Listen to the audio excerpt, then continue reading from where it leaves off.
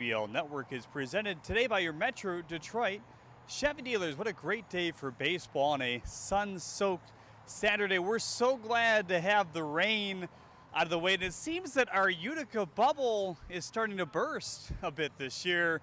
The third game we've had to, move because of weather yesterday. But if you weren't in the area, it was a legit postponement / cancellation because it was literally raining all day. So there was really no shot to get that baseball game in yesterday. But we're happy to have two on the docket for you here today. It's the Utica Unicorns and the Birmingham Bloomfield Beavers going at it here today. A lot of good pitching that you'll see throughout the day today. And in game one, it's the veteran A.J. Coleman against the newcomer Zach Jones. For A.J. Coleman, we've kind of talked about it with him, over the past couple of years, fine-tuning to get to this point. A guy that really likes to command and move the ball. And on the other hand, Zach Jones, a guy coming from a Division I college team in the Citadel. Not a great year for him. He even admits it with a 9 ERA.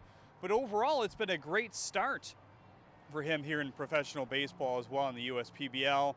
Second start in a row. He's had 3 other bullpen appearances, but he's looked outstanding to this point so far. So he's certainly a guy to watch for going forward as well. As in terms of game 2 between these two teams, 2 other good ones in Malik Barrington and Miguel Sereno, 2 guys that have been here from the start. Sereno obviously was here last year with the Utica Unicorns as well and is able to really, pump the fastball up there. One of the better velocity guys in the league. Fastball reaching up to 95 miles an hour with an average of 91 overall. Barrington, on the other guy, has been right around there as well. And part of that has become because he's, just like Justin Orenduff in his DVS sessions, has introduced a higher leg kick. That's not something that Justin necessarily had in his professional career, but since he's been studying mechanics, he's also continued to throw. He's still throwing 90 miles an hour, by the way, so trying to show up some of these guys sometimes while they're doing their DVS sessions. But Malik saw what Justin was doing, saw how good his DVS score was, and in line with some of the mechanical tweaks he was doing, he decided to come out with a leg kick. Even surprised some of the pitching staff here how high it was, and ever since then he's been looking really good. So those are 2 guys to look out for here today, along with A.J. Coleman and Zach Jones as well. In terms of everybody else rolling out there, your starting lineups is brought to you by AAA of Michigan every game. Let's check the visiting Utica Unicorns first. It's Frankie Luska leading things off and playing first base, one of the highest on base percentage in the league at .516. Noah Childress bats second and plays third. Drew Galassi, Colby Johnson, and Donovan Curiel are right in the smack dab heart of the lineup for Jim Estienne here today. The newcomer Nick Olch bats 6th and plays left field. Ryan Ray back in the position player mode here today. We saw him at pitcher the other day in game 1 of what turned out to be a doubleheader in a non-private game, or non-public game, I should say, at 11:30 a.m. Jordan Finney batting 8th and DHing. He will catch the second game of this contest, and Malik Blaze will round out the order and play shortstop here today as well. As for the home Birmingham Bloomfield Beavers, it's Connor Bagneski leading things off and playing center field. Has had a really good start to his USPBL career, hitting .500 nearly. Keyshawn Lynch bats second and plays shortstop. Still struggling in the hit department, but has ramped up a number of walks compared to his strikeouts so far this year. Ray Verdejo bats third and plays left field. Travis McFarland, Christian LeBoy, and Nafi Mercedes hit 4, 5, and 6. Ron Williams Jr. in the 7 hole here today as he plays third base. It's Collier Rutledge who bats 8th and DHs once again, and Austin Shoemaker will handle A.J. Coleman. He's caught every one of A.J.'s starts so far this year. Those lineups brought to you by AAA of Michigan. We'll have our keys to the game and take a deeper dive into these pitchers' stats, brought to you by Ascension, when we get back right here on the USPBL Network. Stick with us.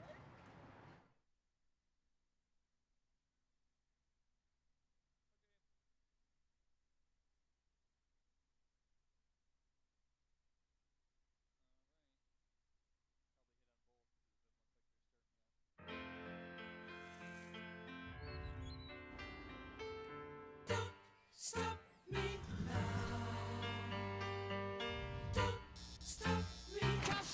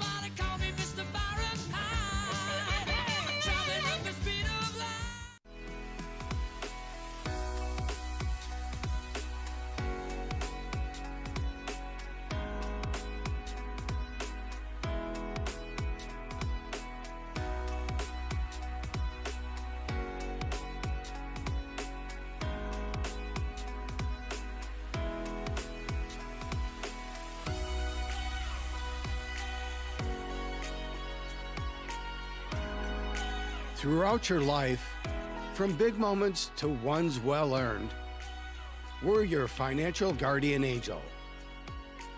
Alliance Catholic Credit Union.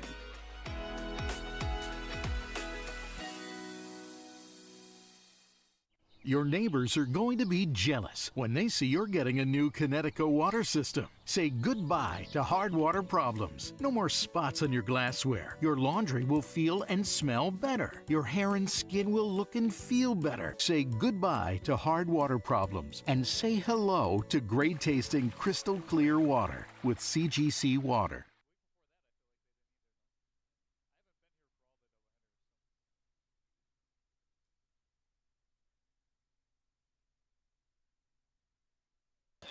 USPBL Baseball here on the USPBL Network is presented today by your Metro Detroit Chevy dealers on a fine camp-out day. Great night for that as well. And presented by the following: AAA, Ascension, Belfort Property Restoration, Budweiser, DTE Energy, Fifth Third Bank, Jimmy John's, Macomb Community College, McLaren Macomb, Pepsi, Scott's, Valpak, and UWM. We thank all those fine partners for what they do for this league as we get ready for another good baseball game here today between the Unicorns and the Beavers on the USPBL Network. Take a peek at our pitcher comparison brought to you by Ascension as always here today.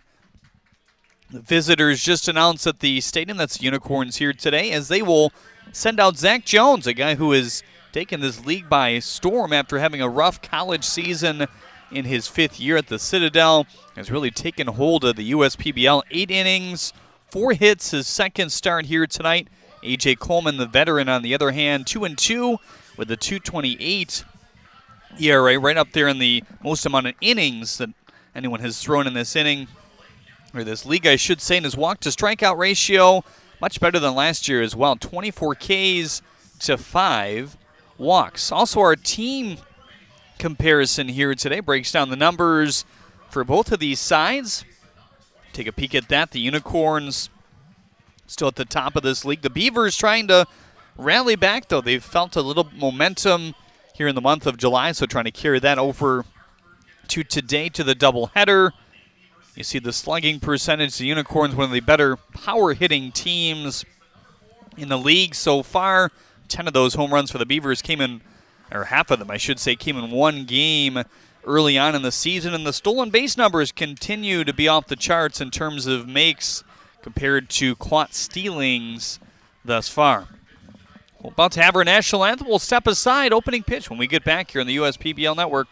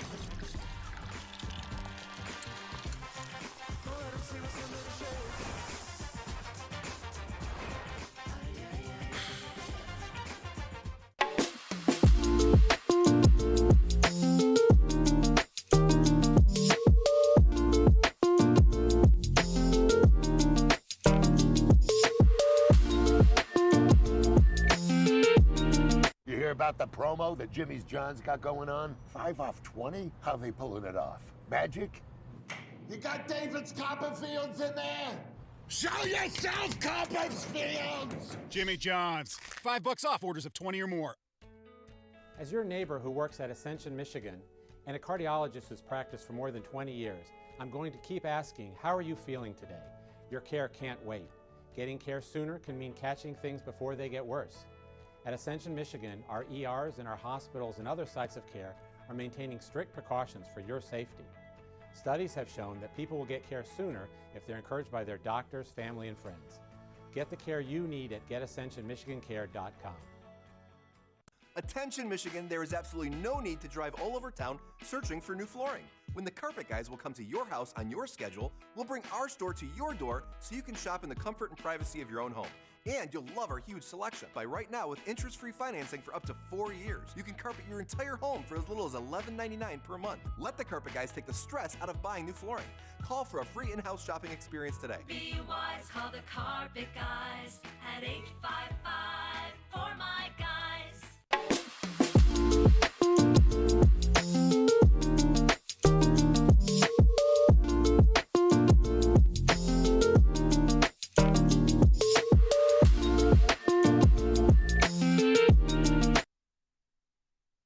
There's A.J. Coleman on the mound for the start of this game. We're in those unique jerseys here today.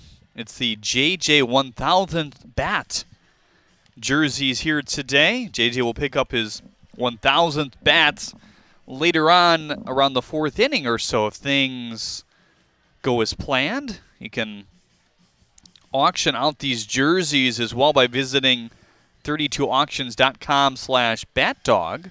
50% of all proceeds from the online auction will benefit Fido and Fluffy's Rescue, which is based right around the corner here in Armada, Michigan. It's dedicated to rehoming abandoned animals. So that's good stuff. Cool and unique jerseys here today as well. As A.J. Coleman gets ready for start number 7 of his year. We already talked about the walk-to-strikeout ratio and how good that has been so far this year. Guy that induces a lot of ground balls when he's going right. 41% the mark this year for A.J. Coleman. 6'8", right-hander out of Powell, Ohio. Went to the University of Cincinnati. And looking to set down the Utica Unicorns here today. His last start for Utica was all the way back on June 3rd. 5-inning outing for him, 5 hits. No runs, a single walk, and 7 strikeouts.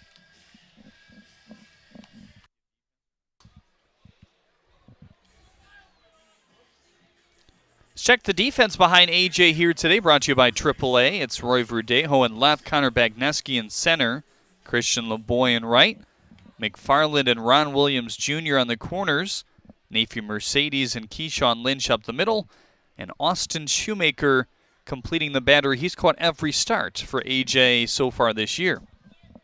Luska, Childress, Galassi. Here's Zach Hart Agency. 3 men due up here in the first. Luska, one of the more valuable hitters, according to the analytics in the league, as this one slices inside 1-0. And one reason why, a big reason why, is that he gets on base at a real nice clip. 19 walks to 14 strikeouts this year. Good enough for a on-base percentage of .516 coming into play here tonight.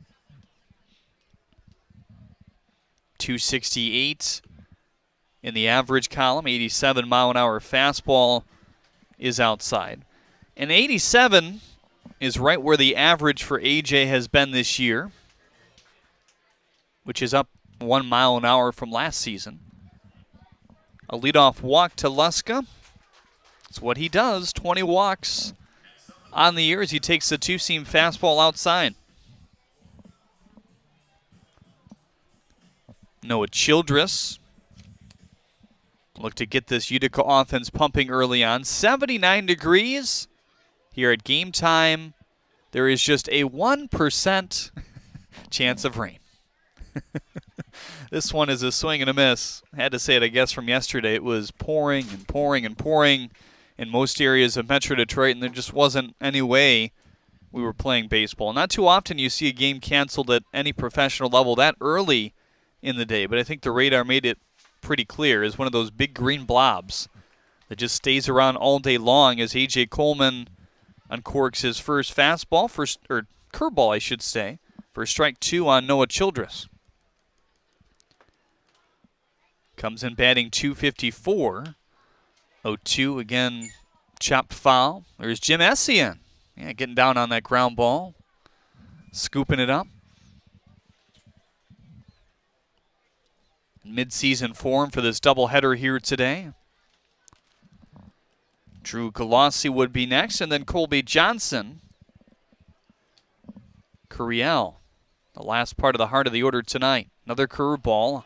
Hot shot on the ground to Ron Williams Jr. Good one to turn over to first. Bingo! Nice working for Ron Williams Jr., Mercedes, and McFarland as they turn a fairly easy double play here in the first.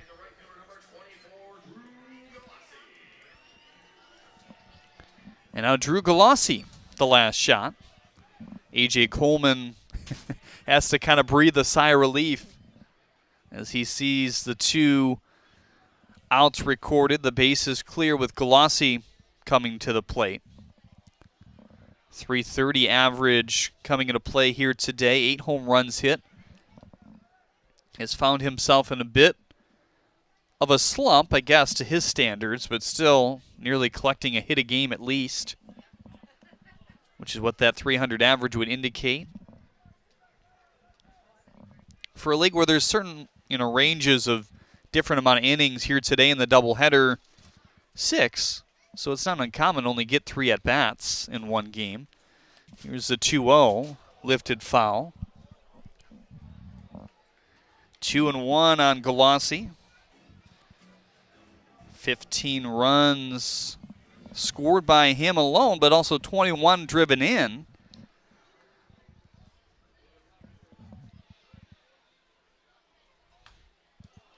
One line back, fastball at 89. It's topped out this year at 90 for AJ. Ever since he got here, he's had really good spin on the pitches that you want in terms of the fastball and the curveball. The changeup is always lower on the spin rate. Here's the 2-2. Carved him up inside as Galassi goes down. And after the leadoff walk, here in the first, only the 6th of the year for A.J. Coleman, he makes quick work of what is a good lineup, as always, for this Unicorns team. Walk, 5-4-3 double play, and a strikeout. Well, Thrifty Florist always sponsors our sweetheart of the game, and JJ presents her with some flowers here today. Over to our right in section 101. We thank Thrifty Florist for sponsoring our sweetheart of the game every game.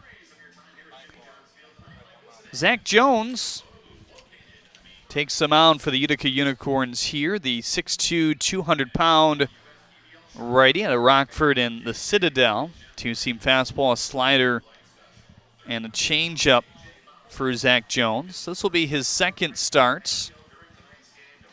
His last start was Friday versus the Eastside Diamond Hoppers. 3 innings pitched, 2 hits, no runs, no walks, and 1 strikeout. Speaking of the Diamond Hoppers, Matt Snyder pointed out before the game here today, they've only, played 2 games in a couple weeks just because of all the rainouts. They've been kind of the unfortunate timing team for that. They were supposed to play last night as well. That game will be rescheduled at some point.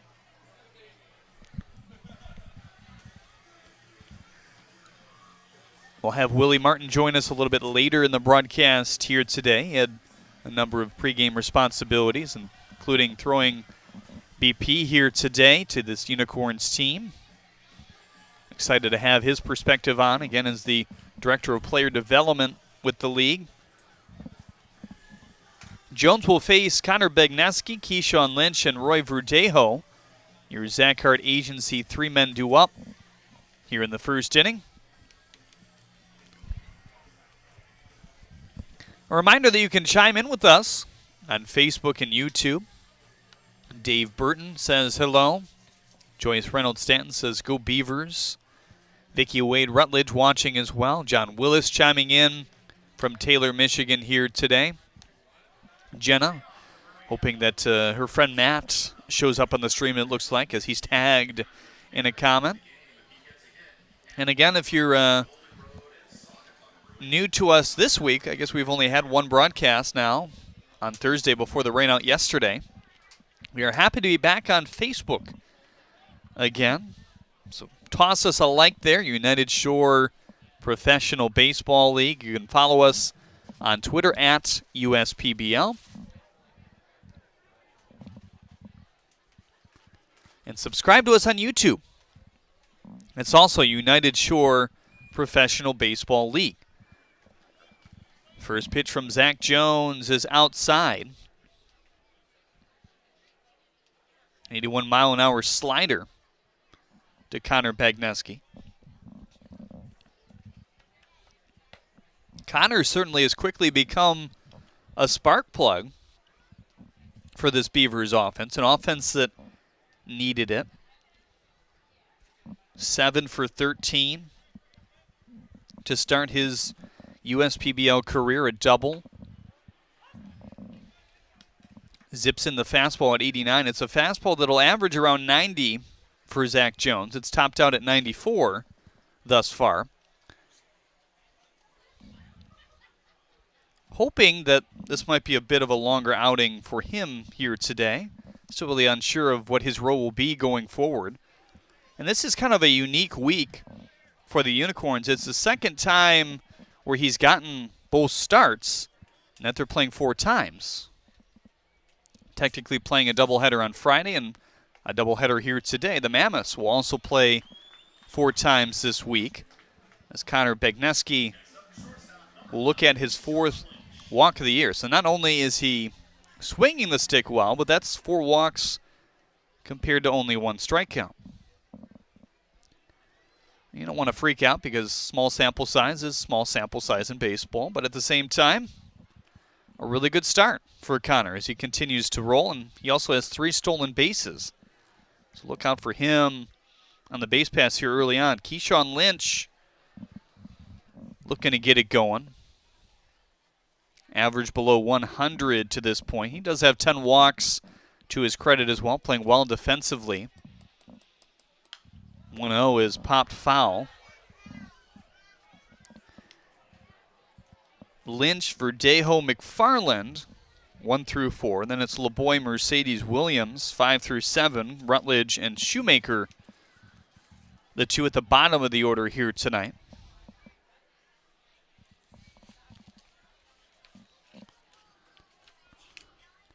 Bagneski bluffs. This one inside, 3-1.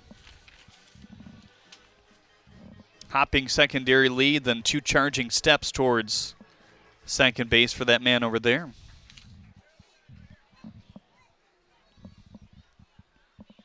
It's a decent lead again with his right-hander on the mound, and realizing what could happen, throws over to Frankie Luska. So Luska kind of playing all over to begin the year this year. Mostly last year when he settled into the later part of the season, mostly an outfielder, left field for Jim Essien. He's caught the last 2 or 3 contests before this one here today. Now finds himself at first base to begin game 1 of the doubleheader. Primary first baseman at Madonna University. Started at 3rd in his career there. That one floated to right. Galassi is under it, staring at the sun here this evening. It's a bright sky. You have to relish that these days in the Metro Detroit area. We've had so much rain. I don't think anybody can complain my grass needs rain at this point. That's a common gripe, I feel like, here among neighbors, but not this year.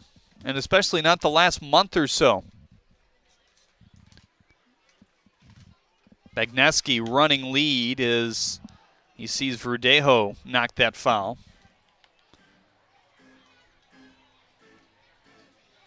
Well, early on, you can tell he takes great jumps 3 for 3 on stolen base attempts already. Adding to what's been a league-wide steal party, I guess you could say. Only 5 caught stealings this year. 60 stolen bases. Beavers have 10 of them, but I think with this guy, that's certainly going to add to the total going forward.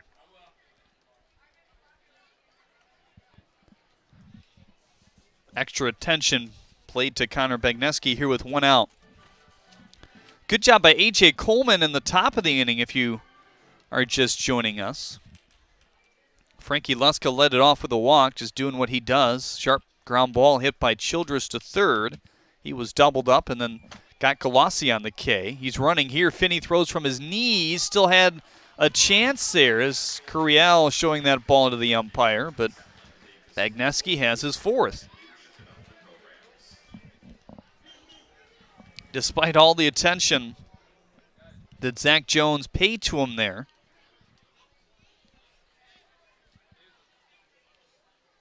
with a scamper in safely. This hitter, Roy Verdejo, has picked it up a bit lately. 1-1 pitch back towards us and foul. And I asked Ed Campanella yesterday on the phone about Verdejo, if he maybe thought that the home run derby gave him a bit of confidence, and he said maybe, could be.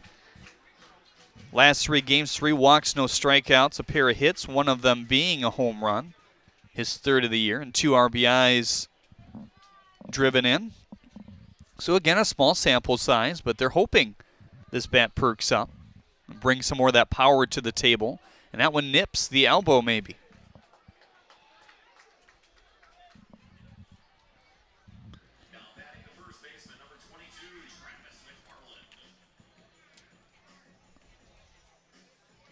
So Zach Jones hits his first batter of the year. Brings up Travis McFarland now. He's driven in 8 runs far this year. Prime opportunity here with runners on first and second.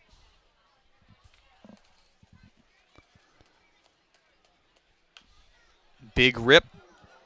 The off-speed pitch.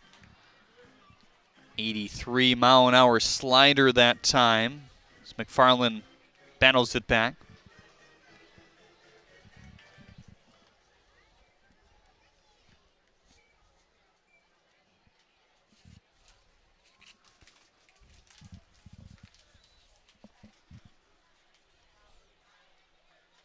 Here's the 0-1. That might just be enough to get through. It's Childress cutting it off to second base. He does collect 1 out there. Begneski moves to first. McFarland safe at first. And now corners with 2 outs. For Zach Jones, we talked about it, a 2-seam fastball, a slider, a changeup. He's also been tinkering with the curveball, which he's been working on for the last month or so. Still trying to muster up that courage and confidence to work it in the game. Said if the right opportunity presents himself, it could come at some point later in his outing here today. Some of that might depend on how long he goes. His last start, just a couple inning appearance, 3 to be precise, on Friday. Line drive up the box. Johnson coming in, can't get it. Around the second base bag is Travis McFarland as well. And the first run is plated off a hot shot off the bat of Christian LeBoy at 95.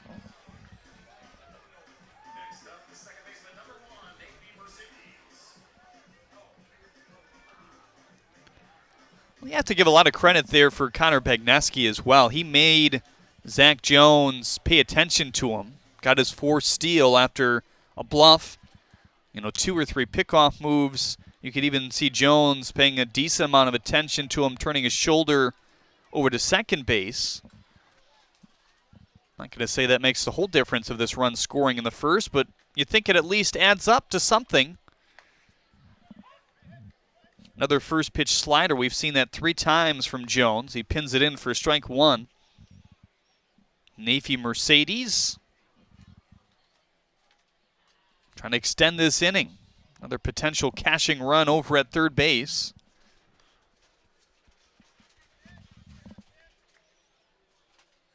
And for the Beavers, they got to feel pretty good that they've manufactured a run of sorts here in the first. A walk, a hit by pitch, a fielder's choice, and what was ruled an RBI single off the bat of Christian LeBoy. Certainly better at bats as the season has gone on for this Beavers team. 1-2, fastball that tailed to the outer third, and Mercedes whipped and missed. His 18th strikeout of the year, and Zach Jones able to collect his 6th compared to just one walk so far this year. Back with more after this here on the USPBL Network. Stick with us.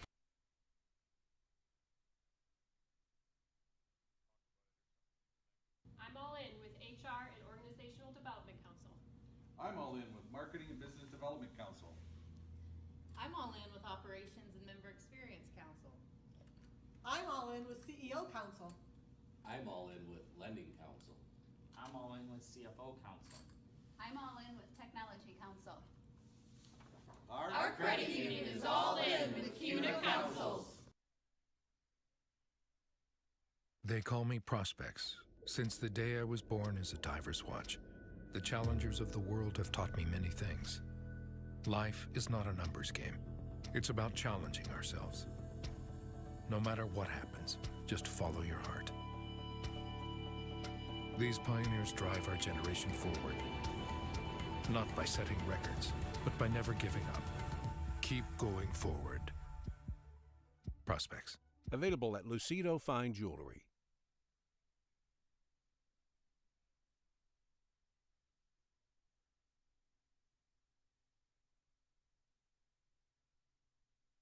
Well, between innings there, Tom and Jill Earhart's representing Ruby's Rainbow Earhart Family Scholarship presented that fine scholarship to Tessa Bailey. Tessa attending Macomb Community College as we speak, earning an associate's degree of applied science in culinary arts. There we go. Her long-term goal is to one day open her own restaurant. Congratulations, Tessa. Well, maybe she opens that restaurant and becomes a sponsor. Here on the USPBL Network, we're at Jimmy John's Field. Regardless, we would love to visit that one day, and cool stuff here in between innings 1 and 2. A.J. Coleman will face 4-5-6 here in the second. Was able to face the minimum in the first, and you thought, well, how did that happen? Leadoff walk to Frankie Lusk. A pretty hard hit ball to third base, turned well by Ron Williams Jr. over to Mercedes, and McFarland signaled 2 quick outs, and then the strikeout by Drew Galassi ended it, and one in the end was pretty quick fashion for A.J. Coleman. Here's the 0-1 to Johnson. Fastball tailing away at 87 miles an hour there.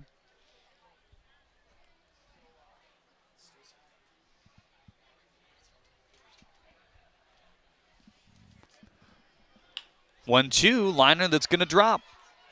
Ooh, and pass for Dejo. It's going to go all the way to the wall. Colby Johnson to second base. He sprints there and hangs on for a leadoff base runner here in the second.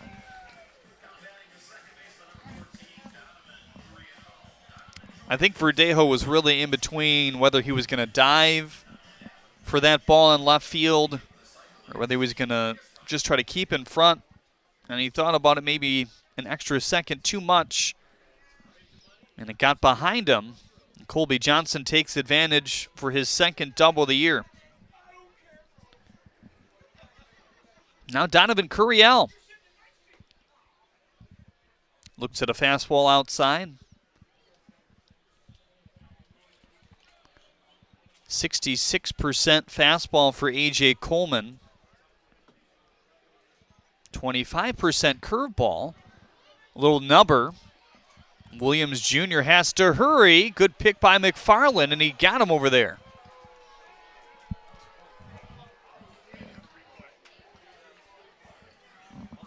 First out here in the second. And now the leadoff double edges to third.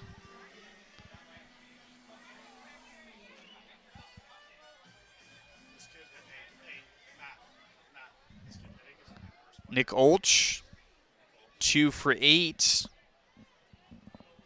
Start to his USPBL career. 3 walks and 5 strikeouts as well, as that fastball slides in at 89.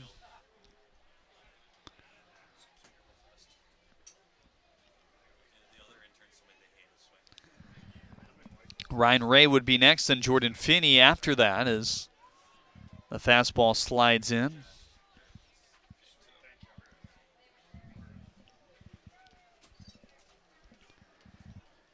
Trying to get a second look at this Curiel line or ground ball. Yeah, it looked like he was safe on that last play. But regardless, he does advance the runner.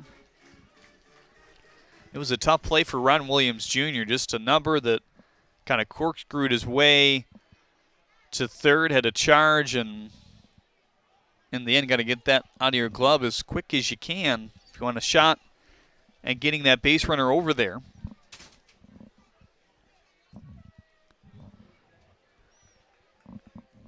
3-1 on Olch now.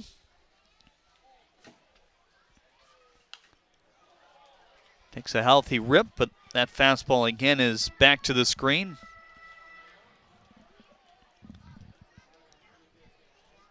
So we know one thing, Ed Campanella trying to get length out of both of his starters here today, but the thing to his credit is that he has a full bullpen that really hasn't been used at all this week.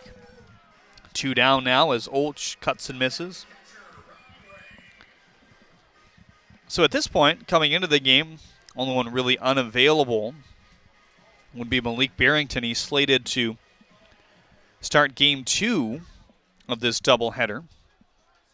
So you're talking Jake Kinney, Cole Stanton, Cole Gidley, Charles Donovan, and Ed Cuevas. All the available arms here today. And the Unicorns in an okay position just because they maybe pitched some uncharacteristic arms in the 2 games they played the other day. Mark Dozier had his first game out of the bullpen as well. Brandon Krenrich pitched late in that game, so did Jack Ferguson. And Ryan Ray saw an inning as he comes to the plate here. His fastball in the low 90s, so that's something to look out for. Catching for Jim Estienne to start the game here today. 0-2 right by Coleman, bobbled by Mercedes, able to stay with it for the third out here in the second inning. Nothing becomes of the double off the bat of Johnson. Good job by Coleman to strand leadoff base runners in both innings here on the USPBL Network. Whenever my family wants to enjoy the great outdoors, we pack up my Chevy Blazer and go camping in style. It looks great, and with the cargo management system, we can bring all the comforts of home away from home. Plus, with available 4G LTE Wi-Fi, the kids can still stay connected with friends. Thanks to my Blazer, roughing it isn't rough at all. Lease a 2021 Blazer 2 LT for just $219 a month.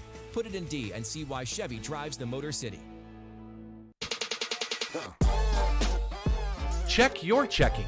If your account doesn't get you pumped, amped, or geeked, make the switch to Genius Checking from Genesis Credit Union. It's just genius. Welcome back to Jimmy John's Field. It's your Huntington Bank Family Cam here in the second inning. Take a look at a good, healthy crowd. It's usually a bit of a late arriving crowd for Game 1 of this doubleheader, 5:30 start Eastern time, so more fans likely showing up towards the end of this one, and certainly for Game 2, 2 6-inning games here today as Zach Jones takes the hill, and we're glad to be joined again by Willie Martin, the fine director of player development here at the USPBL. You've are wearing a lot of hats here today, so if you're out of breath, that's okay. But yeah, I'm still sweating a little bit, but Jeremy, thanks for having me as always. Throwing BP a couple days in a row.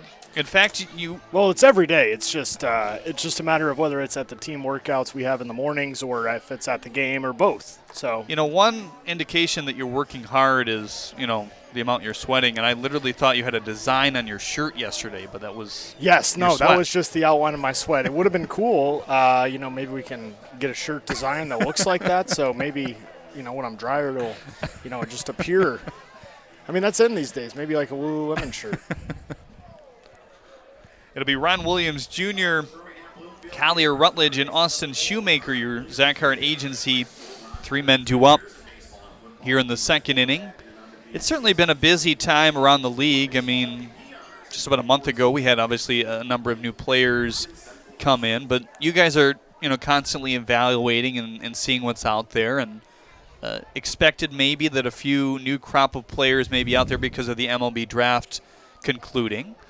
But, always trying to make the league as competitive as possible and, pick up those players out there as Ron Williams Jr. looks at that sneaking fastball inside. 1-0. What's the process like for you guys, I guess, at this point? Because you're obviously always evaluating what's out there here and there in terms of, trying to develop these players, but, also seeing if a move needs to be made. How does that look? Are you going out and seeking players? Are they reaching out to you guys? I think it's a little bit of both. I think it kind of this year's been different just because the draft was so much later, and also the draft rules and the signings of players has been very different because you could sign a professional contract this year, which was the first year before the MLB draft, if you are a college senior or a college player who just finished college. Due to the cancellation of last season, NCAA granting an extra year of eligibility. So a lot of different moving parts. So I would say the players are, reaching out to us. We've been in contact with college coaches, college players, and some of them are holding out to see whether or not they got drafted. And some of them, have been reaching out to us because they want to play and they want to prove that they belong in professional baseball and move on to the next level. So it's been a combination of both. And right now there's just a lot of moving pieces because guys that didn't get drafted are just trying to get signed, and we're trying to make sure that we bring in the best possible players and the guys that are, in the right type of people who can develop and become the next guys out of here. So we're doing our best, a little bit of everything all parts of recruiting, but also, deciding which players need to be replaced, and there's just a lot of different things. 1 up and 1 down here for Zach Jones, trying to maybe get a quicker inning than he had in the first.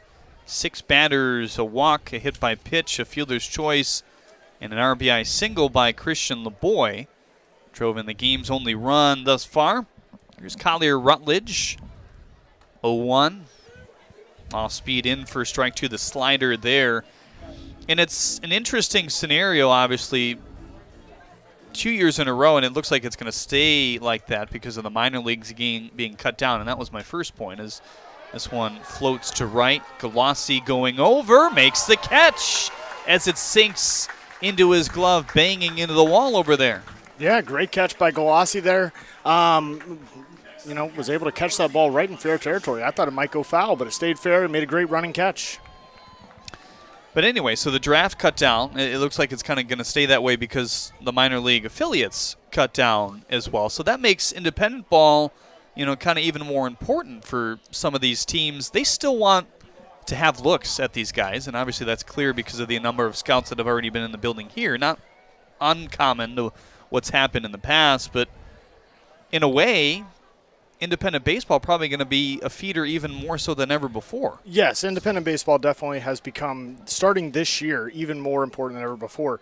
Now, we're in a different situation because we're trying to model our league for the purpose of development rather than just going out there winning games like a traditional minor league hometown team that you may see. We're trying to develop players much like an affiliated organization. So we have a competitive advantage in that regard. However, We usually get the younger guys that can be molded a bit more, which is good because that helps us move players to affiliated baseball. And we want to, like I mentioned earlier, we want to get those type of guys that fit the model of guys that want to get better and reach their potential.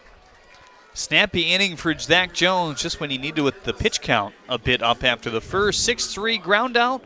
Pop out to right field off a nice play from Glossy, and the strikeout to Austin Shoemaker, his second of the game.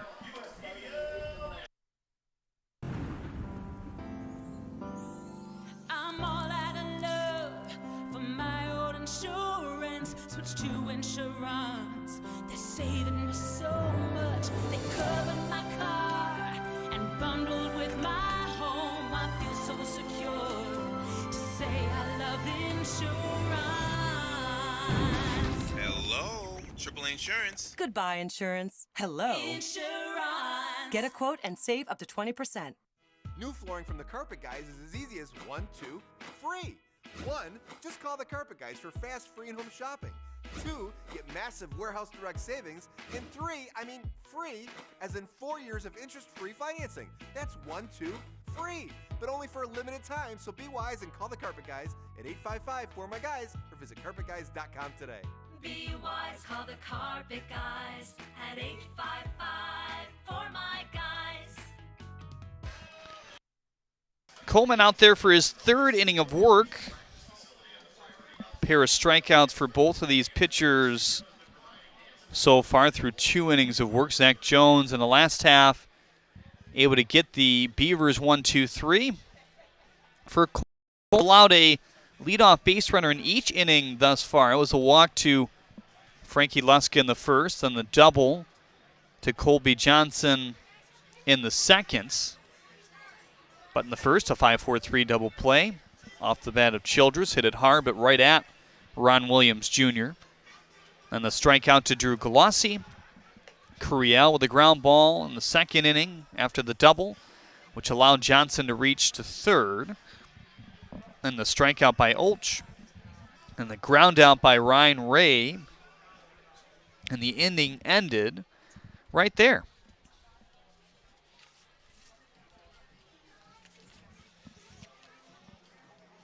Coleman,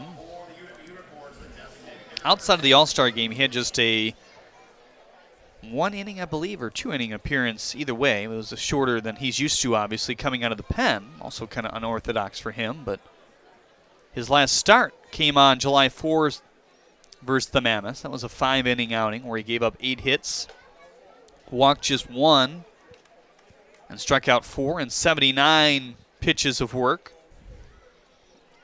Jordan Finney looks at strike 1, back at the catching position in game 2, but the DH here in game 1. So rare for a catcher to play both, but I guess this is kind of the only opportunity. Give the legs a rest here in game 1 and get ready for 6 innings in game 2, as Shoemaker can't quite stop this one. But we've talked about it before. Jordan Finney, one of the hotter catching prospects in your mind just because of his framing ability and what he's able to do with a pitching staff. Yeah, I think not only does he work well with the staff, but I think he's got one of the better arms in the league at any position. I think I have him take ground balls at third base during our workouts, and he can throw the ball across the infield better than a lot of the infielders in the league. And it's the ball just comes out of his hand really well. So I know you mentioned those stolen base numbers earlier, and I can imagine there was a couple that were off of Finney, but I would say those were on the pitcher, and he's right around a 2-0, if not a touch under, on most of his throws. 1-2, just chopped back to Coleman. Always fields his position well. Tosses over to first for the first out. So him taking ground balls at third, is that just to see if he could potentially play there, or is it to strengthen the arm? What are you looking to get out of there? Yeah, I've mentioned it in previous broadcasts. Versatility, the way the modern game is going, you want to get guys that can play multiple positions just because it gives managers and teams more options. And in our position for our league, it gives it's easier to sell players to MLB organizations when they can play multiple positions. First pitch to Blaze, the fastball in at 88 for strike 1. And in addition to that, you can it's easier to you just become a better baseball player when you can play multiple positions. You don't want to be a one-dimensional baseball player. If you can be a multi-dimensional guy who can play multiple positions and fill multiple needs. It just really can, help sharpen you up all the way across in all aspects of the game. Coleman looking on target here in the third as well. Ooh, was hoping for strike 3 there as it's off the plate outside, 1-2. Frankie Luska, your Zach Hart agency man on deck. He walked. What else is new? Back in the first. On-base machine. 20 walks to 14 strikeouts for Luska. 2-2 now on Blaze.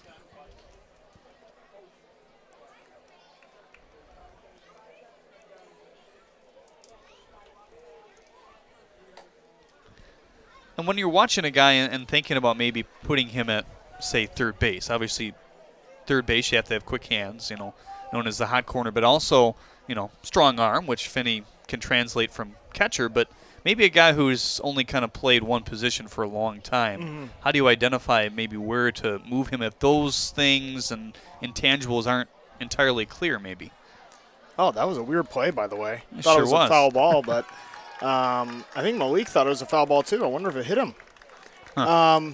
But I think, just getting a feel for how they move on the field, Finney's footwork is not quite as quick as a guy like Donovan Currio or Malik Blaze, and he doesn't quite turn the double play as well as John Hodo. So it's most fitting for him to, try that first based on his current circumstances. But, I would, if I had the time to do it, I would have him take ground balls everywhere just to become a better baseball player, more well-rounded, more versatile.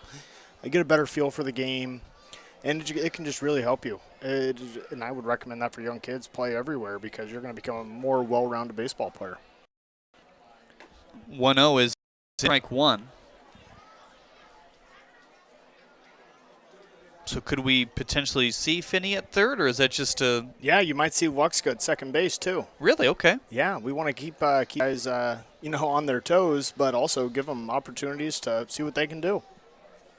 2-1 on Luska here.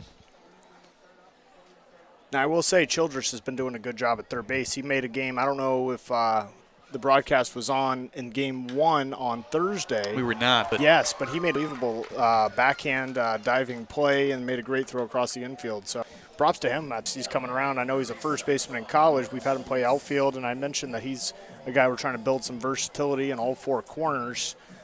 He's done a good job. And Luxka on base again there. And we're having some trouble with our pitch cam. Not sure if you saw that last hit, but Frankie Luska was able to punch it into left field. So he has a hit and a walk thus far. Childress coming into the USPBL was mostly playing first base, but as Willie mentioned, a few more reps over at third. Mm-hmm. Outfield earlier in the season, too. And I remember he looked at me like I was a little crazy when I told him, well, you're going to be taking fly balls and ground balls for one of our first workouts. And then I let him borrow my own third baseman's glove because he left his in Toledo. Wasn't aware that was going to happen, but he was able to get it, and now he's playing well at third. Yeah, you said first and third, left and right, right? Yeah. 1-1 here on Childress, but I guess the guys that may think you're crazy, but then they go to work are the guys that separate themselves in a situation like that. Yeah, but I always, whenever I have a conversation like that with a player, I say, here's how the outlook is for major league organizations, and here's how you grade out, and here's what your skills and your weaknesses are, and we got to make it assets as possible. When I can talk to the scouts and present these guys to MLB teams, is the more things that they can do well and the more value they can bring not only to our league but to major league organizations is how they're going to separate themselves from other players that have the opportunity to be signed. 2-2 with 2 outs here in the third inning. 2-out single by Luska trying to extend things. It's just been 1 base runner in every inning so far allowed by A.J. Coleman. Leadoff walk in the first, leadoff double in the second.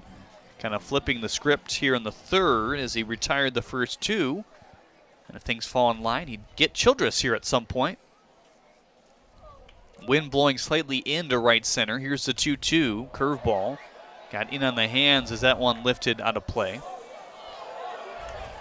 Talked to A.J. Coleman about that curveball yesterday, saying he was pretty happy with it at the beginning of the year, but really trying to concentrate lately on making sure that's coming out of the same arm slot as the fastball and the changeup. Certainly a challenge for any pitcher. Something he's hoping to do a bit more here today. Make sure he's not tipping his pitches. This one away as Shoemaker goes down and blocks it. 3-2. Second full count we have seen in this inning, 3 overall. Olch had one back in the second before he went down swinging. Yeah, I would like to see Childress take a really good swing if he gets a fastball here. Runner on the move and the full count. Tough play for Lynch. Charges, heaves, got him. 6-3 to end the third inning here. So again, one base runner allowed by A.J. Coleman. Doesn't advance past first in this scenario here in the third. Still 1-0 those guys.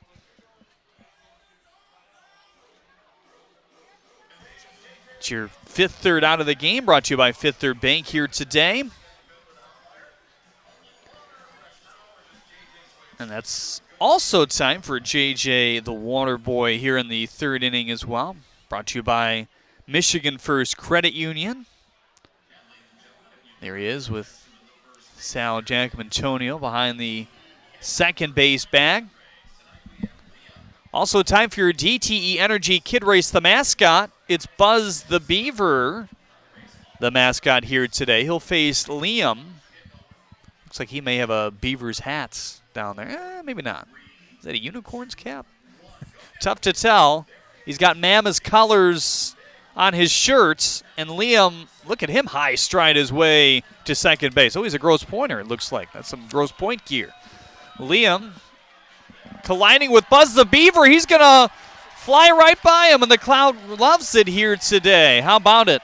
Buzz the Beaver holding his britches as he passes home plate there, just trying to stay afoot as Liam wins your DTE Energy Kid Race, the mascot here today.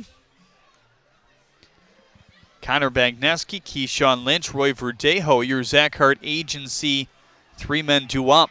It's the top of the order here in the third inning. Really nice inning from Zach Jones in the second. Got a 1-2-3 after a 6-batter inning in the first. And by no means did they hard hit Jones in the first. It was just kind of station to station, do your job type of baseball to manufacture the game's only run thus far. It was a leadoff walk by Bagneski in a 3-1 pitch. Toyed with Jones a bit as he bluffed stealing to second base. Jones threw over 2-3 times, and then Bagneski did go in the end and notched his 4th steal of the year. Jones still paying a good amount of attention to him at second base, and then Keyshawn Lynch flew out. The hit by pitch to Verdejo put runners on first and second. The fielder's choice by McFarland allowed Bagneski to reach third, and then the hot shot line drive single by Christian LeBoy was able to plate what is the game's only run thus far. As Bagneski and company is again up trying to manufacture maybe another run here. Here's the 1-0 away. What makes Connor Bagneski good? Well, he's a good athlete, number one. And he's a guy that has some versatility in the field. Very much a utility player, playing second base, now center field today. We saw him steal a base last inning. He's got a pretty good eye at the plate, and he capitalizes on mistakes that pitchers make. And that's what we've seen so far. So hopefully we've been making some adjustments at the plate, very minute things by getting his lower body involved a touch more to keep him on plane with pitches. And hopefully he can make those adjustments and he'll become a more complete hitter because he's got the athleticism to be a really good player and a prospect. 2-2 quickly on Connor. Mentioned had a walk and scored in the first. Puts this one in play. It's Luska who handles it to Jones. 1 up and 1 down. Quietly 5 straight outs for Zach now.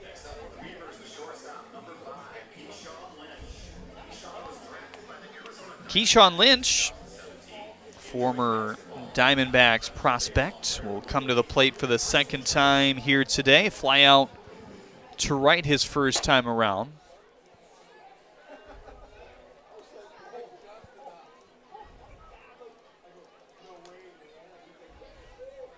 That one outside to begin things here.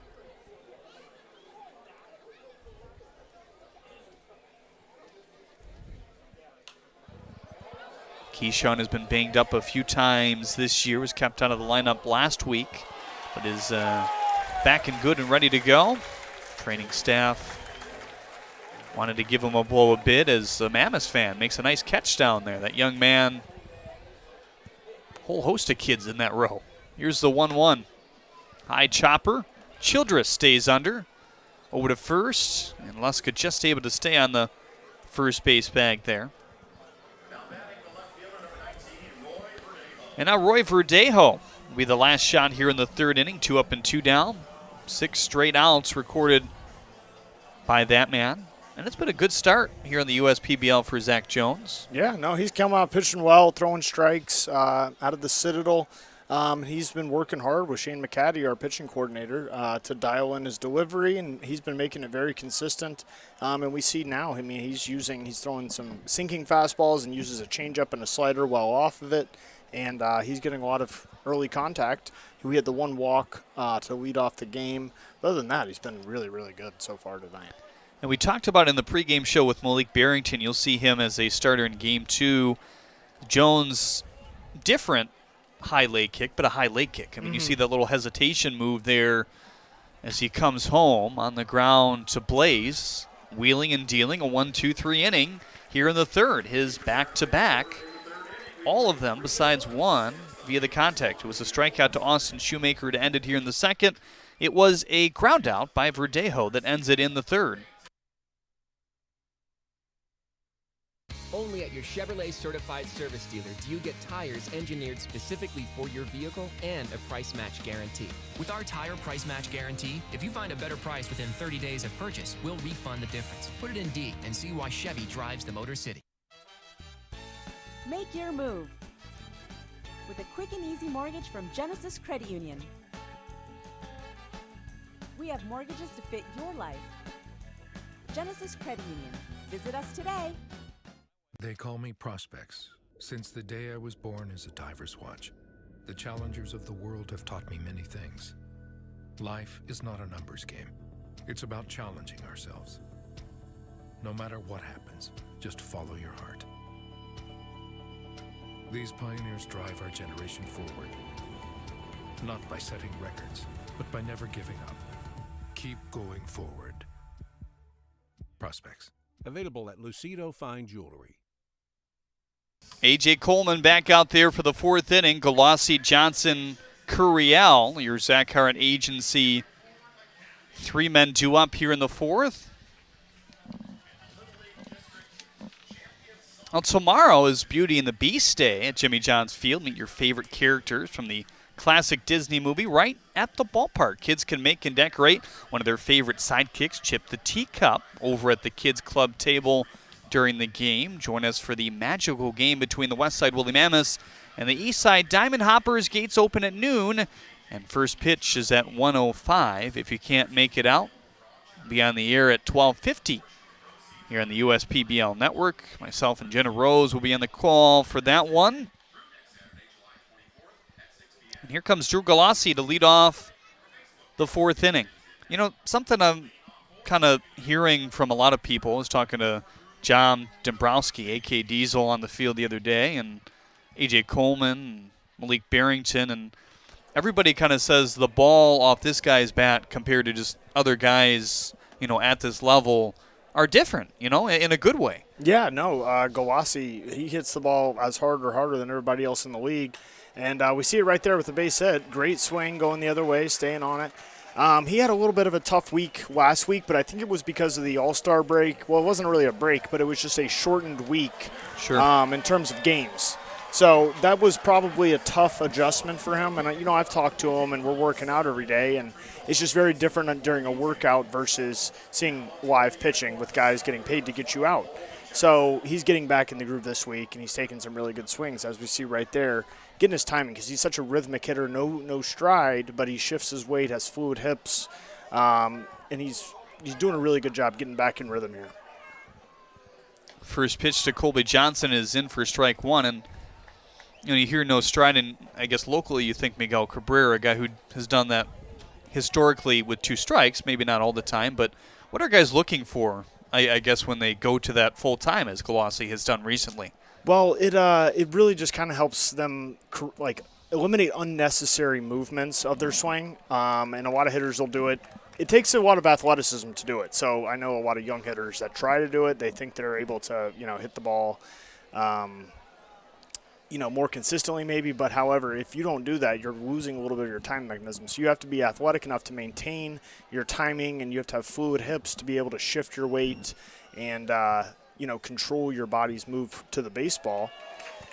So they're trying to hit the ball more consistently, eliminate movements, but it's just a little bit more complicated than that when you get into facing professional pitching while doing that. And in terms of what you do with your hands at that point, are you maybe changing that to try to, do something with timing, or not necessarily? Well, you want to work, proximal to distal is what I teach the guys. You want to work you don't want to worry about your hands because you want to work from the ground up. But with that being said, the hands do play a role in it. It's just about creating space for your hands to work, and I think that's what a lot of guys are trying to do here. You want to create, separation so that way your hands have space to work. And there is a few different guys that, have their hands are good. It's just they're so active. Another stolen base there. And we see Glossy. He's a great athlete, stealing second base there. Some of their hands are so good that, they're too active, and we want to have them be more complete hitters in terms of using their whole body to hit the ball instead of just their hands. Colossi able to swipe his second steal of the year. 1-0 on Curiel as Donovan looks at strike one.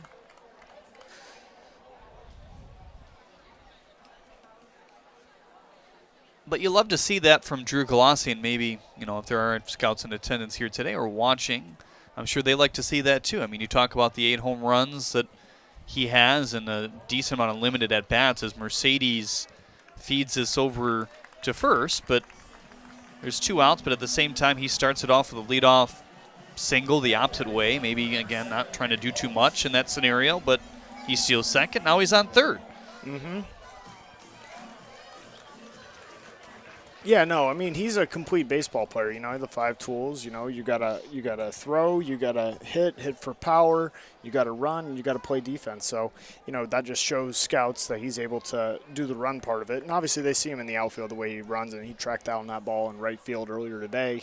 He runs well, and that just adds to his, his complete skill set.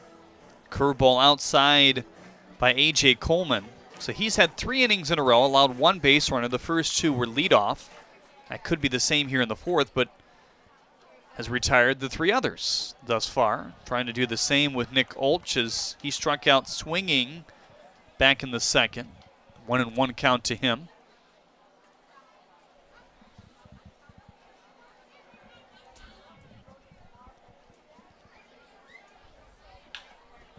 On the ground to Mercedes. Bobbles! And that streak is broken here in the 4th, but it'll be an unearned run for A.J. Coleman.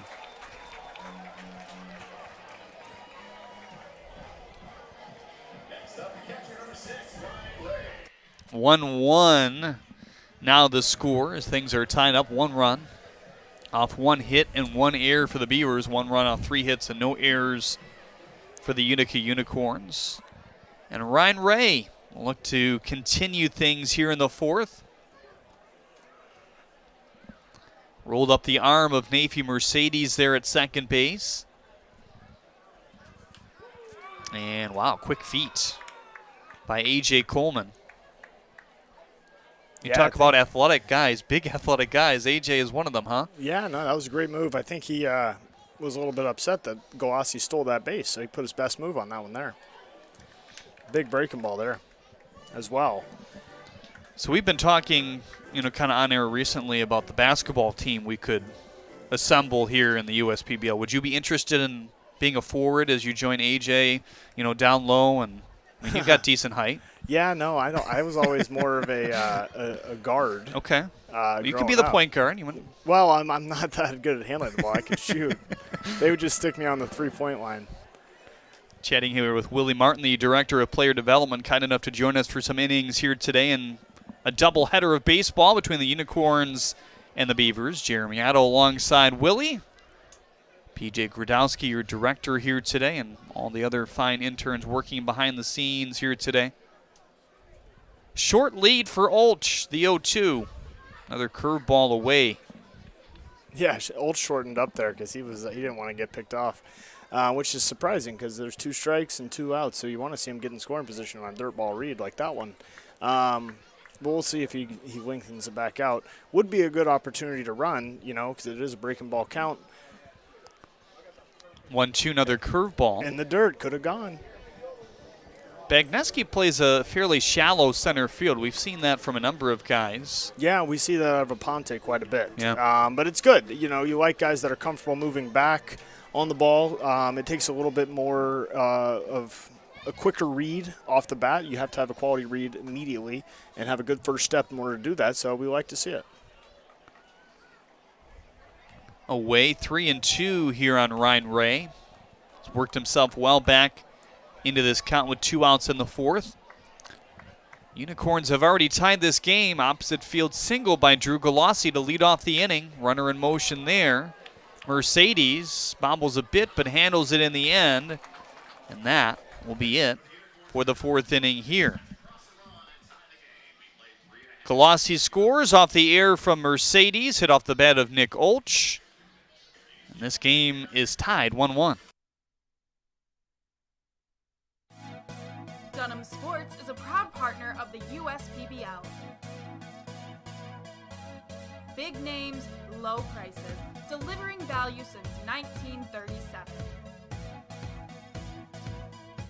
At Fifth Third Bank, we're working hard to make banking a Fifth Third better, which means we put 166.7% into everything we do. I think you can only give 110%. Well, with free checking, fraud protection services, and an automatic savings tool to help you quickly reach your goals, 166.7% is possible. Oh, wait till my 8th graders hear about this. They're going to be like, it's not possible. Well, yes it is. This is banking, a Fifth Third better.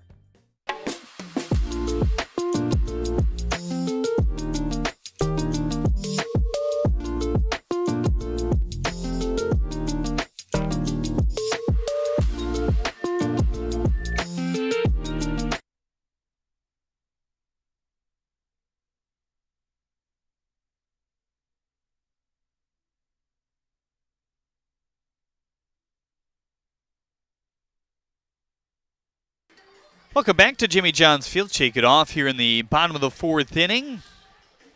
It's Travis McFarland, Christian LeBoy, and Nafi Mercedes. Your Zach Hart agency, 3 men due up here.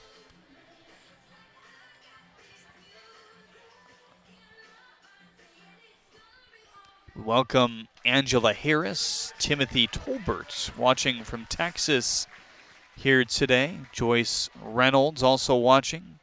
Debbie Meyer saying hello on the Facebook side of things. Shoemakers watching in Chandler, Arizona. Everybody else joining us here on a fine Saturday for some baseball. 79 degrees at game time. Bright and sunny. You love to see it.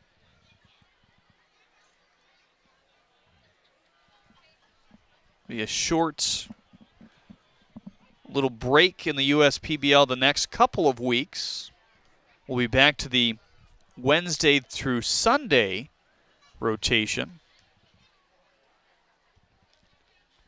We'll allow these players to certainly get some more bats in a row, at bats I should say. And for the Mammoths and the Unicorns, they got to relish the opportunity as well because they have 4 games this week. So a chance for them to get loose a bit more.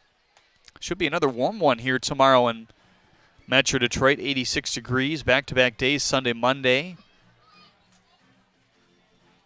So certainly grab your tickets at uspbl.com. You can show up at the box office before the game as well.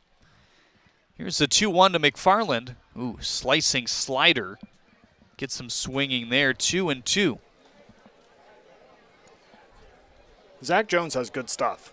So good pitch there. We've been seeing some really, really good stuff, and he's had some really good innings too. He had a 3-pitch inning when I was filling in for Skip Johnson managing a couple weeks ago. I was impressed. You don't see that very often. And that was your doing. Well, I told him he had to go throw another one. He was only going to go one. He didn't throw enough pitches to fully get his work in. It was so efficient that he needed a second inning to get his full midweek work session in. 3-2 carves him up for strike 3. Tell you what, Ryan Ray also, we talked about him pitching, but if you just saw the way he just threw the ball around the horn, he's got a great arm. So hopefully he may get an inning in game 2. We'll see it on the mound. Yeah, again, I wasn't there for that one, but 91 on average. Yeah, no, he's got good stuff. He's got a cannon. I mean, we see him throw from behind the plate. And he hit the ball, don't get me wrong, he's doing some good things offensively. He hit the ball hard in his first at bat today, even though it went to the second baseman and he didn't get a hit out of it. He took a good swing and hit the ball hard. Now behind the plate, he throws the ball so well, and he's been doing a good job working with the pitchers, although he's sharing time with Finney and Luxka.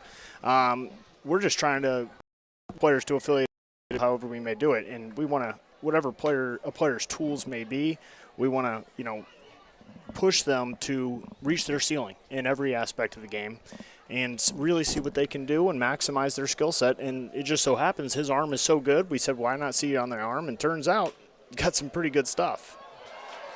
Curiel, little mini leap for the second out. And scouts like to see those guys if they end up with good stuff, because the slate is pretty clean in terms of injury because there's really no past. Exactly. So, he's just got a lot of upside because he comes out the gate with no history of pitching. He's throwing 91. There's just a lot of they just know there's a higher ceiling there, and there's no baggage or history on the arm. The workload has been so minimal that they have a longer future in terms of durability ahead of them. We've seen guys like that have success in the league in the past. Just recently, Dugan Darnell, last year, outstanding We're seeing it this pitcher. year with Cole Stanton on the Beavers. He's just recently converted, and now he's up to 93, and he's got a nasty breaking ball. So because he converted from third base just before the season, and he's doing extremely well. Yeah, back into the bullpen piece for this Beavers team. And by no means are we saying that we're making a change that he's not going to be hitting, because he's coming around as a hitter too, sure, like I mentioned. But, we're just going to continue to explore his skill set and put him in a situation where he can be most successful. A guy like that, though, at the next level, say they do hook on to affiliate ball, will they tinker around with both, or are they going to want to see one? It depends. I think, if you're like Shohei Ohtani, you start the All-Star game and on both sides of the ball, that's a different story. However, I think that'll be clarified. Should a player like that does both be signed, they'll clarify the way they want to see him.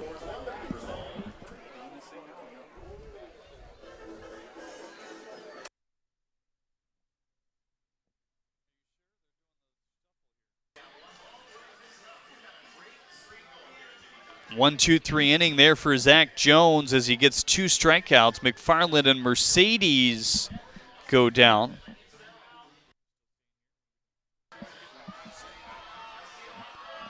A.J. Coleman out there for his 5th inning of work.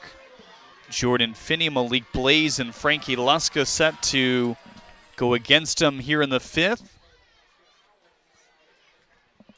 Coleman in the 4th gave up his first run.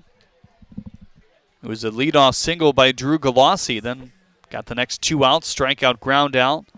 Unfortunately for A.J., an unearned run crossed the plate that tied this game at 1 apiece.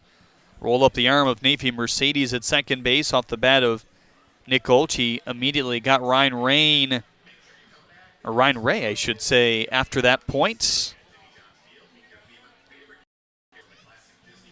But in the end, a 1-1 game. This is a 6-inning game, so these at-bats in the 5th really important. Ed Campanella kind of mirrored those thoughts yesterday to me. He's like, there's not a lot of time to fool around in these 5-inning games, and it might, sound cliche, but he's like, one at bat, one run could really be the difference in games like this. Well, every Wednesday is Oldies Night at Jimmy John's Field. Join us this upcoming Wednesday to enjoy classic food, music, and activities as we throw it back to the 50s and 60s. Specials for the evening will include a cheeseburger and malt combo. That sounds pretty good right now. Cheeseburger and Blake's Blueberry Lemonade float combo is also available, both for just $10. The Utica Unicorns will host the Eastside Diamond Hoppers. Gates open at 6, and first pitch is at 7:05 Eastern. This one slapped on the ground to Mercedes. One up and one down.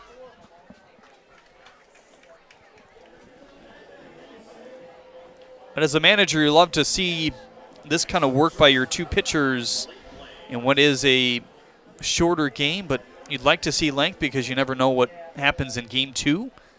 But two pretty good guys, again, going at it in Miguel Sereno and Malik Barrington. Yeah, no, all the pitchers today so far, well, we've only had 2 so far, but in terms of the starters, if you get some length out of them with the shortened games, I feel bad for the bullpen because I want those guys to get some work, but at the same time, these guys are just cruising along, throwing strikes, doing well, being very economical with their pitch counts. So you hate to take them out of the game when they're on such a roll.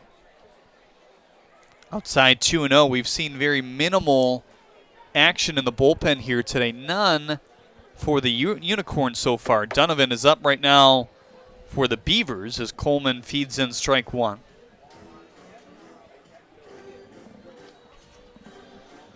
Two and 1 on Malik Blaze. The bottom of the order here today. Luska stands on deck. He's good swing by Malik. Reached both times, a single and a walk. 2-2. Blaze with a ground out. We think that's how it ended. Yeah, in the scorebook. I don't know. I thought that ball might have hit his foot. It was hard to tell. We got blocked a little bit by the catcher and umpire where that ball could have bounced. It's the 4th K of the game for A.J. Coleman compared to just 1 walk.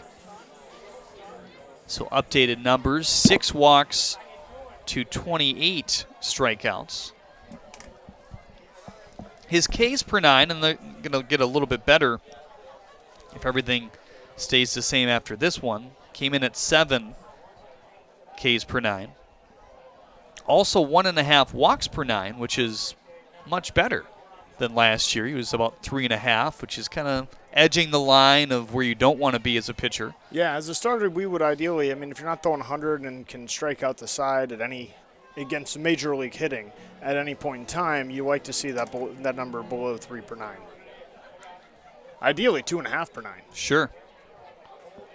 3-0 to Luska here.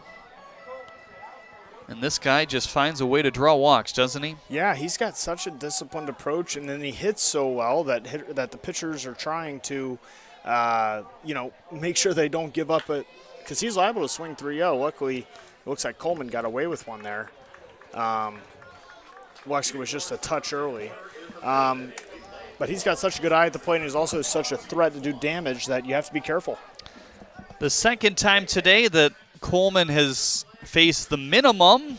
First was back in the first. That was a walk, a 5-4, 3-double play, and a strikeout. Willie runs away from these scenarios, usually goes to the bathroom. It's time for Take Me Out to the Ball Game, presented by Genesis Credit Union. And here we go. Take me out to the ball game. Take me out with the crowd. Buy me some peanuts and Cracker Jack.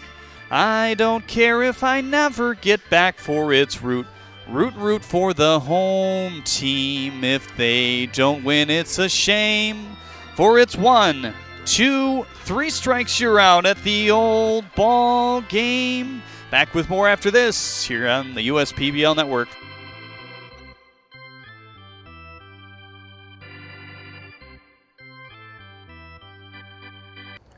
There's nothing better than a ball game at Jimmy John's Field and a cold beer from Midland Brewing Company. Hi, I'm Kyle, the head brewer at Midland Brewing Company, here to wish you a stellar time making memories at Jimmy John's Field. And we hope that you're living it up with a Copper Harbor Ale in your cup. You can find more of our selections here at the ballpark and around town at your favorite bottle shops too. We hope you have a ball at the game, and remember, enjoy responsibly. Let's play ball.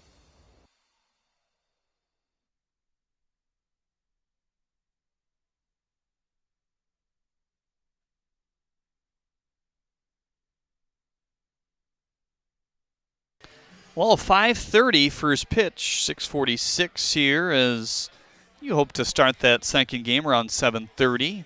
This pitching continues, look to be on track for that as Zach Jones has worked back-to-back-to-back 1, 2, 3 innings after, I don't know if you call it a shaky first. The only run of the game crossed then for the Beavers, and they did a good job to really manufacture that run. Walk hit by pitch fielder's choice. Lined RBI single by Christian LeBoy was what they did against Zach Jones, but ever since, it's been close to perfect. 3 Ks in that stretch for Jones. He has 4 overall, moves his overall line coming into play today. Obviously, many less innings compared to Coleman, but still very good. Just 1 walk to 9 strikeouts. Actually, 2 walks because of his 1 back in the first, which was cashed in. 2-0 on Ron Williams Jr., him, Collier Rutledge, and Austin Shoemaker. Your Zach Hart agency 3-men due up. Here's a fly ball that's hanging up there to right. It's going to stay in the park, though, as Drew Galassi cuts it off. Late bail out there by Colby Johnson as Galassi looked like he had a better beat on it.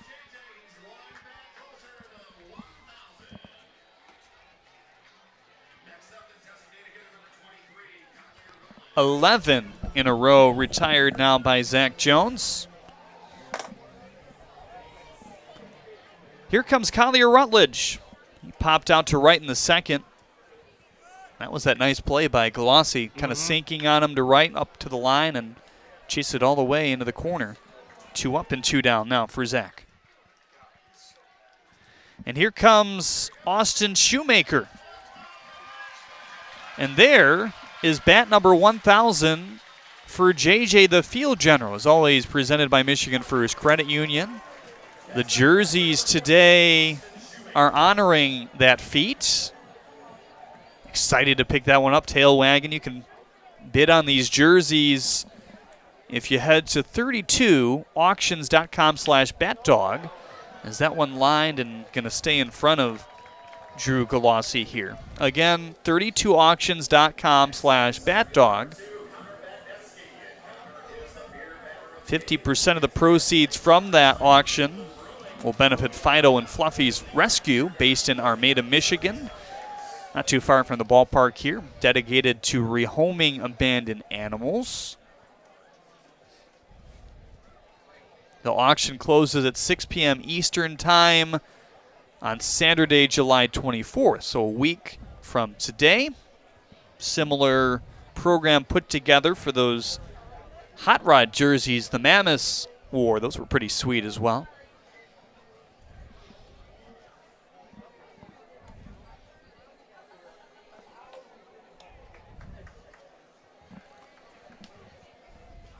First pitch slider away at 81. Slider and changeup right around 81, 82 here today for Zach Jones. It's look good in stretches. Had him leaning. Luska has him in a pickle here. Blaze, and the ball comes out for Curiel. So that will allow Austin Shoemaker to range back to first. He looks up to the sky and says, thank you. Probably should have been the third out here in the fifth, but that, for you fans, means you can get a half-off pickle pizza at Sherwood Brewing Company tomorrow. Not too far away from the ballpark, so if you're heading into the game, you can head to Sherwood Brewing Company. Half-off pickle pizza, the sponsor of pickles all season long here on the USPBL Network. Leaning again, that one skips. A lot of room. Bagneski with his wheels Shoemaker, a bigger pardon, could make his way to third, and he does just that. So from nearly getting out of the inning, if you're Zach Jones, to skipping the pickoff, now the runner is on third base with 2 outs after you had retired 12 in a row. Things can flip so quickly, as we talked about. Nice crowd really starting to fill out here today in the grandstands. Looks like there's a number of them in some of the other areas that are not really visible on the broadcast, the Cabana Suites and some of the drink rails as well. But Bagneski will take that one outside, 1-1. Really don't want to extend this inning any further with 1, 2, 3 coming up for Ed Campanella's team.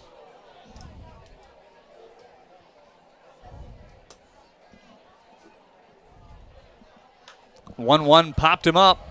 Can of corn in foul territory if you can get to it. A lot of room there, and it falls between Ryan Ray and Noah Childress. Hope he's okay. Did he bang into the... Yeah, down in there to the bricks. Oy. That's not a good area to meet your body with. Yeah, happy to see he's okay, walking it off. The area that kind of juts out just before the dugouts. Does that in a couple spots to make kind of half a trapezoid in the field dimensions here at Jimmy John's Field. 1 and 2 on Connor Bagneski. Fly out, ground out to begin the inning. 12 straight retired, going all the way back to the single by Christian LeBoy, which made the difference in this game until the Unicorns tied it off the air in the fourth. Galassi plating the lone run for Utica here today. Big pitch for Zach Jones with a runner on third. The 1-2. Good pitch there. Better spoil. Yeah, 91-mile-an-hour fastball. Just didn't quite get it in enough to get it by Bagneski.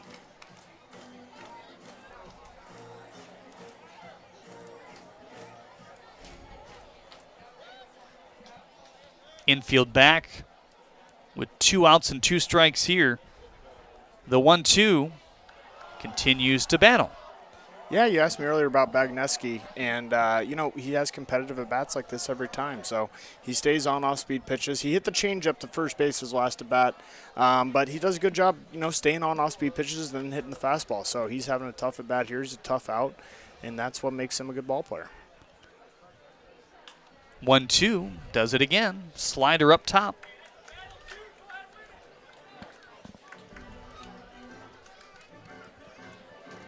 Trying to cut into what has been a very efficient pitch count lately for Zach Jones.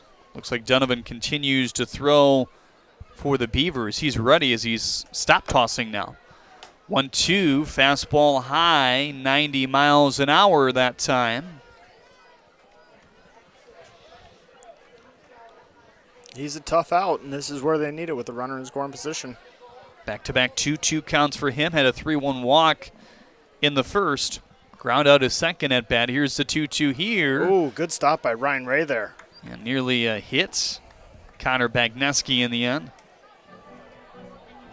Full count. Yeah, big pitch here.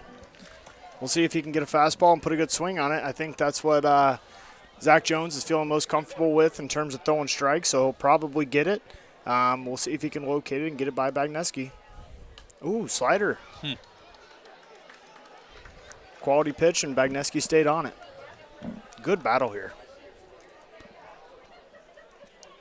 Number of fastballs and sliders mostly here in this at-bat in the 5th inning. Hasn't gone to the changeup all too much tonight. Ooh, good at bat. Just high. Fastball at 91. First and third with 2 outs here in the 5th. Now Keyshawn Lynch will try to bust this game back in favor of the Beavers here in the 5th inning, in a 6-inning game, you got to remember. Jim Essien will come out to visit him. There's nobody warming up, though, so I can't imagine he's going to take him out.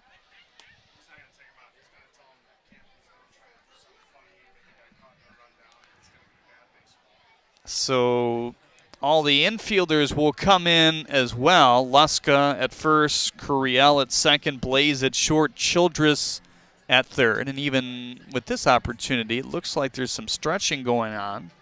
See the back 23, that's Jack Ferguson. Doesn't look like he's really scrambling to throw or anything. So Essien wants to stay with Jones. First and third with 2 outs. I imagine we may see a replacement for Coleman, just how busy that bullpen has been. But we'll see.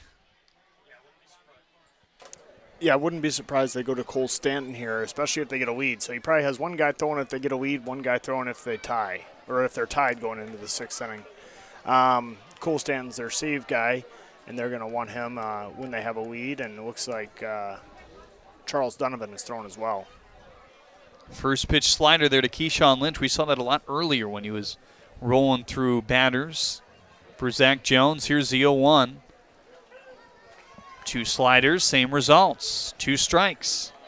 Keyshawn Lynch today 0 for 2, flew out to right in the first, grounded out to third, back in the third.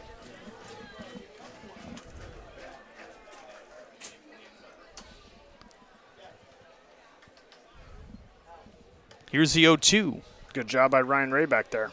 Yeah, he's doing a really good job for a guy, at least in game action, who hasn't caught all too much to this point. Yeah, but he's been working with the pitchers, even though he hasn't been in the game. He's been catching the bullpens, working with them, getting to know their stuff a little bit better on a daily basis. And he's been working hard. So it's showing back here during the game. And, he's hustling. That's never been an issue. He always hustles hard, comes from a baseball family, and I'm happy to see how hard he's working back there.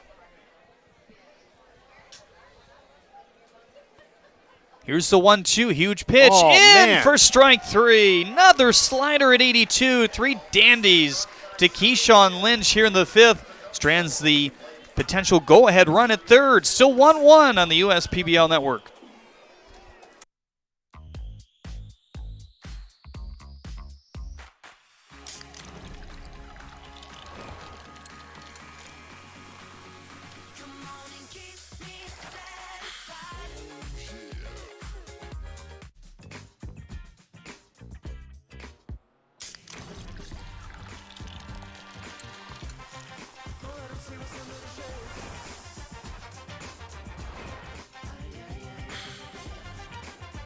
We build roads, bridges, wind farms, and pipelines, schools to skyscrapers. Our members create monuments. We operate.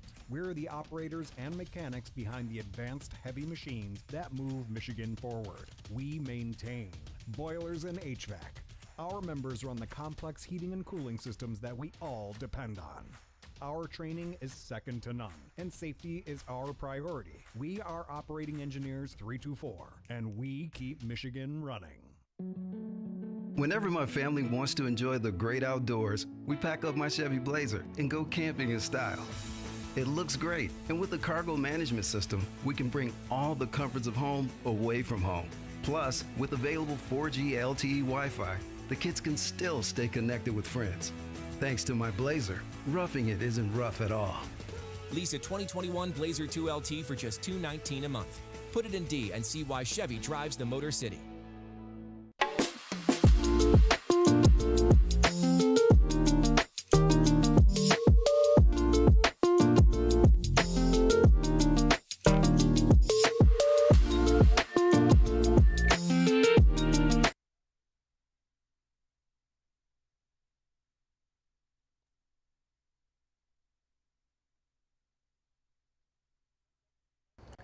There's nothing better than a ball game at Jimmy John's Field and a cold beer from Midland Brewing Company. Hi, I'm Kyle, the head brewer at Midland Brewing Company, here to wish you a stellar time making memories at Jimmy John's Field. And we hope that you're living it up with a Copper Harbor Ale in your cup. You can find more of our selections here at the ballpark and around town at your favorite bottle shops too. We hope you have a ball at the game, and remember, enjoy responsibly. Let's play ball.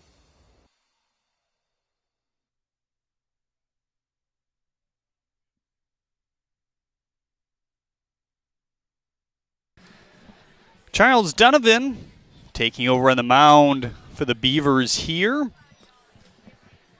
Key spot with this game still tied. Coleman looked pretty good out there again today. Yeah, Coleman's been throwing the ball well. Probably is only not starting this last inning because it is the final inning of this game, and also because he only pitched in the All-Star game last week, so we want to get his innings count built back up out of fairness to his arm. But I would expect his next outing, I would look at 7 innings. Ooh, that ball's hit hard. Yeah, line drive, but Yeah. right to Verdejo. Yep, right at him.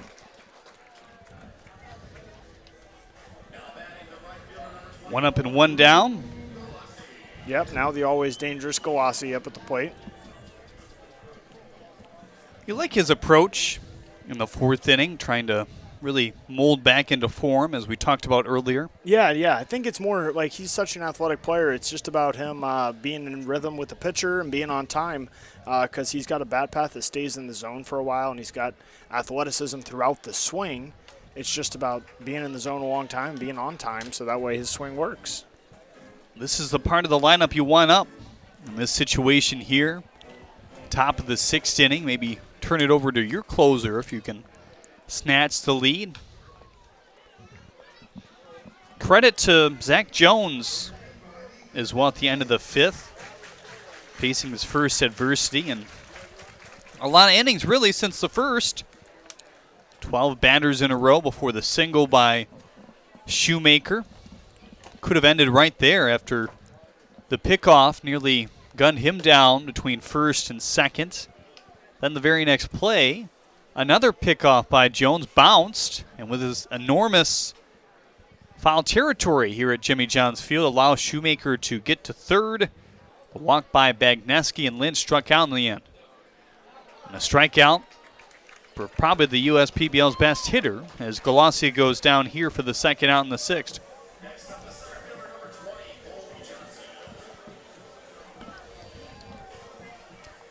Now Colby Johnson looking to add to his double. That was back in the 2nd, one that got away from Verdejo. Stranded there, though, as Coleman recorded the next 3 outs that led off the 2nd.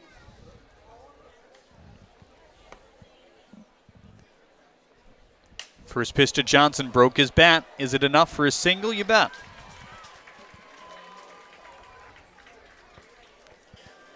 John Hodo, Anthony Jones, 2 guys available off the bench as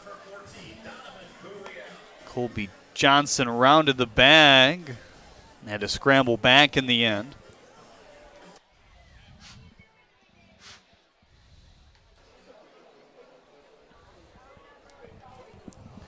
So the inning extended. Donovan Curiel will get his 3rd shot. Ground out, one to the 3rd baseman Ron Williams Jr. and one of the 2nd baseman Nafi Mercedes.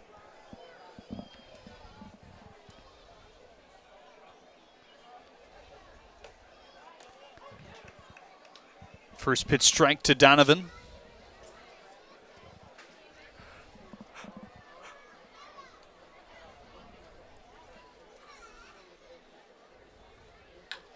Ooh. Line drive to left. That's going to hook fair. Verdejo scoops it up, but going first to third is Johnson. And Curiel in there with a double. He was hustling the whole way. As soon as he saw the throw was going to third base, he was all the way on to second. And now a chance for Nick Olch for the Unicorns to take the lead.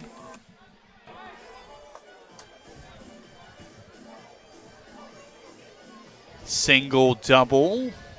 Olch trying to break in 0 for 2. Strikeout error for him so far in this game. Bats in the 2nd and 4th. 6 through 9 are 0 for so far here today. All of them with 2 at-bats up to this point. 89-mile-an-hour fastball is high.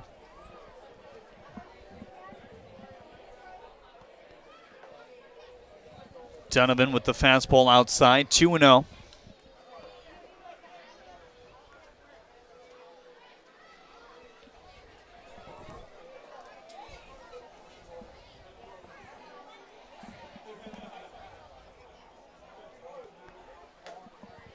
Big rip and a miss. First strike there is a big one for Donovan. Base empty, but that still means a lot here with 2 outs and a tie game. Strike 2, unless you want to force at any base. I don't think that's something they necessarily want to do in this situation, though. Again, we've talked about Ryan Ray. He's not collected a hit in his USPBL career, but has some pop. 2-2 swing and a miss. Donovan with a huge K, his second of the inning, and a growl after as he trounces off the mound there. 1-1. Let's see if the Beavers can win it. They have the heart of the order coming up when we get back.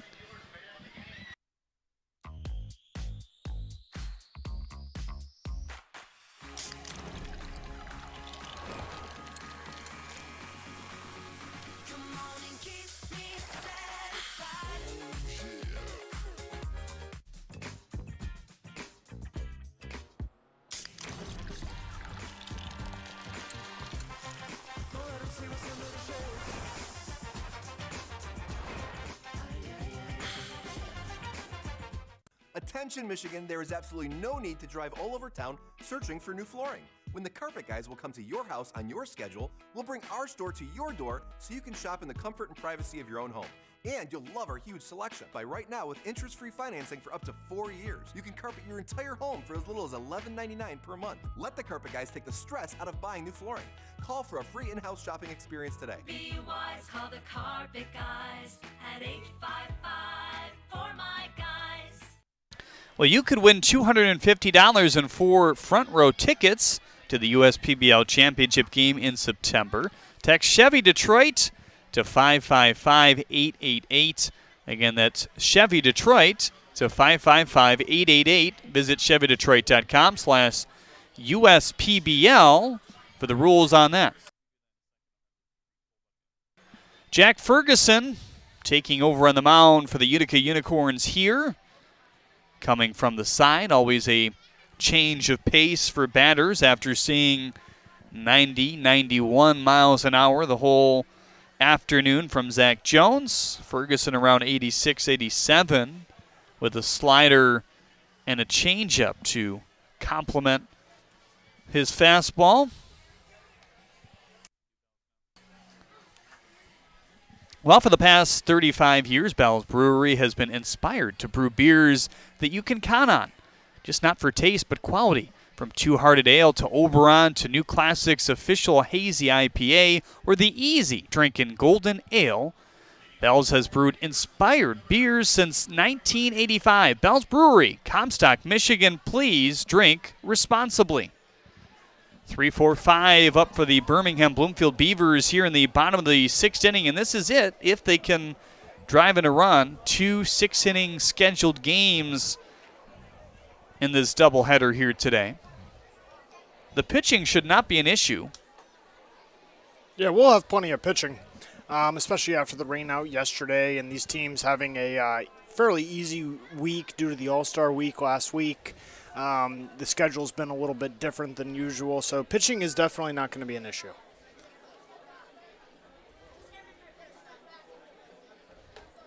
Oh, 1 fastball at 87, rides high on Verdejo. He was hit by a pitch in his first at-bat in the first and grounded out, and an at-bat in the third. That was a 1-2-3 inning for Zach Jones, the middle part of back-to-back-to-back 1-2-3 innings for Jones. As Ferguson takes over for him.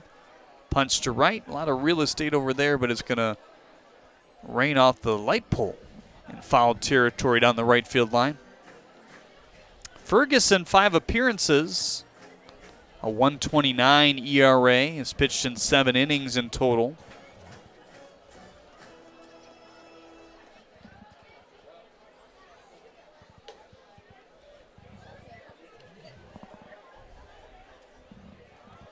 Fastball high, 2-2 on Verdejo now.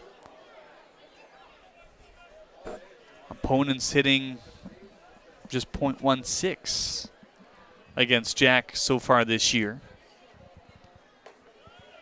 Another fastball high, heavy dose of fastballs to Roy Verdejo, flexing his muscles a bit last week with a home run after the Derby, his 3rd of the year.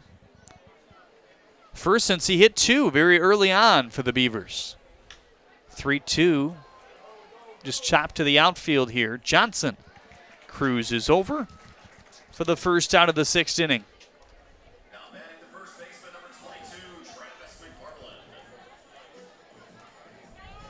Now Travis McFarland will try to do some damage. Some power threats here with Verdejo, McFarland, and LeBoy. McFarland, it's been a while since we've seen one fly out of the yard for him. He's capitalized a lot on the breaking ball when he does hit one out. 3 home runs on breaking balls this year. Ferguson continues his fastball trend here in the 6th.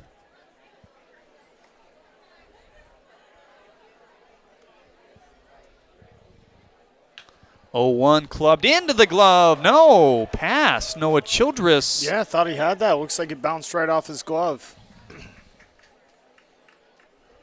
So the inning gets a bit more interesting here early on with 1 out in the bottom of the 6th inning.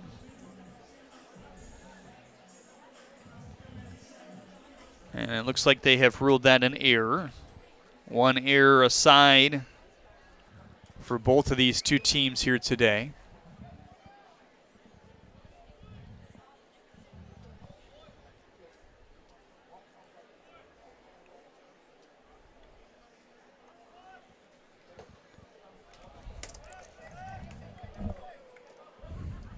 Actually, I think they ruled that a single. The error would have come on the pickoff earlier. Yeah, the error was the pickoff. I think they gave that a single. I think it could have probably gone either way. Yeah, they have 3 hits on the board for the Beavers, looking for 4 here. Over the head of Galassi, up against the wall. McFarland to third base, Good stop there. And sliding his way in is Christian LeBoy. Now, here's a question now. Do you intentionally walk Nephew Mercedes, load up the bases, make it a double play situation for the left-on-left matchup with R.J. Williams Jr.? Be interesting to see if they do. Ron Williams Jr. is 0 for 2 today, but Mercedes is also 0 for 2 with a pair of Ks thus far. I'm not sure if that factors into the decision. Yeah, I would say probably what you do is you looks like they're putting in a pinch runner, Salai at third base for McFarland. You try to pitch around Mercedes and see if to get him to chase one, beat it in the ground. And if you get to 2-0, 3-0, then you just put him on, not take a chance on a pass ball. All the infielders are in with the winning run on third base in a tie game in the bottom of the 6th inning. First pitch chopped to the left. Childress charging, throws home. He's out. And Luska is applying the tag at home plate there. How about it? It is only the 2nd out of the 6th inning. So you still have the possible winning run advancing to third in Christian LeBoy.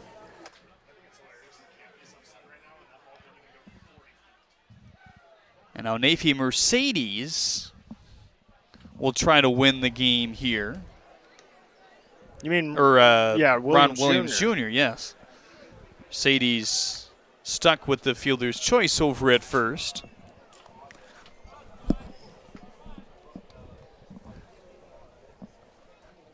We have a guest in the booth, Adrian Guzman, the shortstop for the Mammoths, stopping by. We get him in for an inning on here? Sure. Yeah, do we have a third microphone? We don't, unfortunately. Oh, he can take mine.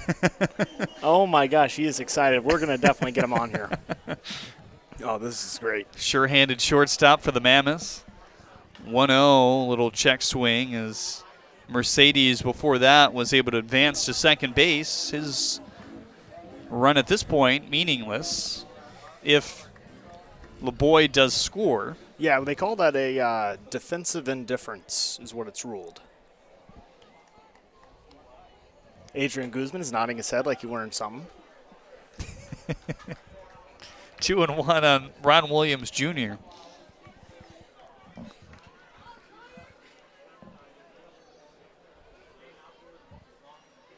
LeBoy edging off at third. He's the winning run and foul ball. Yeah, just off the inside of the bat there. 2-2 now on Ron. Third baseman again I wish that door. today for this Beavers team. Collier Rutledge, your Zach Hart agency man on deck here. Austin Shoemaker would follow.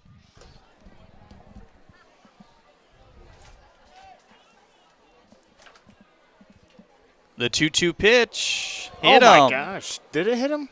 But did he swing as well? I thought he swung.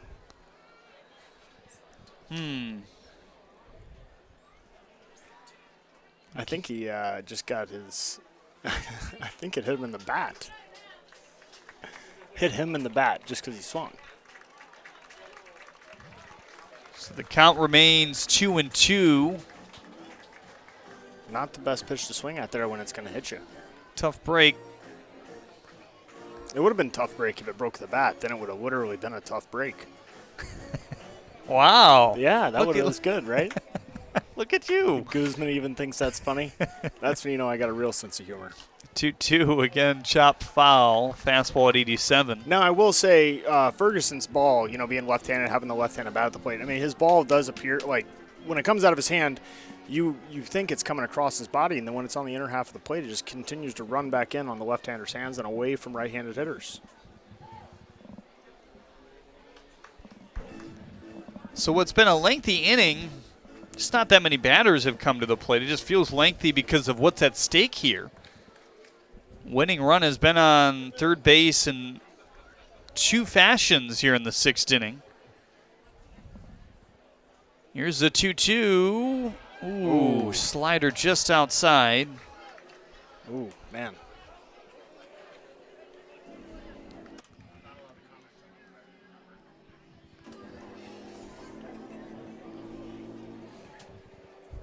Three and two, a lot at stake here. May load the bases as then they say no swing.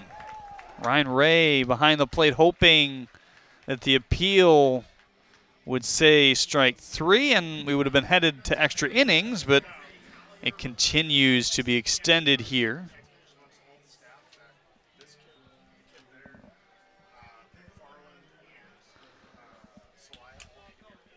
And now Collier Rutledge will look to drive in the game-winning run here. Hardy swing at the 87-mile-an-hour fastball that's punched back. Austin Shoemaker, your Zach Hart agency man on deck. He is the only one 6 through 9 in the order to record a hit. Change of speeds with the slider at 75 gets Rutledge swinging.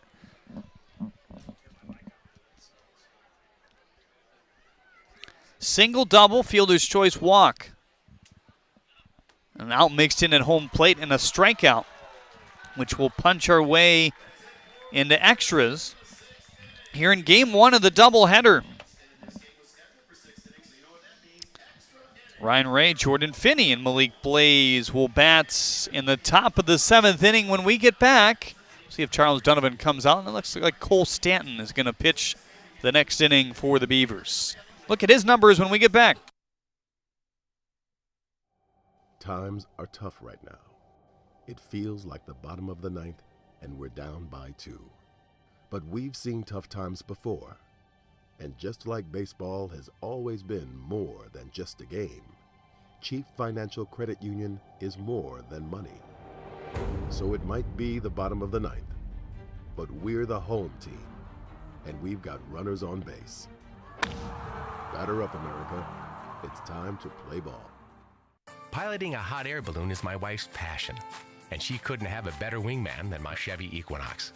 Its stylish design rises above the rest, and with its 4G LTE Wi-Fi plus great gas mileage, Equinox keeps us connected mile after mile.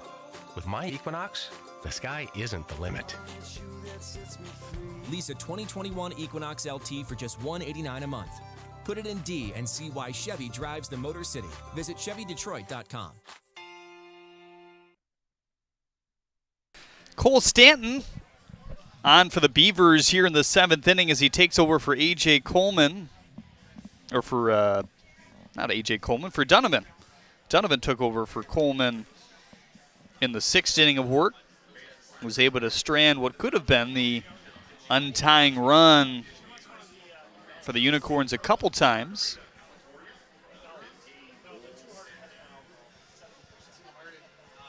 Willie mentioned Stanton earlier and his body of work, what he's been able to do so far.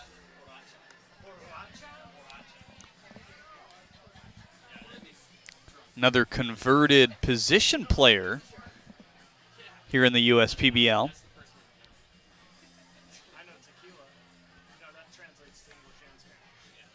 6 foot tall, 185 pounds, the righty. Wears number 15, 13 and a third innings of work.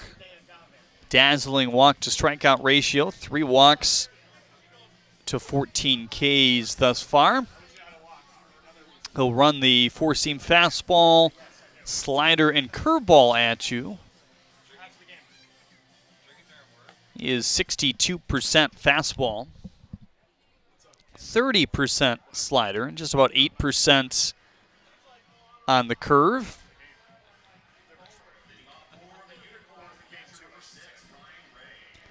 Has not given up a hit in a couple outings in a row. No base runners either. 2 innings, no walks, and 2 strikeouts for Cole Stanton. He's done it efficiently with just 11 and 14 pitches respectively thrown.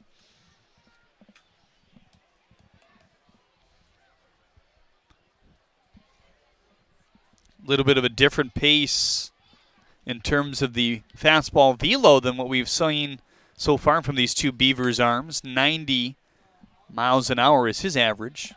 And they got him leaning. The international tie-breaking run at second base, and they call him safe.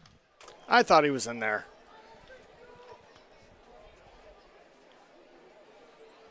I guess, you know, in that scenario, just when you don't slide, it looks maybe like. Yeah, I think the lack of slide made it look closer than it was. I thought, you know, he was out at home plate during the last inning, the ground ball that Mercedes hit, and I also thought he was safe there. I was totally okay with the umpire calls. And I also think that, you know, just to avoid any discrepancies, it could be fun if we did a booth replay. Seriously. Now he might be safe again. And they do call him out. Yeah, I think it was close. He tried to get in under there, but. John Hodo was that runner to start the 7th inning. You know, when you're the away team, you have to score or else you have to hold the opponent twice. So it's very important to get that first run across. Even more important. First pitch to Ryan Ray, 91, straightens him up.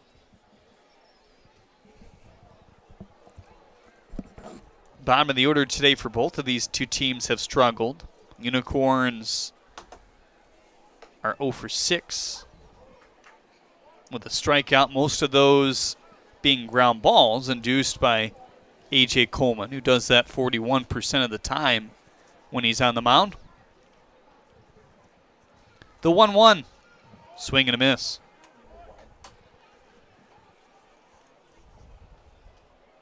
No doubles look for Ron Williams Jr. at third base, hugging the line. There he is. McFarland in that direction as well, just a little bit off with this right-hander at the dish. Wow, uncorks a fly ball, more line drive, but that might even sneak its way out of Jimmy John's field here back towards the parking lot. Now, you may notice something different about Ryan Ray at the plate. For those of the fans that have been watching the Unicorns closer, he's a little bit more spread out, creating a little bit more separation and width in his gather, because width is what generates power. So he's been doing that and doing a really good job. And as we saw there with the foul ball, his power is starting to show, which I really like. And I think it's only a matter of time until he starts playing in the game. Yeah, hit that line drive, 320-foot foul. Here's Anthony Jones to pinch hit for Jordan Finney, previously 0 for 2 with a pair of ground balls.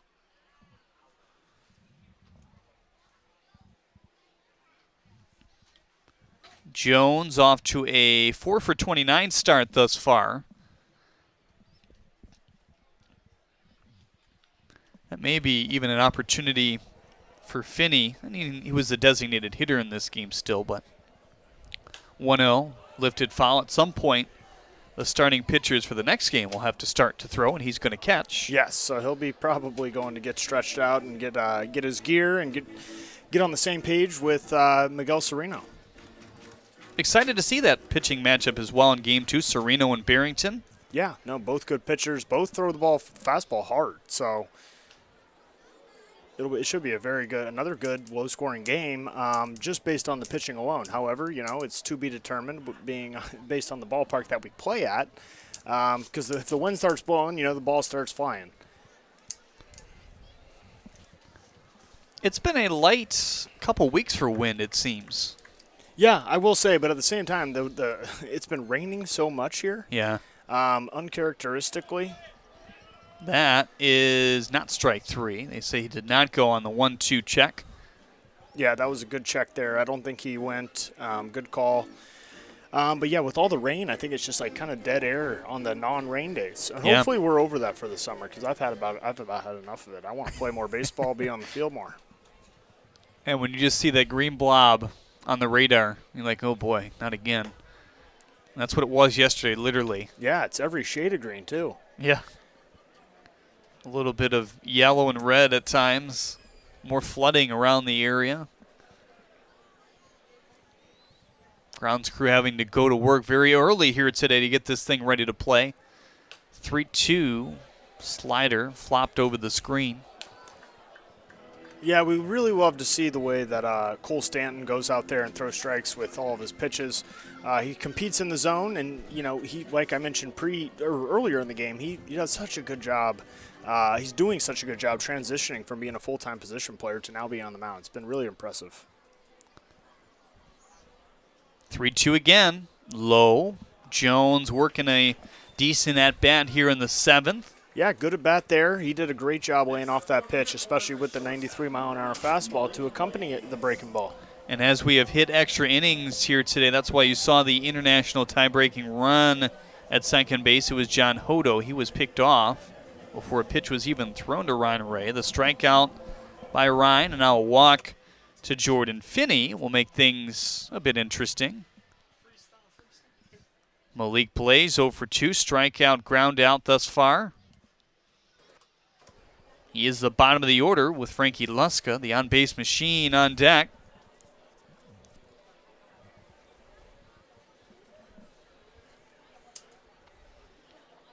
First pitch from Stanton outside, the fastball at 90.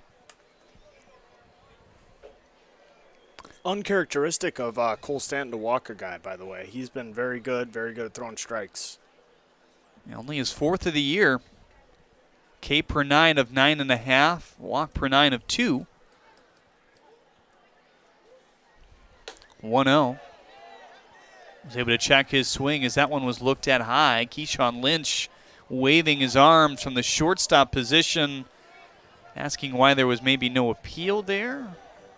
Ed Campanella will come out to visit Cole Stanton here. McFarland. That's actually now Austin Shoemaker over at first base to start extra innings. He comes in along with the whole infield. Mercedes at second, Keyshawn Lynch at short, Ron Williams Jr. at third.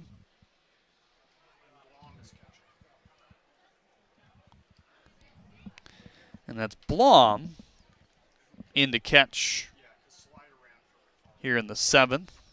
Apologize we didn't catch that a bit sooner.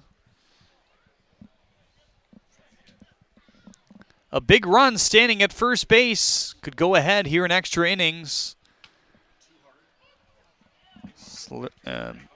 Cutting fastball in for strike 1 on Blaze.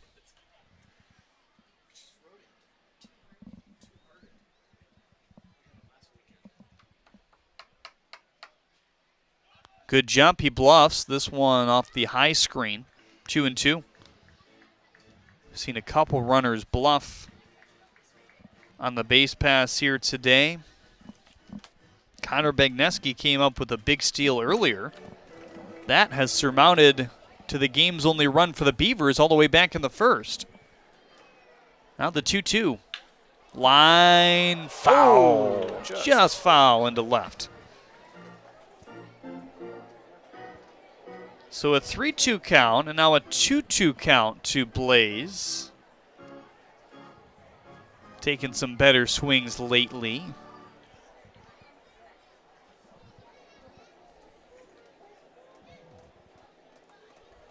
Righty and righty matchup.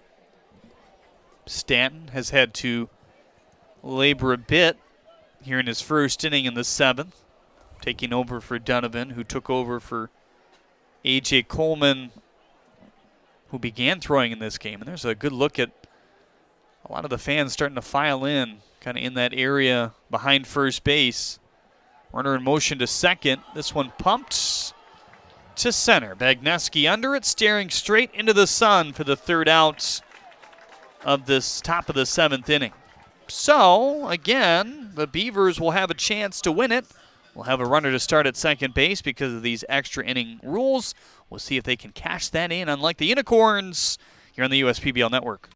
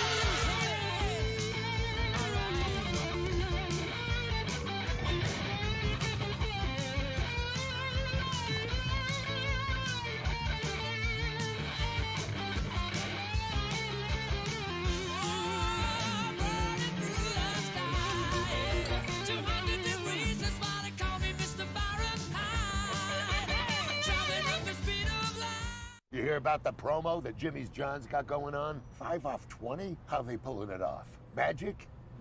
You got David's Copperfields in there? Show yourself, Copperfields! Jimmy John's. $5 off orders of 20 or more. There will be a host of defensive changes for the Unicorns here in the 7th. We're not really privy to those changes before they happen. So there's still guys scrambling out to position, so we'll try to update those as soon as we know. It looks like Blaze has moved to third, Curiel to short. This is all kind of because we saw John Hodo run in the 7th, and we were like, why is John Hodo running? Technically, that was a spot of Nick Olch, but Hodo now comes in defensively for Olch.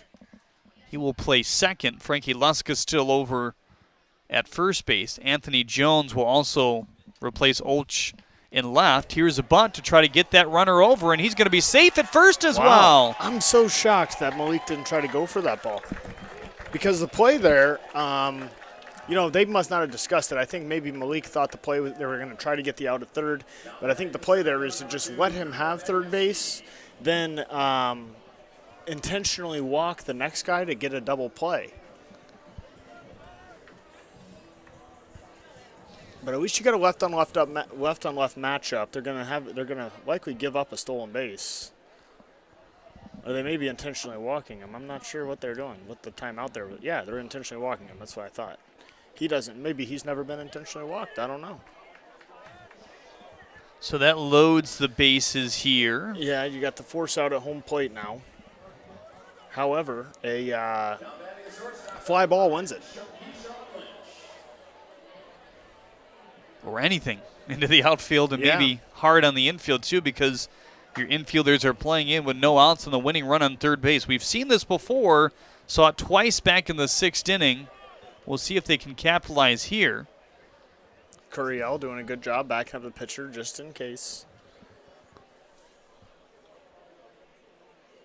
It's the last thing you want to see is the ball get away from Ferguson and the winning run come in on a play like that. 2nd inning for Jack. He got a leadoff pop out in the 6th. Single by McFarland, stranded. He was cut down at the plate, double by LeBoy, fielder's choice by Mercedes, and a walk by Ron Williams Jr., and then the strikeout to Collier Rutledge ended what could have ended the game as well. Now 2-1 on Keyshawn Lynch, trying to break his 0 for 3 so far tonight. The crowd buzzing a bit. 2-1 outside on the slider.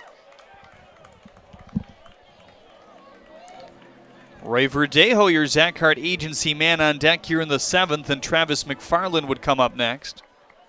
Brought to you by Zach Hart Agency. Here's the 3-1. Swing and a miss. Big pitch there, and even bigger pitch here. Dipped in the two-seam. Yeah, that was a good pitch. Good action on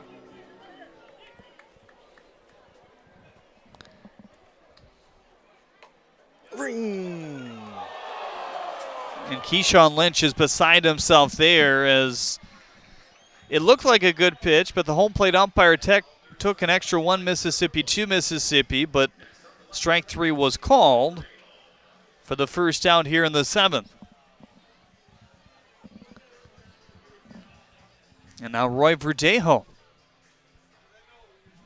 will try to drive in Collier Rutledge, your international tie breaking run at third base. Shoemaker on second. He had the bunt single to advance him there, and Bagneski was intentionally walked. First pitch fastball away for Roy Verdejo.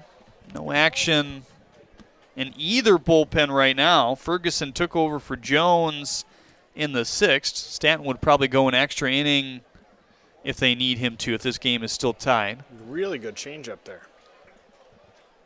At the bottom of the zone, 1-1 on Verdejo now. I think that's maybe the first time we've seen the changeup today from Ferguson. Yeah, today I believe so. That was a really good one. Good time to throw it. You got an aggressive swinger at the plate and very effective pitch. Right around there velocity-wise with the fastball, but a 10-mile-an-hour differential. Or with the slider, I should say, at 75. Both around 75 as this one is in for strike 2. And can Jack Ferguson do it again? Be a magician if he can get out of this 7th inning here. And 2 runners, which are really not his fault, per se.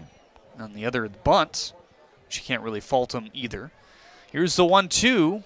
Wow, rocketed off the right side of the screen. Your section 101 here at Jimmy John's Field. Yeah, we'll see if he goes back to the changeup here. It's good time for it. I mean, he got the fastball in just enough to catch Roy Verdejo off guard there. If he goes back to the changeup and throws it as well as he did on the last one, it probably is going to work out. Might get the double play out of it. Rutledge on third, Shoemaker on second, Bagneski on first with 1 out and a 1-2. Did try to go back to it. Now, I will say, good pitch call. You just have to make sure you execute that because Verdejo's got a pretty good eye at the plate. And, if you make a mistake with the fastball or the breaking ball, he's likely going to hit it to the outfield. Infielders have relaxed here as this one pumped to left, carrying away in foul territory there.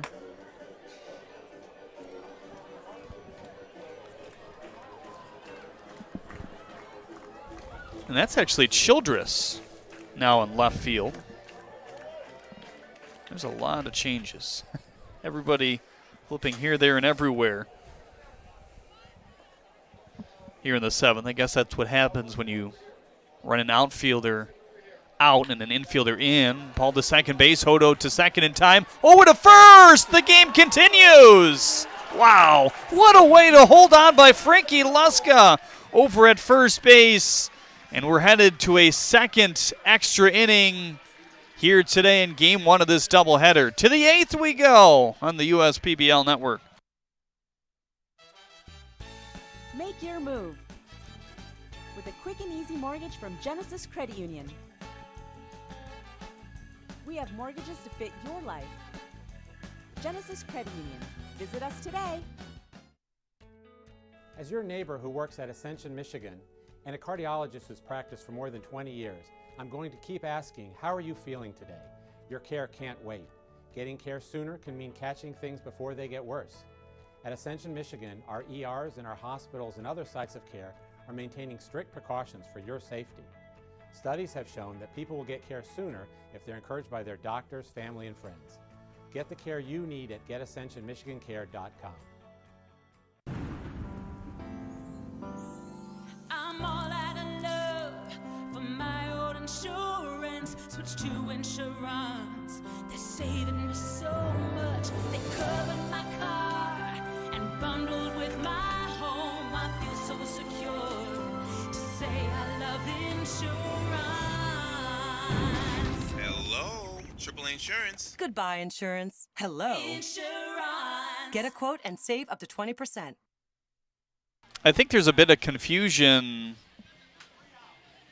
what is happening here in terms of maybe the time limit or not. Cole Stanton was confused whether he was heading out. And actually, maybe the bigger issue was Austin Shoemaker, as he had not come out because he was resuiting up because he was just on the base pass in a what was kind of a wacky bottom of the 7th inning. Collier Rutledge was the man who was on via the international tie-breaking rule.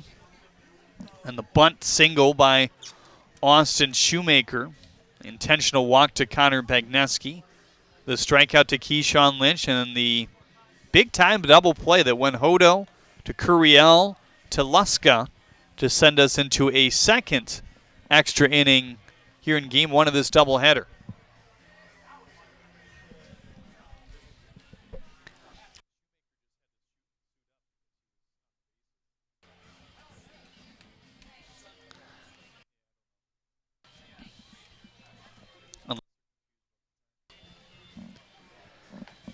Stanton out for his second inning of work. This is not unique for Cole. He's done this a few times in terms of working multiple innings out of the bullpen, but for the most part has been a back-end guy for the Beavers and has done a good job at it, as we've talked about previously. Came into today with 13 1/3 innings. Just 3 runs given up, but all of them unearned.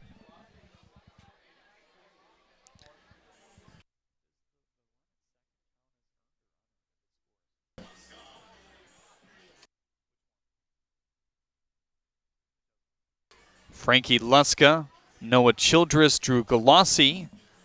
Your Zach Hart agency 3 men due up. Malik Blaze, who has decent speed, is out there at second base as their runner. He was the last out of the 7th inning. Hodo picked off for the first out in the 7th, and the strikeout to Ray, the walk to Finney, and the pop out to Blaze ended the threat. And Cole Stanton in there with a 90-mile-an-hour fastball for strike 1. Luska worked his 20th walk of the season back in the 1st. Also had a single in the 3rd, ground out in the 5th. 0-1, fastball sparks at 91 outside.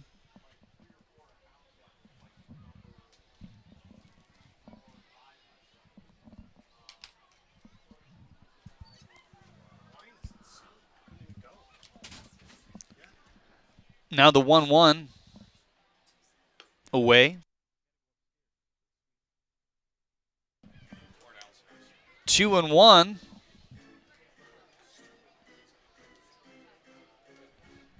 Talked about it earlier. Luska with one of the best eyes in the league. Able to see the strike zone well. Yeah, 2-1 count here. Expecting a good swing on this pitch. Got to make a nice pitch if you're Stanton. Oh, he does. Couldn't hold up. 2-2. Yeah, good pitch there. Now we'll see if we can, if Stanton can get a strikeout breaking ball here. Leave the guy at second base.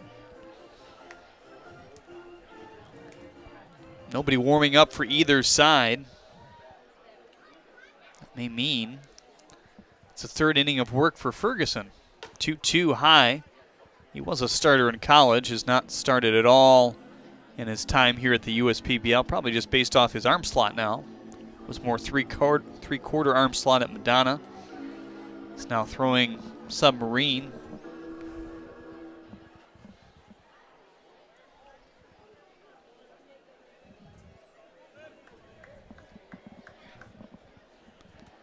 We talked about the pitching depth for really both of these teams coming into play today with not a lot of games the last couple weeks. Big arching swing and a miss by Luska. Has some choice words for himself as he strikes out here in the 8th for the first out. And now Noah Childress will look to break his 0 for 3 today. Some stretching. That's Jake Kinney for the Beavers.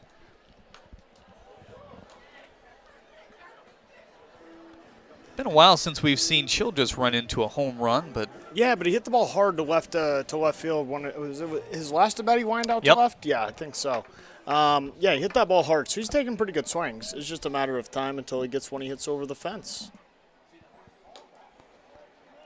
Slider away.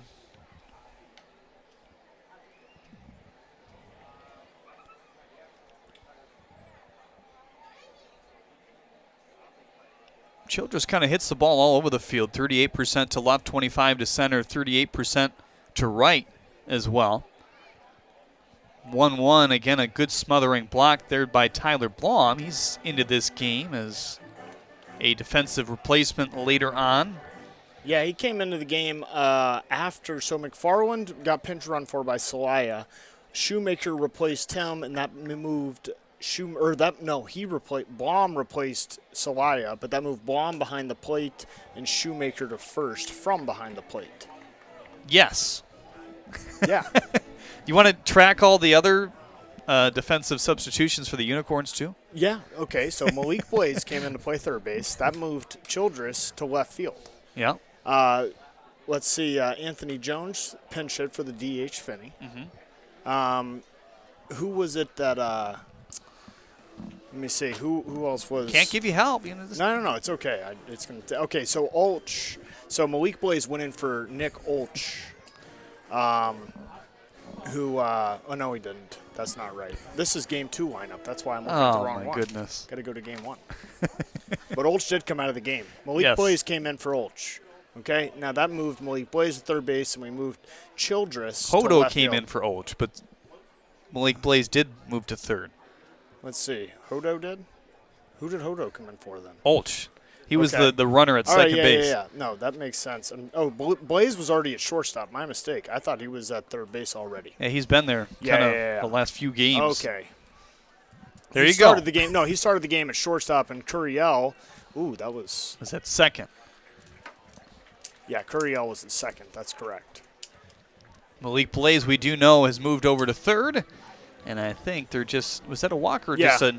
Yeah, that was a ball in the dirt, and it looked like he spiked a fastball there, so it's just tough to block those spiked fastballs. Drew Galassi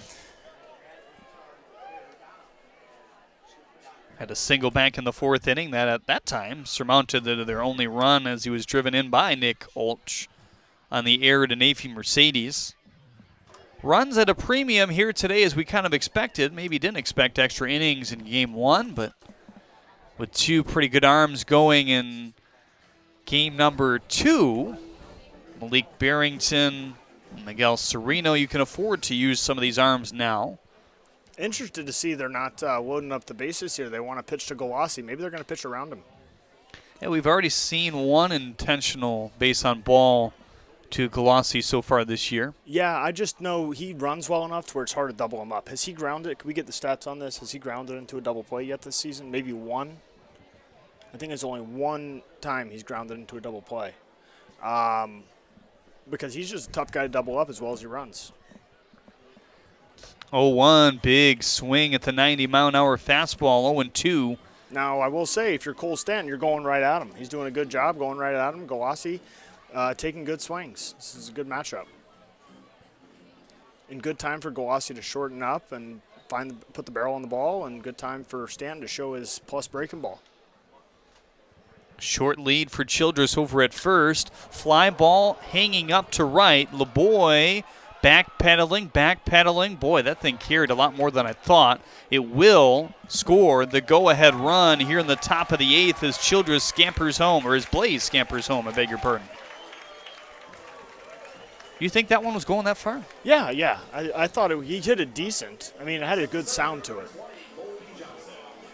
A lot of times you can tell more by the sound than how it looks off the bat. It went so high. I mean, the launch angle was, near vertical, but it carried all the way to the track. And, we don't have much wind today, like you mentioned earlier, but he just has such, powerful hands. He's able, when he mishits the ball, it goes further than a lot of the players when they hit it well. And we've seen some moonshots, certainly from Galassi, some that really hang up in the air. Yeah.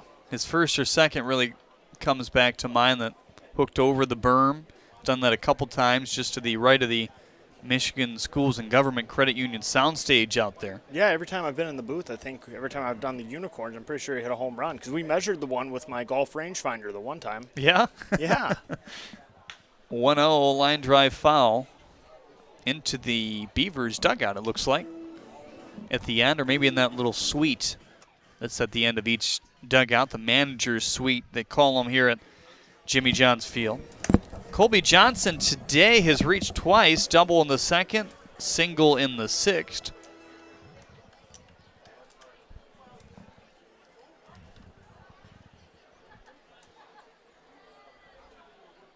The 1-1.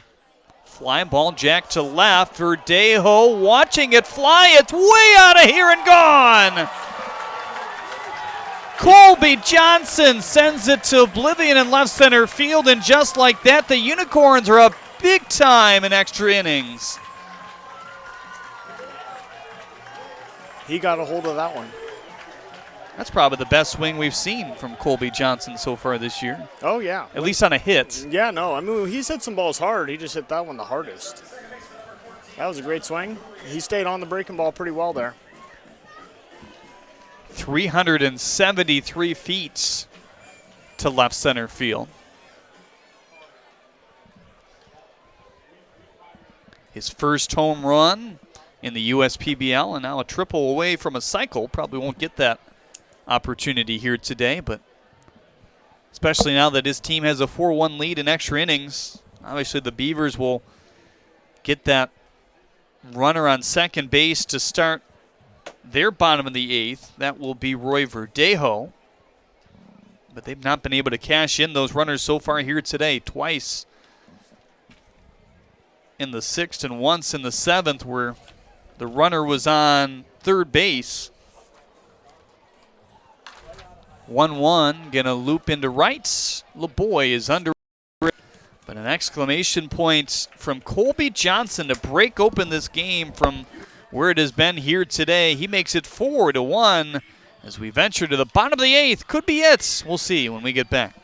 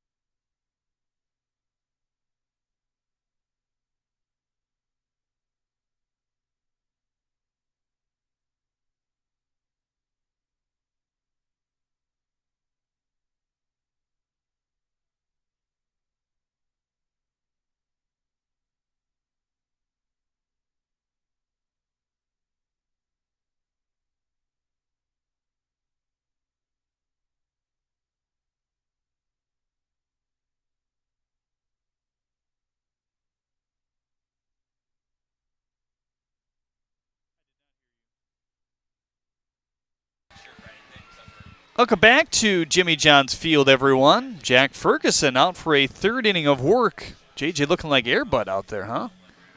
A little elevation on these Frisbee tosses. The crowd loves it. A few cheers here and there. Jack Ferguson will face the heart of Ed Campanella's order here. Travis McFarland, Christian LeBoy, and Nafi Mercedes.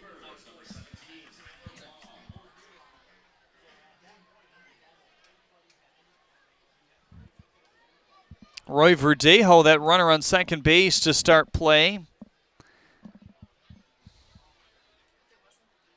Actually, this is Blom in the spot of McFarland here with things shuffling quite a bit.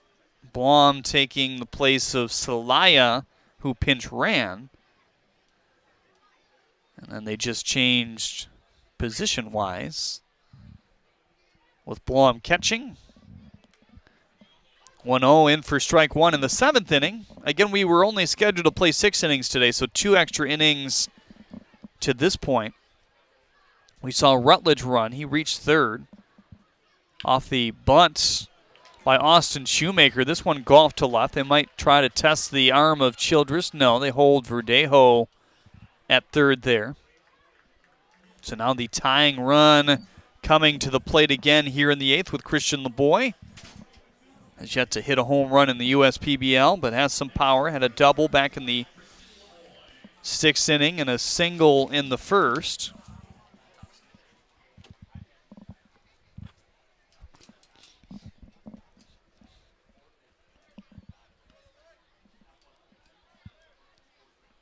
Just a subtle breeze blowing that flag kind of in right now, but not sure that's exactly the direction it is blowing.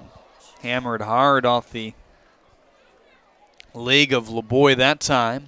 Yeah, he's been swinging the bat well, though. We see that foul ball, but it was a pretty good swing. He's swinging with authority right now. He has a double and the single already this game. And if somebody's going to hit a home run for him, it's probably going to be LeBoy. He's got the power to do it, even though he hasn't hit a home run yet. He is definitely due for one.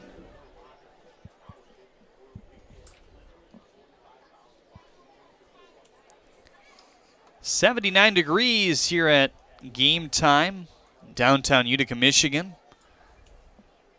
Good to see the rain stay away here today.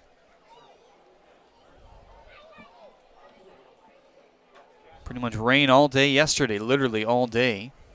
Wiped out our game very early on. They made that call earlier than they normally would. 0-1, fly ball. Carrying a bit to left center field. Childress going back on it. This should at least score a run as Verdejo will tag up and scamper past home plate. So a bit closer now, 4-2, still with only 1 out in the 8th. Blom staying at first base. Nice job by Childress staying with that ball. I'm not really sure what Colby Johnson, you guys see him run in front of him there? Did not, no. Oh, yeah, it was an interesting move. He kept running. He didn't just stop. Worked out for him, though, so. First pitch to Nafi Mercedes is a changeup in for strike one. I don't know if he called it a strike. We did not. Yeah, interesting. I thought it was a strike.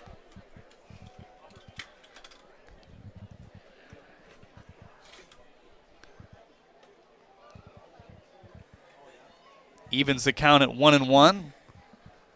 Ron Williams Jr., Zach Hart agency man on deck. Then it would be Collier Rutledge if everything stays the same. There is actually nobody left on the bench. Celaya came in to pinch run. Blom obviously in there now.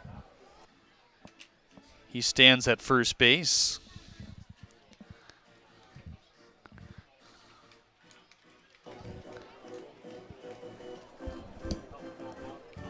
Mercedes playing second base again here today. Pumps the 86-mile-an-hour fastball back to the screen.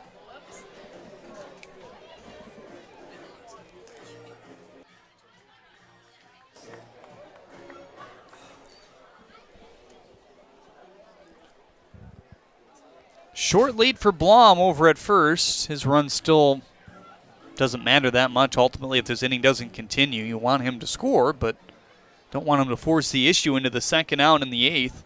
Exactly, especially with Mercedes, who's been showing more power at the plate. A bit dramatic getting out of the way of that one, I would say.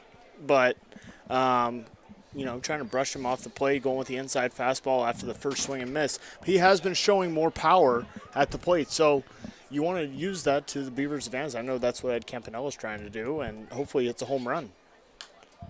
Pretty good swing there.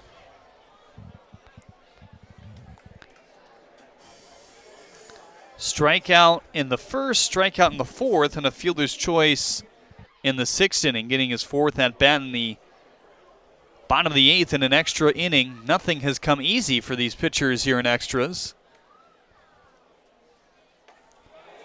Nice slider, wiping its way to the inner third of the plate, maybe out of the strike zone by the time it ended up in the mid of Ryan Ray, but certainly tough to lay off.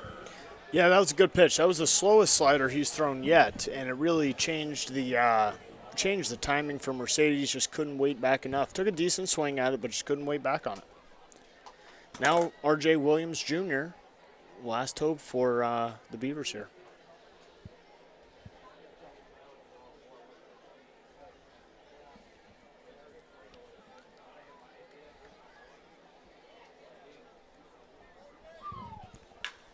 On the ground to the second baseman, Hodo scoops it up over to first, and it wasn't easy, but Jack Ferguson is able to nail down this win here today for the Utica Unicorns. It took 2 extra innings in this doubleheader. Game 2 of the doubleheader is scheduled to start around 30 minutes following this one, or as soon as the grounds crew and the umpires are ready to roll. That and more coming up next. We'll have lineups in a little bit for Game 2 here on the USPBL Network. Stick with us.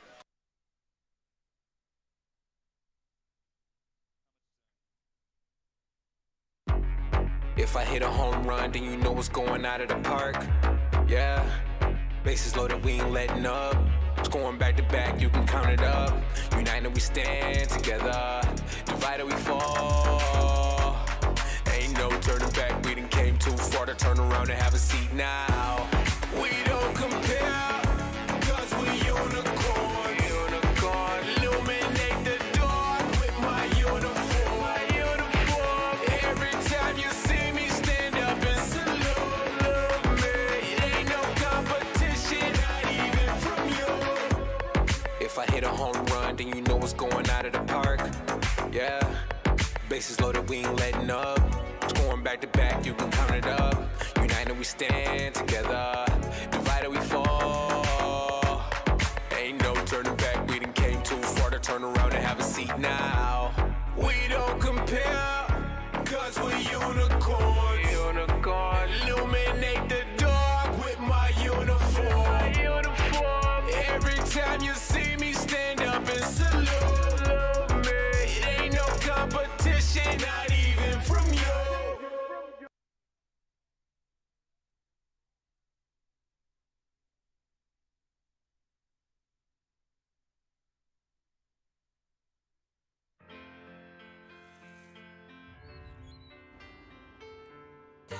Stop me now. Don't stop me. 'Cause I'm having a good time.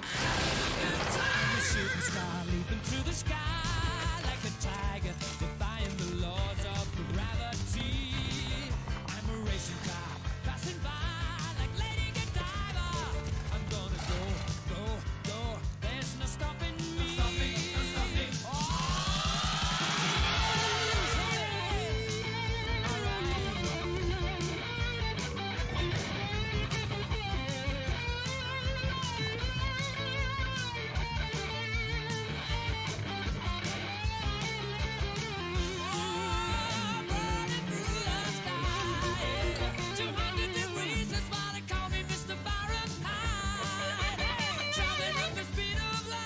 You hear about the promo that Jimmy's John's got going on? 5 off 20? How they pulling it off? Magic? You got David's Copperfields in there? Show yourself, Copperfields! Jimmy John's. $5 off orders of 20 or more. First State Bank is a locally owned and operated business. We're part of your community. At fsbcares.com, you'll find ways that we're making a difference by featuring locally owned and operated businesses, providing access to helpful financial resources, and engaging with community. FSBcares.com is part of our commitment to the neighborhood because strong neighbors mean stronger communities. Where good neighbors do great things. Member FDIC and Equal Housing Lender. Make your move with a quick and easy mortgage from Genesis Credit Union. We have mortgages to fit your life. Genesis Credit Union. Visit us today.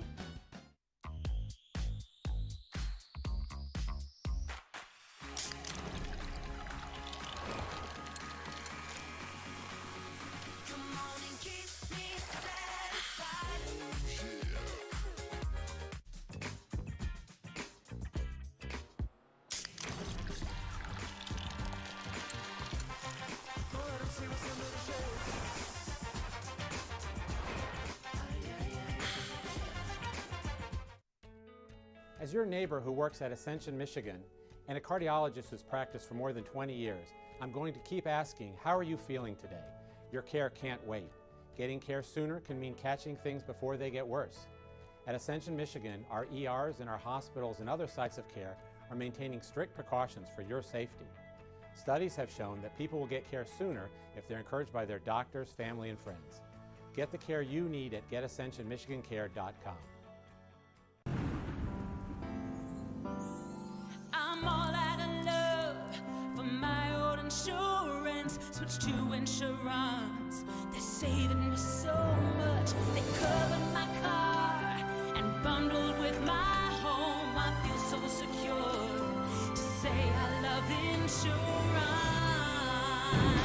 Hello, AAA Insurance. Goodbye, insurance. Hello. Insurance. Get a quote and save up to 20%. First State Bank is a locally owned and operated business. We're part of your community. At fsbcares.com, you'll find ways that we're making a difference by featuring locally owned and operated businesses, providing access to helpful financial resources, and engaging with community. fsbcares.com is part of our commitment to the neighborhood because strong neighbors mean stronger communities. Where good neighbors do great things. Member FDIC, an equal housing lender. 4-2 your final score in Game 1. It's the Utica Unicorns who take the victory. 4 runs off 6 hits and 1 error. 2 runs off 6 hits and 1 error for the Birmingham Bloomfield Beavers. Time to name our Rochester University player of the game. In game number 1, Colby Johnson hit a big-time home run to really put this game out of reach, 373 feet to left field. A no-doubter as Roy Verdejo literally took one step back, looked up, and watched it fly back towards the trees to the left of the scoreboard in the light tower out in left center field. Very important because we thought maybe the 1 run in extra innings would do it the way things were tracking. The sac fly and the RBI by Drew Galassi gave the Unicorns their first lead of the ball game. The Beavers, the only team who had led in this one.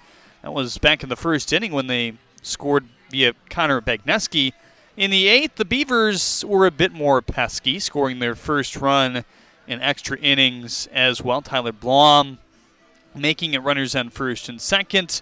A pitch that got away and a sac fly and an RBI by Christian LeBoy made the game 4-2, which will be the final score in this one. Game 2 coming up shortly here on the USPBL Network. Stick with us.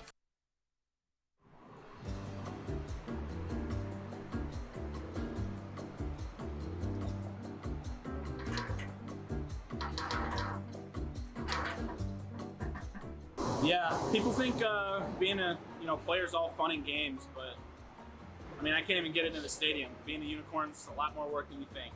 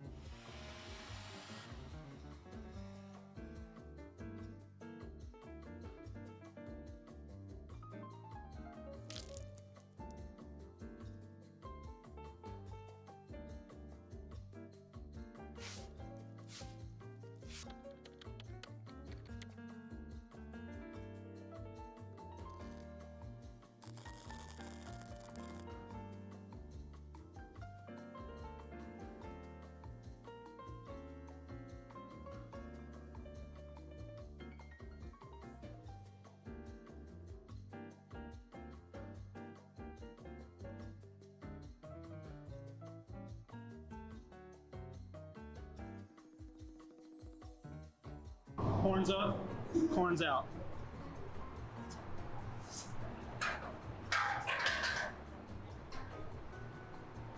This is Unicorns.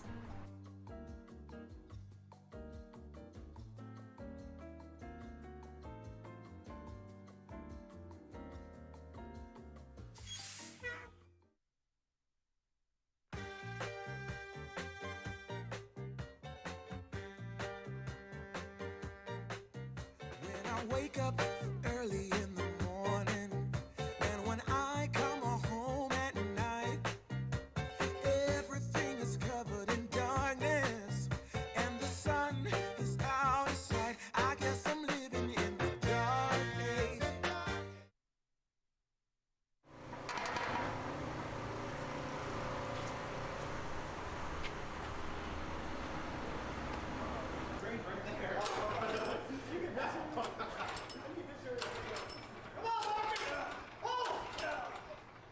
Happy birthday, dear Drew. Dear Money Drew. Happy birthday to you. All right, cut. Perfect. There's nothing better than a ball game at Jimmy John's Field and a cold beer from Midland Brewing Company. Hi, I'm Kyle, the head brewer at Midland Brewing Company, here to wish you a stellar time making memories at Jimmy John's Field. And we hope that you're living it up with a Copper Harbor Ale in your cup. You can find more of our selections here at the ballpark and around town at your favorite bottle shops too. We hope you have a ball at the game, and remember, enjoy responsibly. Let's play ball.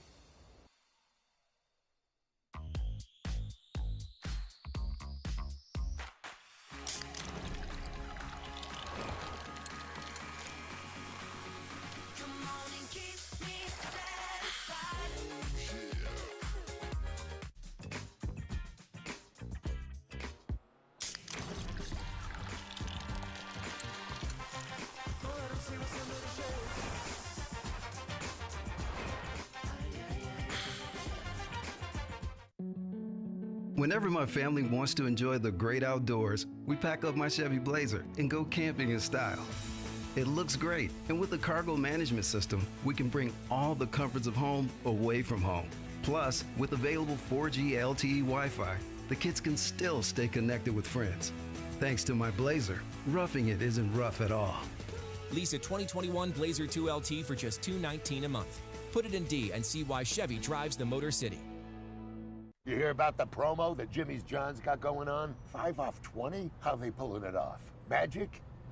You got David's Copperfields in there? Show yourself, Copperfields! Jimmy John's. $5 off orders of 20 or more. Piloting a hot air balloon is my wife's passion, and she couldn't have a better wingman than my Chevy Equinox.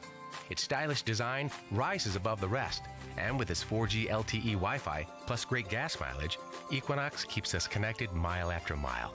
With my Equinox, the sky isn't the limit. Lease a 2021 Equinox LT for just $189 a month. Put it in D and see why Chevy drives the Motor City. Visit ChevyDetroit.com. I'm all out of love for my old insurance. Switch to insurance. They're saving me so much. They covered my car and bundled with my home. I feel so secure to say I love insurance. Hello, AAA Insurance. Goodbye, insurance. Hello. Insurance. Get a quote and save up to 20%. Times are tough right now. It feels like the bottom of the ninth, and we're down by 2. But we've seen tough times before. And just like baseball has always been more than just a game, Chief Financial Credit Union is more than money. So it might be the bottom of the ninth, but we're the home team, and we've got runners on base. Batter up, America. It's time to play ball. Welcome back to Jimmy John's Field. Game 2 getting closer and closer here in Utica, Michigan. The Unicorns taking a big win in Game 1, 4-2, keeping as one of the best teams in the USPBL, the best in terms of record thus far. Big home run. We named Colby Johnson your Rochester University Player of the Game in our Autolab postgame show of Game 1. 2-run shot to left center field. At that point, extending the lead to the Unicorns to 4-1. You see they've now moved to 13-5. Beavers falling to 6-11.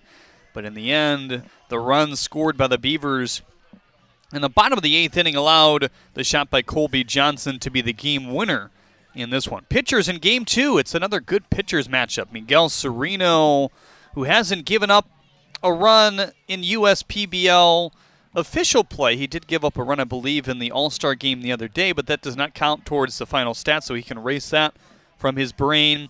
And Malik Barrington, two guys that throw in the low to mid-90s at times. Should be a good one between those two. Hope to have Game 2 soon for you on the USPBL Network. Stick around. We'll have lineups next.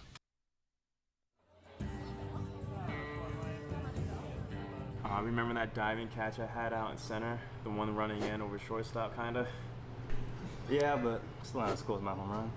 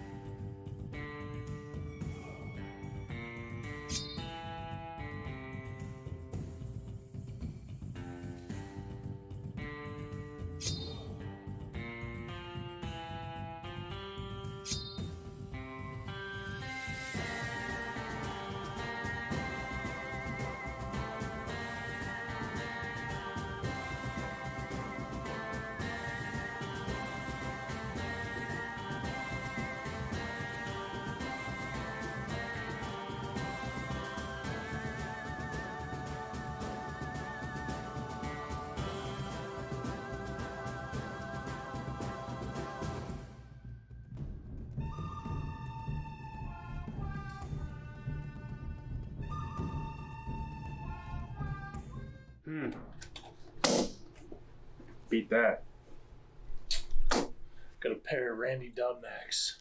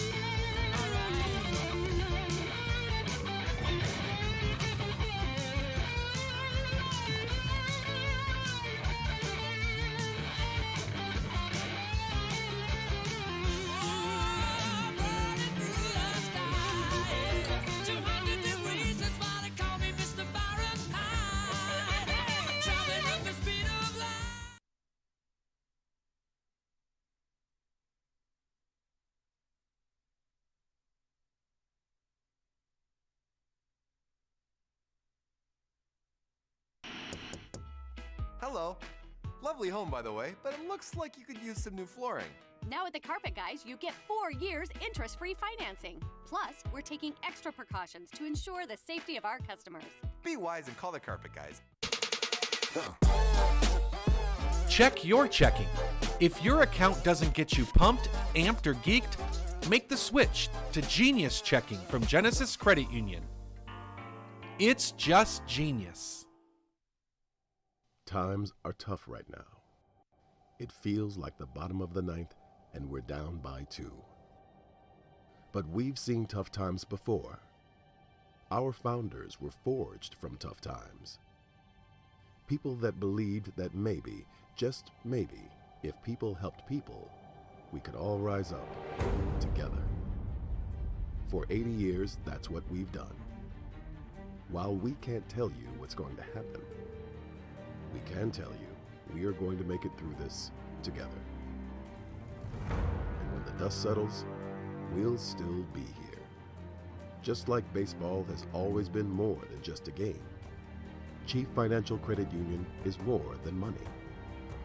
So it might be the bottom of the ninth, but we're the home team, and we've got runners on base. Batter up, America. It's time to play ball.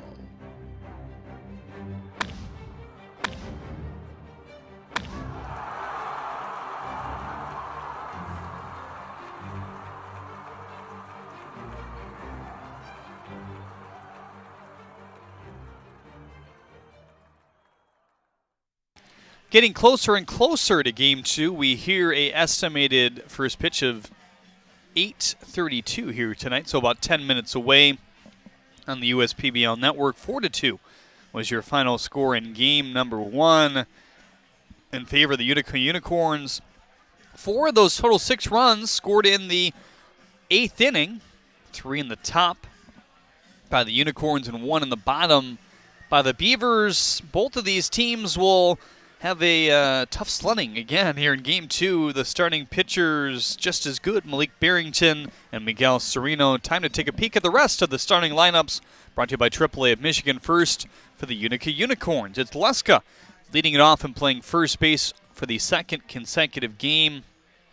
Noah Childress, who started at third and ended up in left by the time the game ended in game number 1, will bat second here. Drew Galassi in the 3-hole. It's Johnson, Curiel, and Olch in the middle. Finney catching here in Game 2. He DH'd in Game 1. Anthony Jones starting in left field, and John Hodo also starting out there at second base as they throw Miguel Sereno out for another start here tonight. As for the home Birmingham Bloomfield Beavers, here's how they will run it out in game number 2. Connor Bagneski leads off and plays second base. Keyshawn Lynch bats second. At shortstop, Travis McFarland, Christian LeBoy, and Roy Verdejo. 3 through 5, it's Mercedes hitting 6th. Kylie Rutledge, Elijah Salaya, and Tyler Blom will round it out as Malik Barrington starts on the mound. First pitch coming up shortly here on the USPBL Network. There's nothing better than a ball game at Jimmy John's Field and a cold beer from Midland Brewing Company. Hi, I'm Kyle, the head brewer at Midland Brewing Company, here to wish you a stellar time making memories at Jimmy John's Field. And we hope that you're living it up with a Copper Harbor Ale in your cup. You can find more of our selections here at the ballpark and around town at your favorite bottle shops too. We hope you have a ball at the game, and remember, enjoy responsibly. Let's play ball. Your neighbors are going to be jealous when they see you're getting a new Connecticut water system. Say goodbye to hard water problems. No more spots on your glassware. Your laundry will feel and smell better. Your hair and skin will look and feel better. Say goodbye to hard water problems and say hello to great tasting crystal clear water with CGC Water. Long ball, Porter. Come on, TK, give me some heat.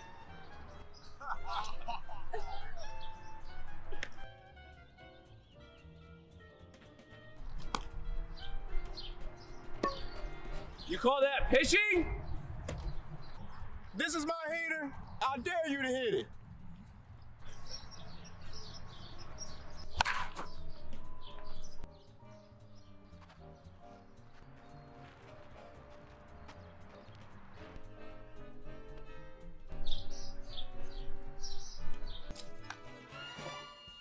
Man, you idiot! Now we can't play no more.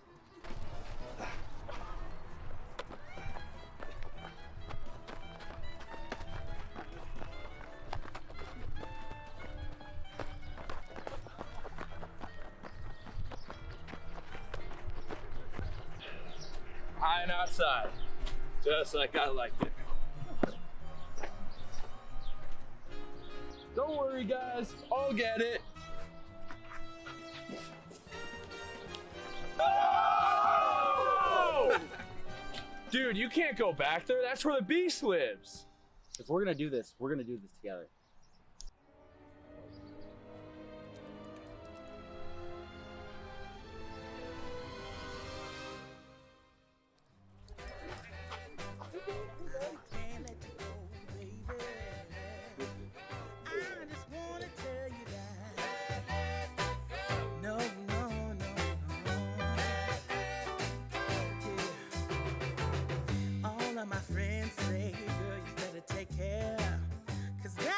Trouble, you best beware.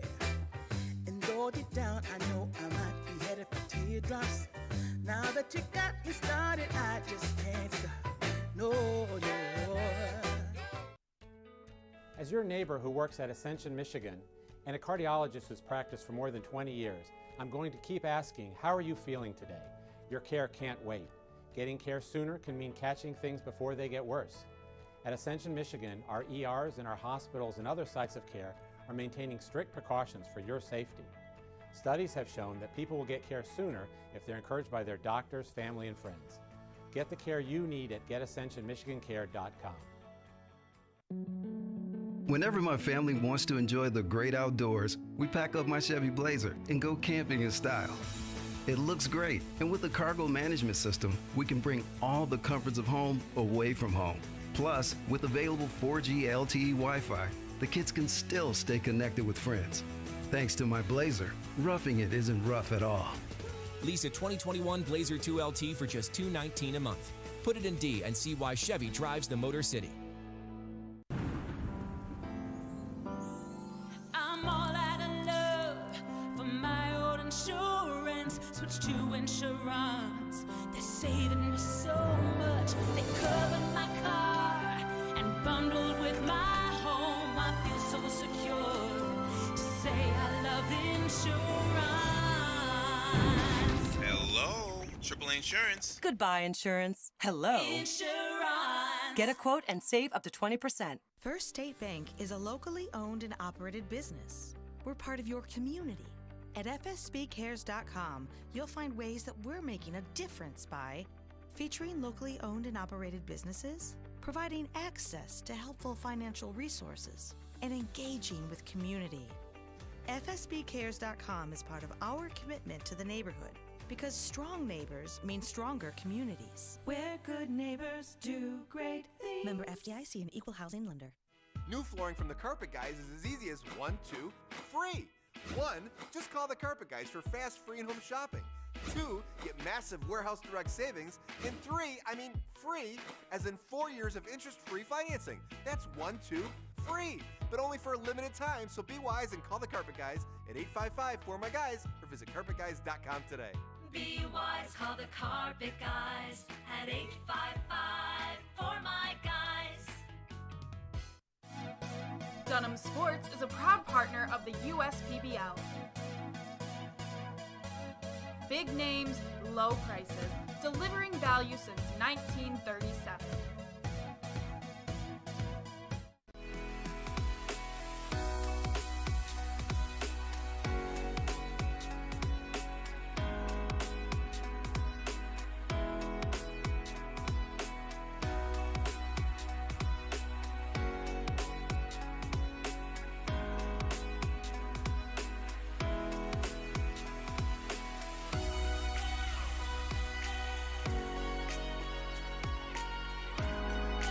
Throughout your life, from big moments to ones well-earned, we're your financial guardian angel.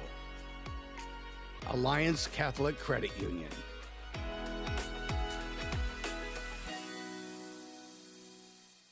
Well, we thought after the pace that Game 1 started, especially the role that Zach Jones got on, he retired 12 straight batters all the way from the last out of the first inning to the second out of the fifth inning. He looked really locked in. A.J. Coleman kind of loosey-goosey base runners here or there, but it was able to get out of a number of innings in that fashion. We talked about how these bullpens would be in pretty decent state, but venture to say in a 6-inning game, they're still in pretty decent shape. And you look at the probable arms that can be used. Jake Kinney still has not seen action this week. Cole Gidley, Ed Cuevas as well. The Beavers still in the best position because they have not played a game.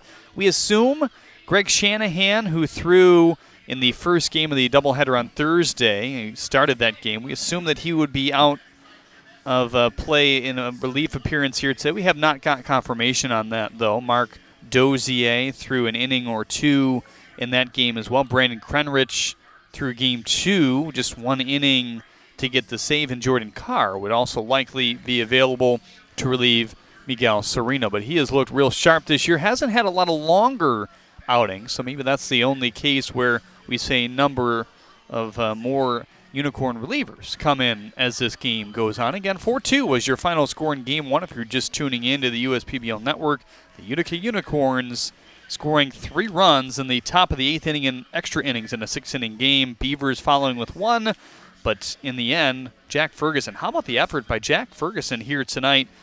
it wasn't orthodox in terms of how he was able to get out of innings. He allowed 4 hits, 3 hits, or 4 hits in 3 innings, 1 run. It was unearned in the end, 2 walks and 3 strikeouts, 48 pitches deep. We assume he is definitely unavailable here in Game 2, but regardless was able to battle through a number of adverse situations in that game.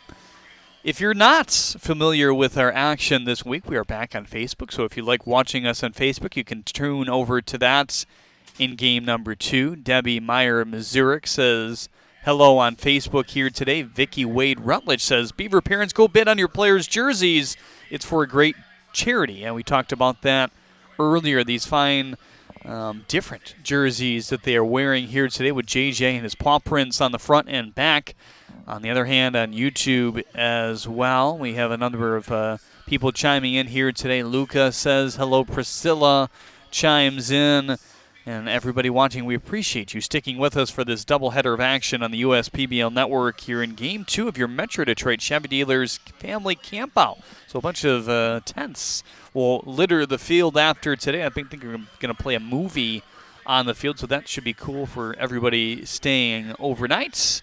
And one more game in the USPBL this week will be tomorrow. 1:05 starts as the Mammoths take on the Hoppers. That'll be the first game for the Hoppers this week. First pitch is next of Game 2 of this doubleheader here on the USPBL Network, presented by your Metro Detroit Chevy Dealers.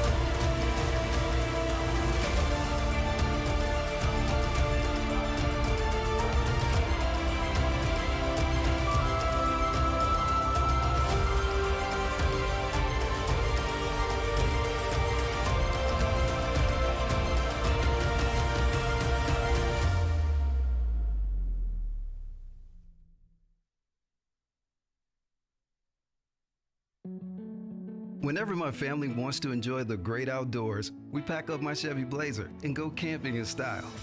It looks great, and with the cargo management system, we can bring all the comforts of home away from home. Plus, with available 4G LTE Wi-Fi, the kids can still stay connected with friends. Thanks to my Blazer, roughing it isn't rough at all. Lease a 2021 Blazer 2 LT for just $219 a month. Put it in D and see why Chevy drives the Motor City. At Fifth Third Bank, we're working hard to make banking a Fifth Third better. With free checking and fraud protection services, 166.7% is possible. 166.7. This is banking a Fifth Third better. New flooring from the Carpet Guys is as easy as 1, 2, free. 1, just call the Carpet Guys for fast, free, and home shopping. 2, get massive warehouse direct savings. And 3, free, as in 4 years of interest-free financing. That's 1, 2, free, but only for a limited time. So be wise and call the Carpet Guys at 855-4MY-GUYS or visit carpetguys.com today. Be wise, call the Carpet Guys at 855-4MY-GUYS.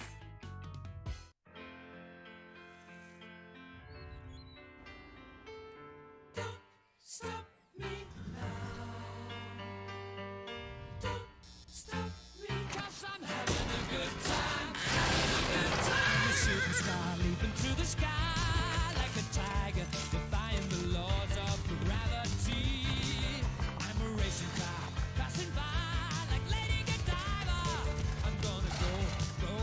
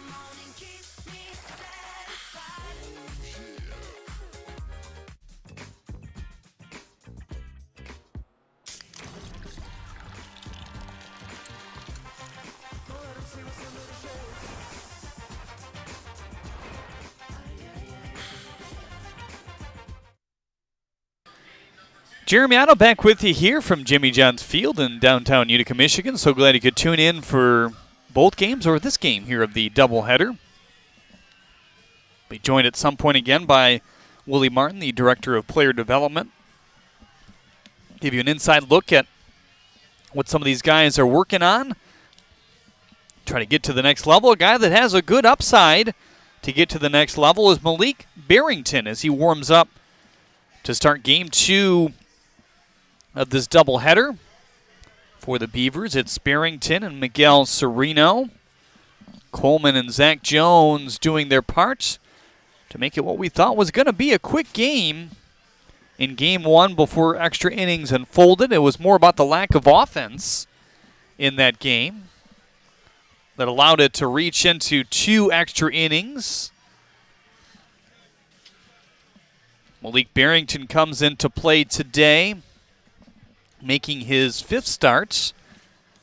As relieved here there. 24 1/3 innings on the bump, 4.07 ERA. We talked about his leg kick in the pregame and how he's going higher up and more exaggerated than he ever has before, which has helped his velocity as well. So look for that here today as he continues to make some mechanical tweaks through the DVS with Shane McCaddy and Justin Orenduff as well.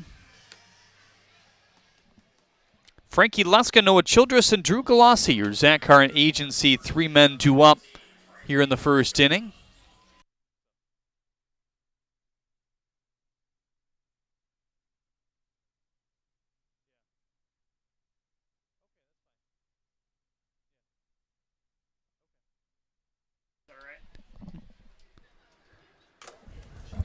Barrington getting ready to fire the first pitch of game number 2 here. It is a ball, a pie to Frankie Luska. Frankie in game 1 improved his on-base percentage in his first 2 at-bats, a single and a walk. Came into play last game with a .516 OBP. And as he usually does, working himself ahead in a count. Seems like more often than not, he's ahead 1-0, 2-0. Here's the 2-0. 91-mile-an-hour fastball high, 3-0 now. Yeah, we saw Frankie go at a 3-0 fastball last game, just missed it. We'll see if he can start off doing it again.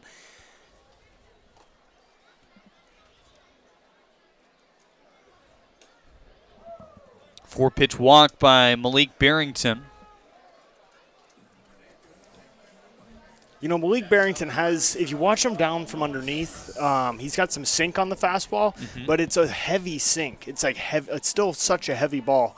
You know, a lot of the guys that have the ride through the zone, the ball is, almost plays better up in the zone. His ball has some sink to it, but it's a heavy sink. So it's kind of a different feeling if you're a hitter in the box, especially for a right-handed hitter. The ball's boring in on their hands, down and in. Lined right to Nafi Mercedes. Oh, man. I tell you what, that was a pretty good play by Mercedes. The fake drop turned the double play. Because he caught it, faked it like he dropped it, then turned the double play. It was pretty good. You don't see that very often. Rugnet Odor did that back when he was with the Rangers a couple times, and even Altuve did that. I believe, when he was with the Astros. Well, he's still with the Astros, but now on that play, obviously the umpire has the discretion to say it was a caught ball, and that way it doesn't automatically turn into a double play. Probably the right call. First time we've seen something like that. First pitch to Drew Galassi is low. Fastball, changeup, slider, curveball. And that was the changeup, which is hard to differentiate sometimes between the slider because it has some dip on it as well. Yeah, it definitely has some depth. It's just moving a touch more away from a left-handed hitter. He'll predominantly throw it to left-handed hitters. There's a snap throw to try to target Luska. They're trying to trick him in every way. He's just not buying right now. 4-pitch walk to begin this second game of the doubleheader. Again, we apologize that our center field camera has not been working for the majority of this doubleheader day. Trying to work on that. 1-1 with one out here in the top of the first inning. First pitch just after 8:40 here tonight.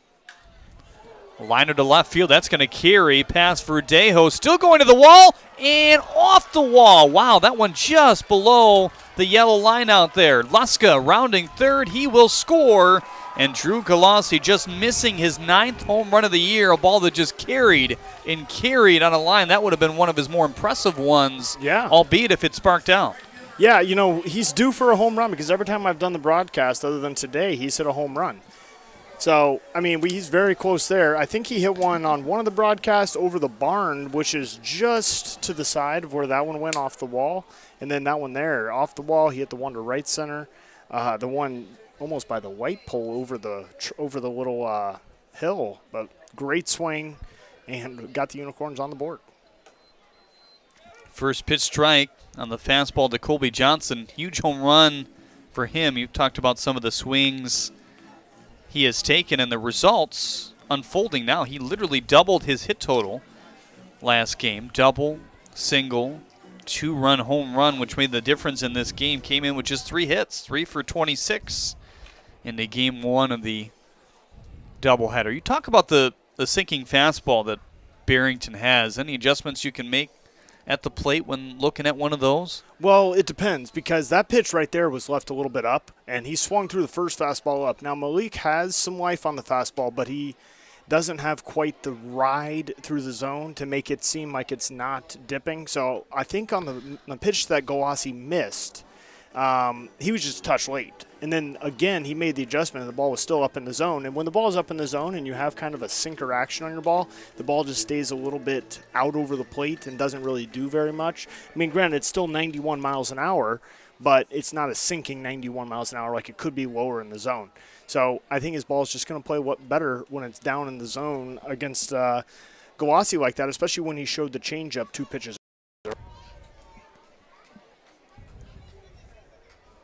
0-2 on Johnson here. One out, the line out right to Nafi Mercedes. Well, excuse me, swing that's going to range its way foul. Yeah, and to go back to what you asked if there's any adjustments you make at the plate. Now, Galassi did a great job because he got a pitch that's going to stay up in the zone. The key is you want to look for fastballs that are going to stay up in the zone and off-speed pitches up in the zone because those are the ones that aren't going to have that life that takes the pitch out of the zone and makes you swing over the top of it.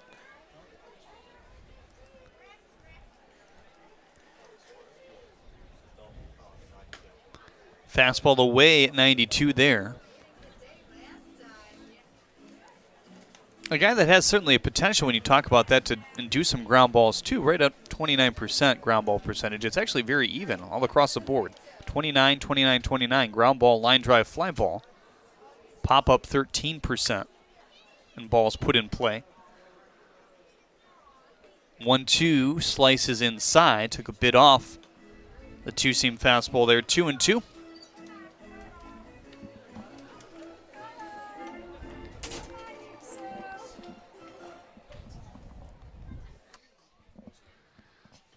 Donovan Curiel would be next, and then Nick Olch if this inning continues in the first. A run already in. And away from Tyler Blom. Looked like maybe the slider that time. Allows Galassi to advance to third base. We've seen him make some nice heads-up base running moves so far in this game as well. Yeah, he had the stolen base last game, and now this one here.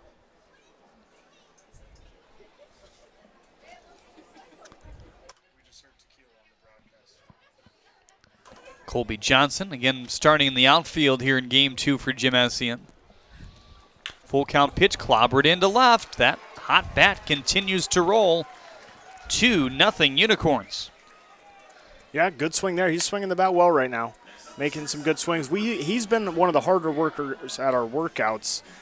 He's making some adjustments to his swing, transitioning from facing college pitching to now the professional pitching. He's done a good job doing it. He was another guy that we had to change his swing, this plane of his swing to keep him to stay on pitches, the higher velocity pitches just a little bit longer. He's doing a good job making that adjustment.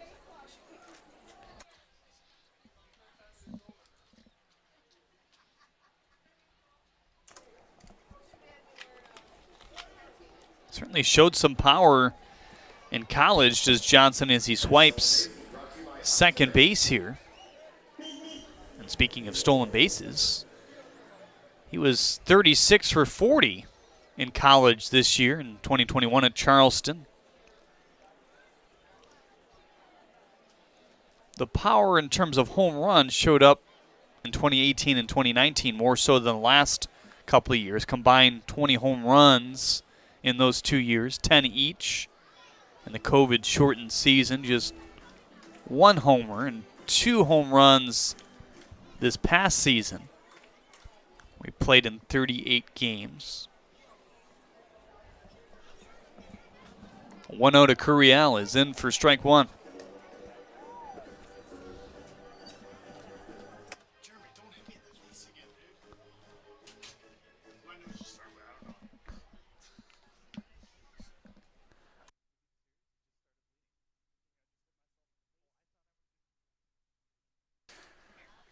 One on the ground to third base. Mercedes double clutches over to first. It escapes McFarland now. Around the third base bag is Johnson, way digging down the line and right, and Curiel is able to move to third base.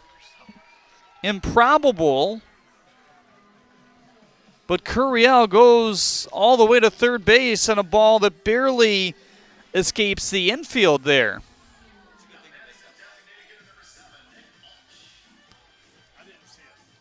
Now Ed Campanella will head to the mound here.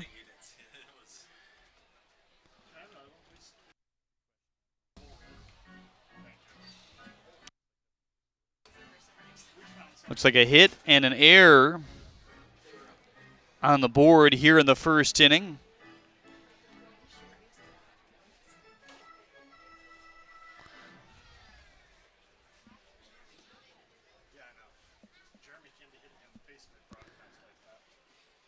There is a bit of action in the Beavers bullpen currently here.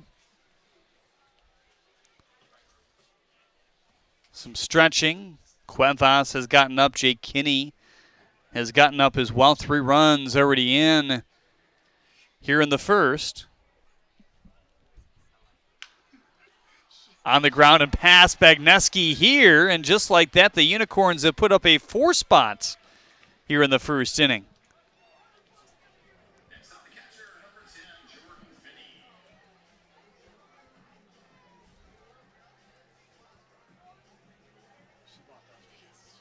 An RBI for Nick Olch.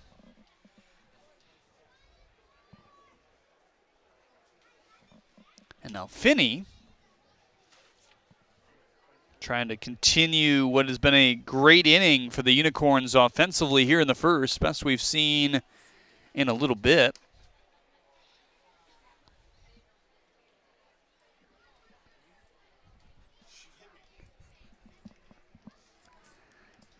Anthony Jones, your Zach Hart agency man on deck.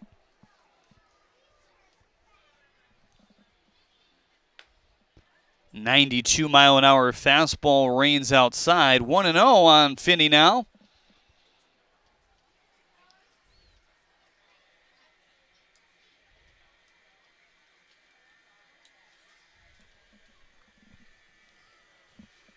Finney DHing in game number 1, catching in the second game, as we talked about before, one of the best receivers put on the catching gear in the USPBL.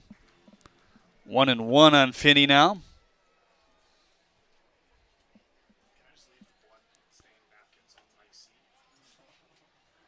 .83-mile-an-hour changeup in for ball 2.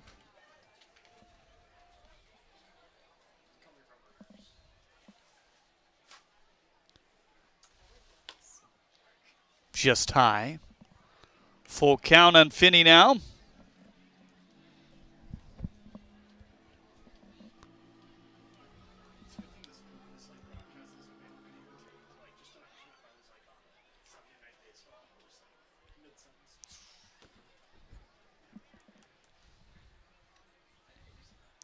Now the 3-2. High, the fastball at 93. So runners on first and second. The walk against the line against Barrington so far: single, line out, double, single, single, single, walk. Single and an error was the one to Curiel.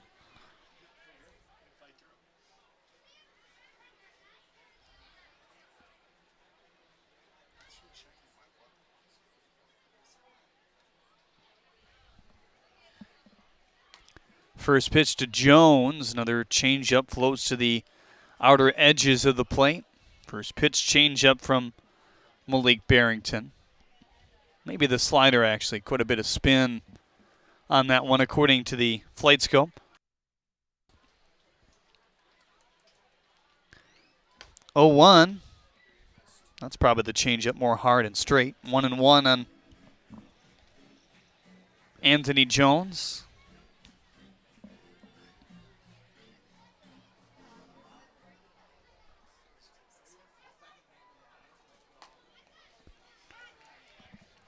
Pulled in for strike 2. Eighth man to the plate here in the first inning for the Unicorns.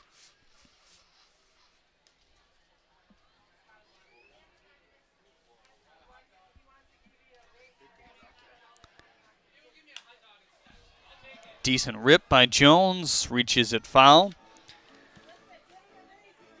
Jones had a pinch hit at bat for Jordan Finney back in game 1 in the 8-hole, right where he is hitting here in game 2. He walked, stayed in the game, and played the outfield in the end.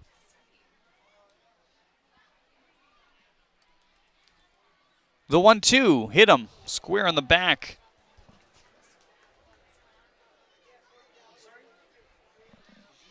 And now the bases are loaded once again. Olch on third, Finney on second, and Jones on first. An arm throwing in the bullpen. That looks like Kinney.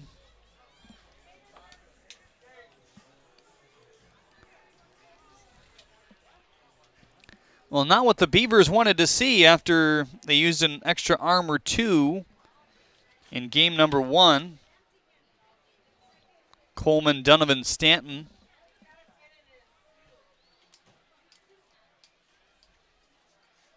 All right, I'm back, Jeremy. Thank are you okay? What's going on with you? I'm good. Do you want to share what happened there? I don't know, man. I just got a nosebleed. This one popped into foul territory. Mercedes will collect the second out here. We got the Tide to Go rolling here on the dress pants to make sure I that had some nice pants on. I didn't want to get blood on them. I don't know how that happened. Just imagine if we were in a studio, filming us. It would have been the craziest thing that's ever happened during a professional baseball game. Frankie Luska. I hate I wasn't able to see all the 4 runs that were just scored. That's true. I missed the last 2. Well, all these hitters get a clean slate from you, whether it was a good or bad or indifferent. Yes, yeah. No, everybody after, Colby Johnson had the base hit. We saw that. Okay. And then right after that, I had to step out for a moment. Single and an error, single walk, hit by pitch, pop out. What you just saw, the pop out. That's what you missed. 0-1 on Frankie Luska here. He had a 4-pitch walk. He scored the first run. It's Luska, Colossi, Johnson, and Curiel who have all scored.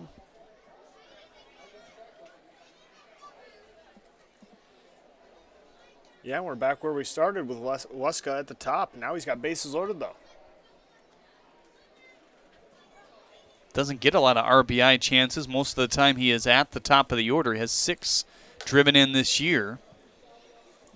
Fastball outside at 91. 2-1 on Frankie Luska now. Yeah, he's always ahead in the count, I'll tell you what. Pitchers are extra careful with him, and Malik's doing that right now. Good time to even the count for Malik. And good time for Luska to look for a good pitch to hit. 2-1, popped him up. Barely going to reach the outfield here. Mercedes under it with Lynch backing him up. Nafee is able to squeeze the third out of a long top of the first inning here. 4-0 Corns on the USPBL Network. USPBL. Big names, low prices, delivering value since 1937. At Fifth Third Bank, we're working hard to make banking a Fifth Third better. With free checking and fraud protection services, 166.7% is possible. 166.7. This is banking, a Fifth Third better.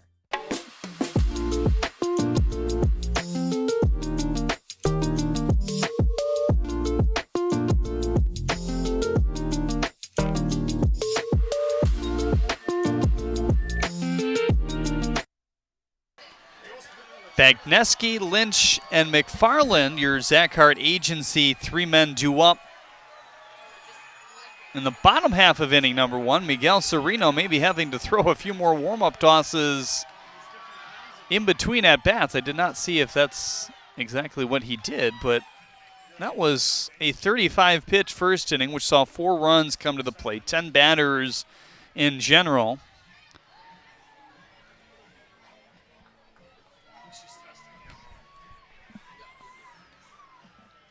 And now Miguel Sereno looking to continue what he's done so far this season. 2-seam fastball, a 4-seam fastball to go with a changeup and a slider. This will be his 5th start of the year. Minuscule ERA of .90. That's through 20 innings of work. His walks to strikeouts, still probably from his viewpoint could use a bit more improvement, but much, much better from last year. 6 walks to 12 strikeouts this year. Last year, through just 7 2/3 innings, but it was 11 walks to 10 strikeouts. So a good all-star start for Miguel Sereno. He pitched an inning of work in the All-Star game last Saturday.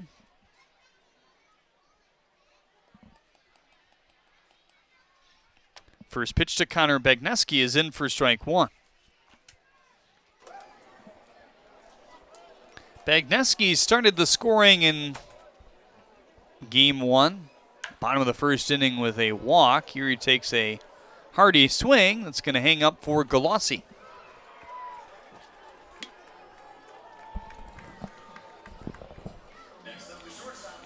Kind of a wild doubleheader so far. Pitchers duel to begin it in game 1, and then we had extra innings. I know, we even talked about the pitcher's duel coming up, and we talked about how it was going to be a low-scoring game, and then here we are, off to a 4-run first-half inning. Well, that's what broadcasters do. You're starting to learn that now, huh? I know. We've done this a few times. You're still teaching me between innings. So, fans, I know I'm not a professional, but Jeremy is teaching me every half inning when we go to commercial break. He's dialing me in. I'm your player development, or I'm your broadcaster development coach. Yes, there you go. You're the right. player development coach for the league, and I'm helping you out on the other end. Yes. Am I tougher or harder than you? Well, on the flip side? I don't know. It depends on who you are. I think it's varying perceptions. We can have Adrian Guzman come in and, listen from a player's perspective. He's shaking his head no. Gave you He's kind of still a blank up look, there. yeah.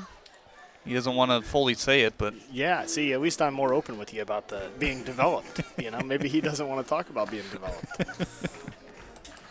1-2 on Keyshawn Lynch. 1 up and 1 down here in the first for Miguel Sereno.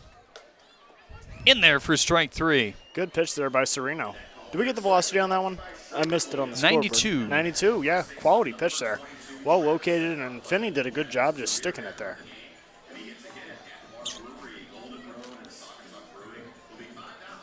Travis McFarland has a chance to try to break up this potential 1-2-3 bid for Sereno.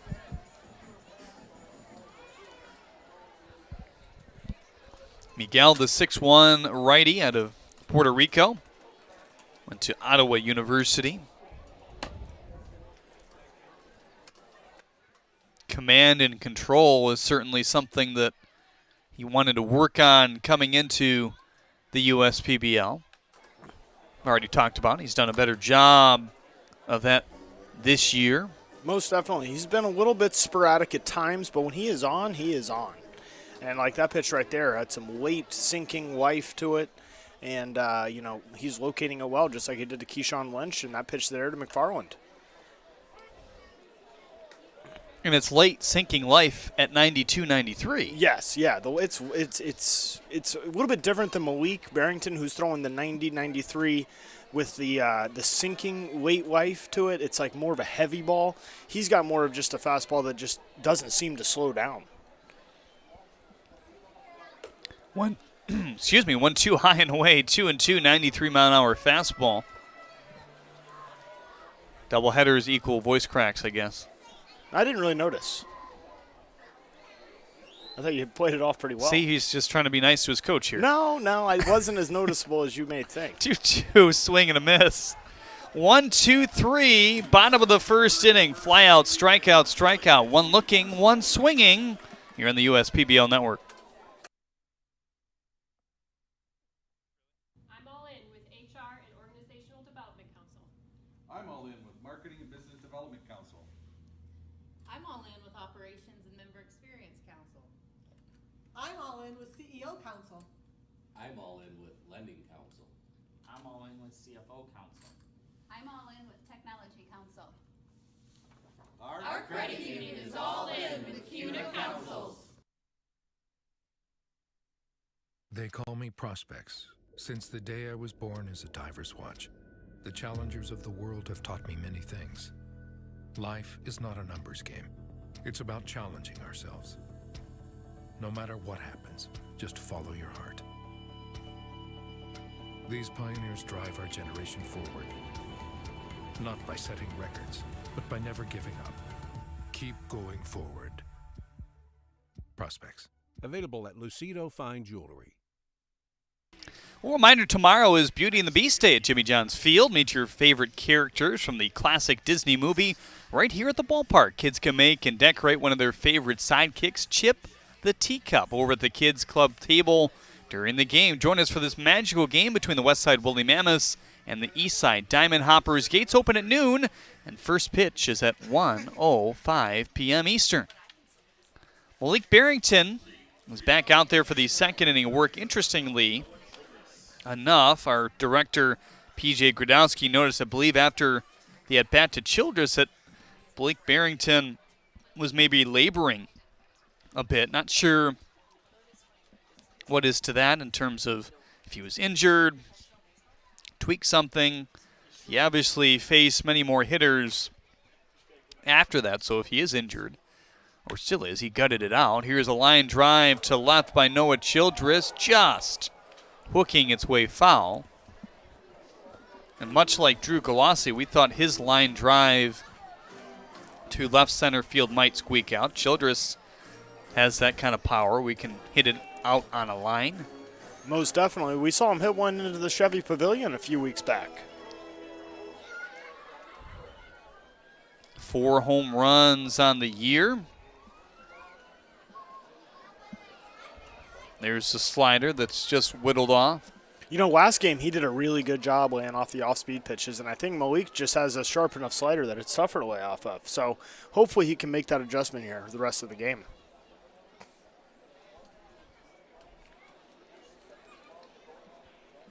Here's the 0-2. Tough fastball to lay off, but he did. Yeah, just a bit low. Good pitch there.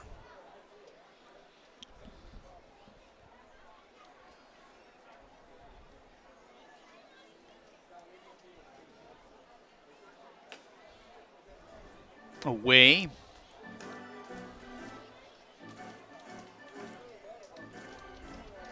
Decent amount of Childress's hits have come on the fastball this year. Another one outside. Yeah, able to lay off that breaking ball. 3-2. 3 for 20 on the breaking ball to Willie's point with 5 strikeouts, but hitting 300 on every other pitch. Mm-hmm. Right on the ground to the second baseman, Bagneski. Over to first. That's the first out, but I think that's the case for most guys who are going to try to make it ultimately to the next level, and Childress translates from the NAI to professional pitching. For some guys, it's a roadblock. He competes in a pretty competitive league in the WAC, but at the same time, that's something that can expose you. The above-average breaking balls here at the pro level, and if you can't adjust, it's kind of the difference for some guys, right? Exactly, and I think that there's a lot to be said for the players that can adjust. Golassi's one example. He's done a really good job adjusting to not only professional velocity, but the quality of professional breaking balls. And Childress has, had no problem hitting the professional fastballs. Granted, he grounded out to one right there, but Malik's got an above-average fastball for our league, and he's done a really good job coming in, continuing to hit fastballs, and we're continuing to work on him laying off-speed pitches that are not in the strike zone and taking better swings at the ones that are in the zone, and learning how to hit those for power is going to be the next step. 2-0, big swing at the 90-mile-an-hour fastball there. Drew Galassi, we talked about his double that nearly squeaked out of here. This ball just carries and carries. So much so that you can't give up on it. In that a lot of guys, when they hit it that high, you just expect it to be caught somewhere in the outfield. Hitting breaking balls well. Galassi 5 for 14 this year coming into game 1 of the doubleheader. His only sub-300 average on a pitch is, believe it or not, the low 90s fastballs. 286, but still high 90s. He's 333, off speed 375. So they've tried to throw the kitchen sink at this guy. It's hard to get him out, but Malik Barrington does for the second out here in the second. That was a really good sequence by Malik Barrington there, and a very tough pitch for Galassi to hit. He had the fastball. He took a good swing at it. Then he had shown him a fastball in earlier in the AB. And then he's able to throw the slider underneath his hands without it being too low. It wasn't a back foot slider. It was almost a back hip slider that started on the inside corner and then came in off the plate just a touch. But it looks like a fastball long enough to where Galassi had to pull the trigger. First pitch to Colby Johnson off the plate outside, 1-0. Not a bad miss by Malik. Just a bit outside, but...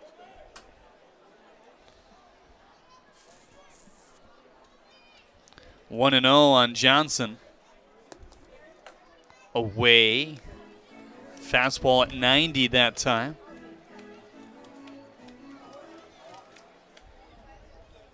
Donovan Curiel would be next. He had a single and an error in that monster inning. Malik Blaze coaching third down there in game number 2. Jim Essien is over at first base here in game number 2.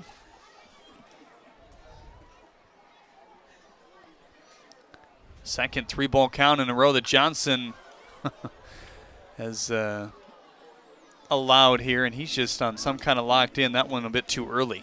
Yeah, I will say I love the home plate angle, or behind the pitcher's mound angle that the camera's able to get. When we have that, it's really good.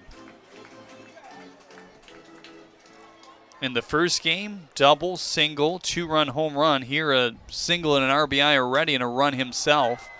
Hits this one straight to center. Celaya ended up back and then has to wheel his way in for the third out here in the second inning. What a job by Malik Barrington after a 10-batter inning in the first. Gets a 1-2-3 here in the second.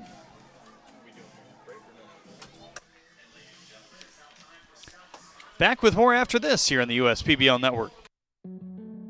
Whenever my family wants to enjoy the great outdoors, we pack up my Chevy Blazer and go camping in style.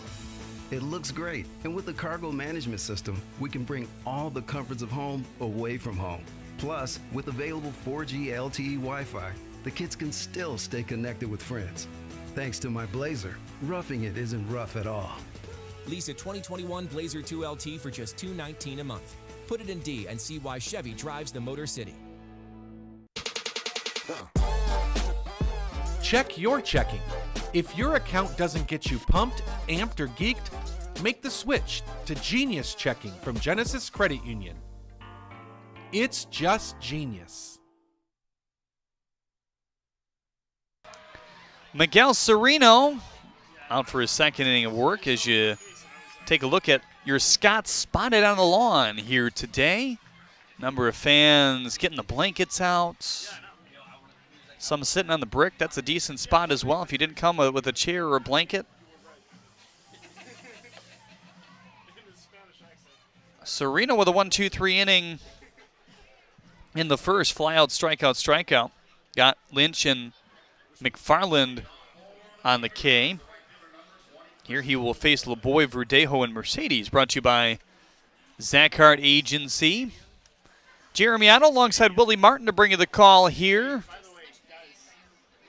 Willie, the Director of Player Development at the USPBL, taking some time to spend a few innings with us here in the first few of Game 2. We'll likely have to attend to some baseball operations duties later on in this game as Sereno flips up a first pitch changeup there. Throws the fastball 59% of the time when you add up the two-seam and the four-seam. Changeup 26%. The slider at 15%. And that fastball is lined into left center for a leadoff base hit for Christian LeBoy.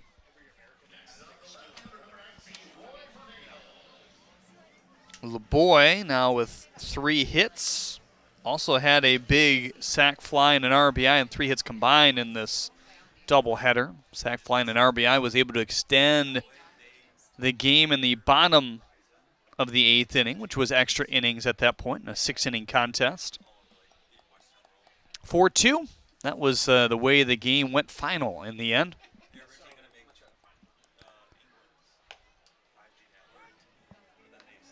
.92-mile-an-hour fastball hits the corner. He's been pretty consistent, 92. Yeah, had the 93 as well last inning. He's got a little electricity in his fastball, whereas Malik Barrington, I think, has more of a bowling ball effect on the fastball.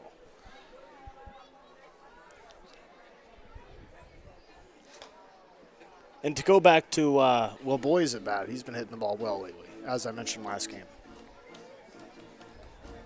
0-2 quickly on Verdejo. Think this bat will get going at some point? Yeah, he's taking good swings.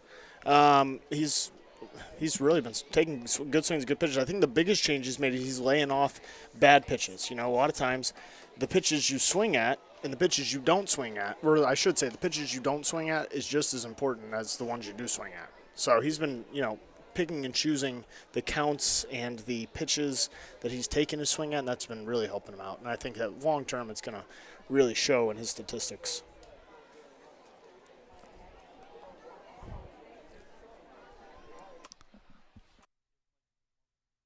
1-2 is chopped to left. Jones coming in. Curiel is going out. Yeah, it looks like Anthony Jones didn't quite see it off the bat. We got a weird sky right now. It's a little bit almost white, like from the clouds, but also a little bit of a dark blue. It's an interesting night, so maybe he didn't see it. But Curiel did a great job going back on that. Yeah, a lot of white, especially in left field, kind of over the foul pole and in left center. What's the best guy to track one down?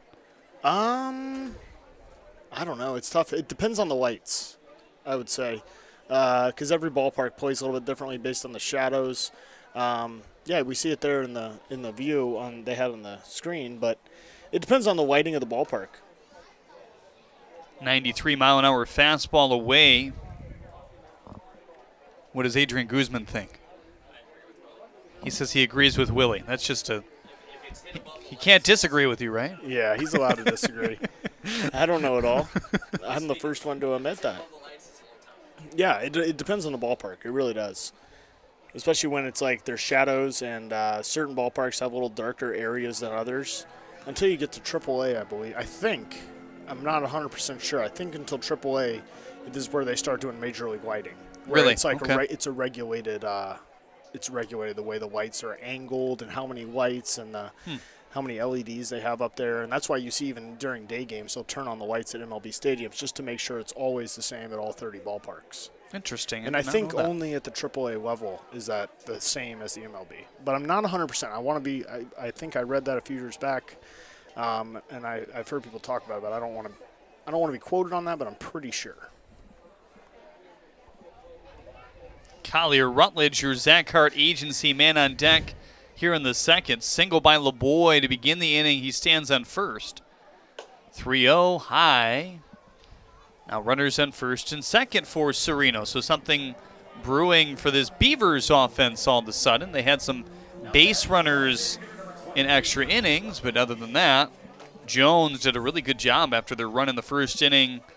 He retired 12 in a row between the last out in the first and the first out in the fifth. Went 5 strong for the Unicorns here tonight.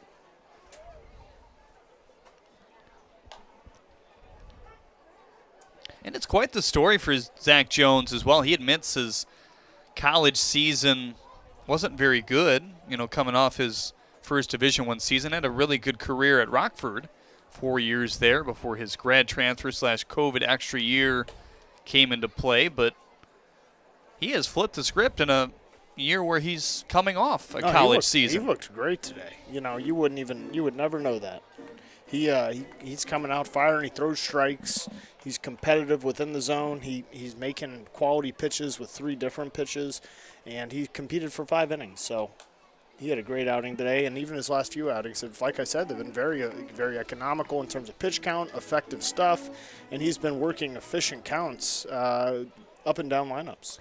In various roles too. And sometimes it just takes that change of scenery, but you wouldn't think it comes from college to pro ball right away. But 1-2, chopped on the ground to the left side. Curiel gets a charity hop, feeds to second in time, over to first, not quite.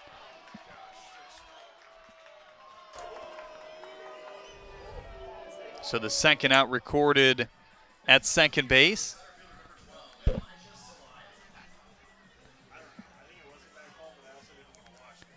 And now Elijah Salaya will look to extend this inning. Beavers would love to at least get 1 run. Standing on third base here with 2 outs.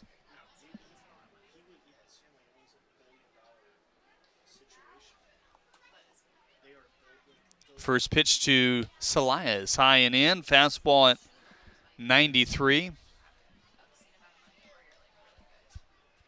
So still some action in the Beavers' pen. Not actually throwing. It looks like Gidley has picked up a ball. Barrington was able to straighten things out in the top of this inning. Get a 1-2-3 after a 10-batter, 4-run first inning. Change up scoops inside. 1-1 on Elijah Salaya. Getting the starts here in Game 2. Came in as a pinch hitter at the end of Game 1.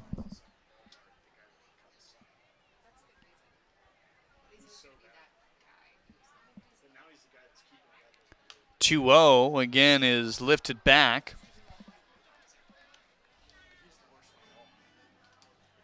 Say hello to Shane Solomon listening at home here today. We thank all the fans tuning in.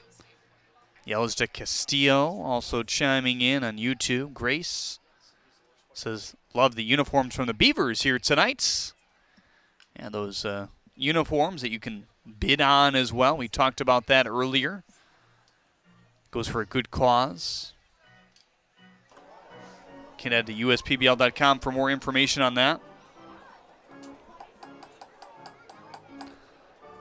The at-bats, as this doubleheader has unfolded, have certainly got longer. Big pitch for Sereno. 2s are wild, as that one is inside, 3-2. Single line-out walk, fielder's choice. The line against Miguel Sereno thus far. Here in inning number 2 after a 1-2-3 bid in the first.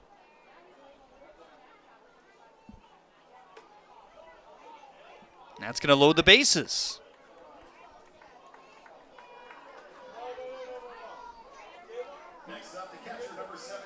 Top of the order lurking as well. Tyler Blom, the bottom, will come up now.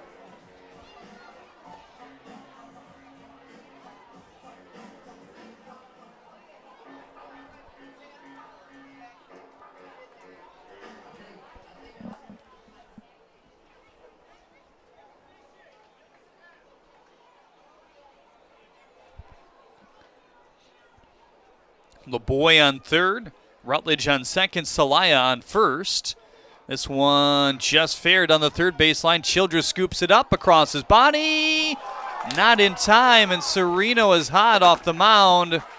Looked like he was out there.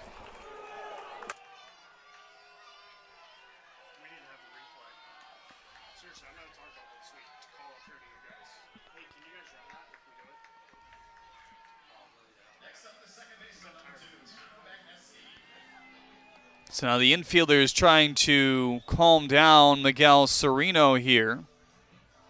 That was a good play by Childress. For a guy who hasn't played a lot of third base here at the professional level at this point. Played a decent amount of first base, but we talked about that earlier. It's his back-to-back start. I mean, that's a tough play. Yeah, it's a tough play, but I told you he made a great play to his backhand side in the doubleheader the other day, and that was another good play there. A good example of how he's really improving as a third baseman.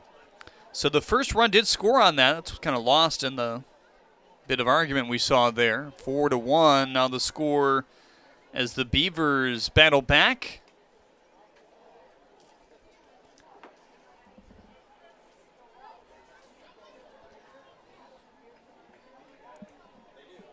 Good swing on the fastball there out of Bagneski. Flied out to center in his first at bat.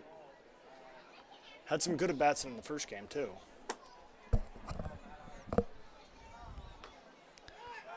Pick to second. Don't often see that with a runner on third base, but Curiel is able to scamper over there in time.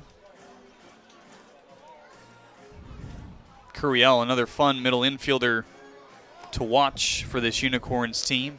Yeah, he's a great defender. He plays all three of the infield positions. We've seen him at shortstop, second base, and he's taken some ground balls at third. I don't think we've technically seen him in a game there yet, but does a good job anywhere he's at. We have seen him in the outfield, and he's played well there. Adrian Guzman, Norberto Navarro, two of the better middle infielders in the league as well.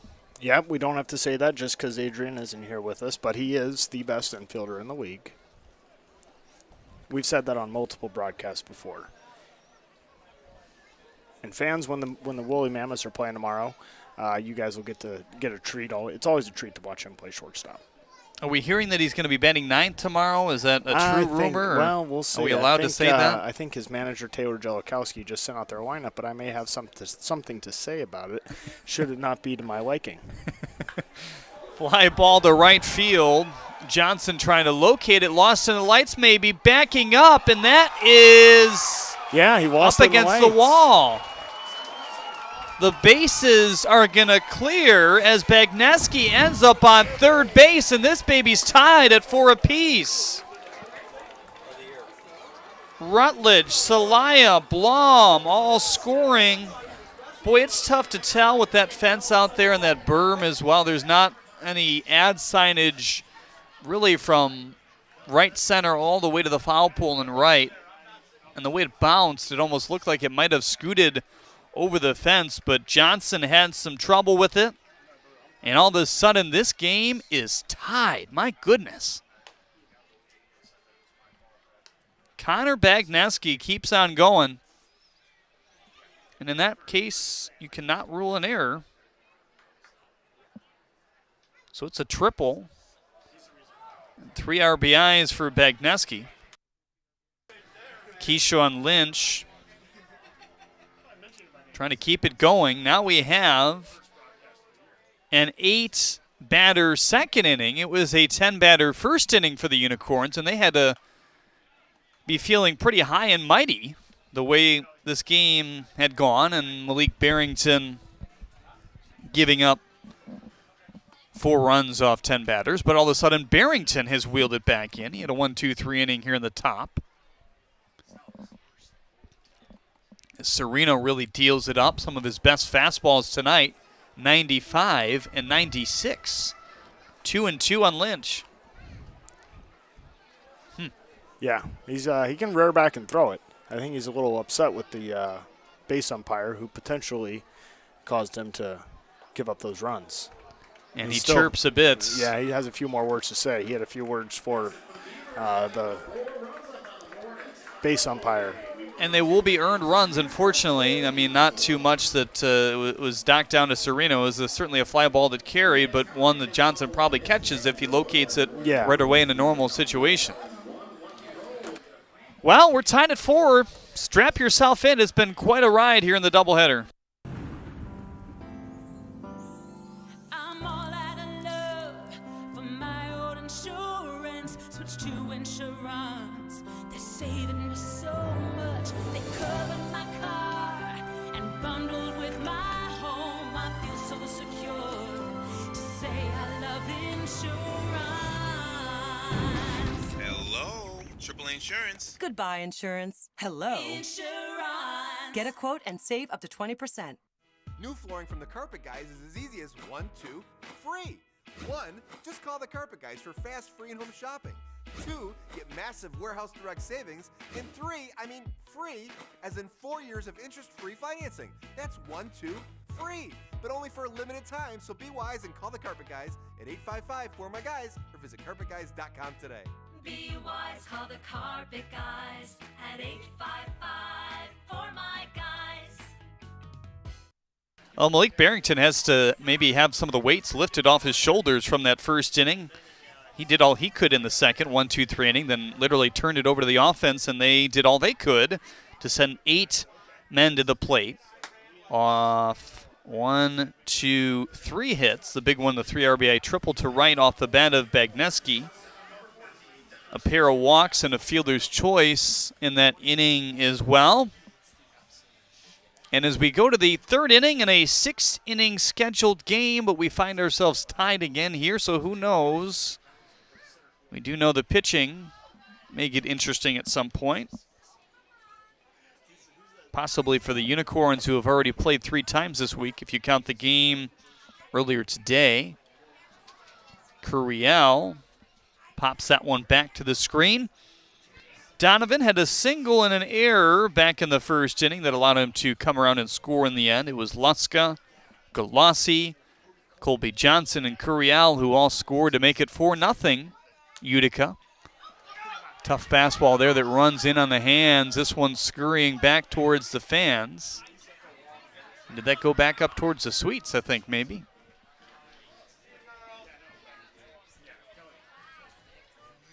Kind of fun to see the fans react to balls sometime. Watching it.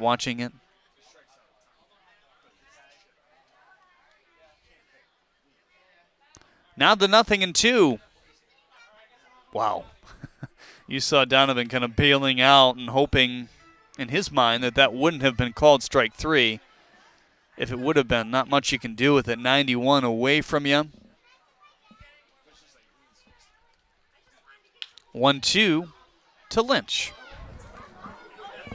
A close play over at first, but 1 up and 1 down here in the third.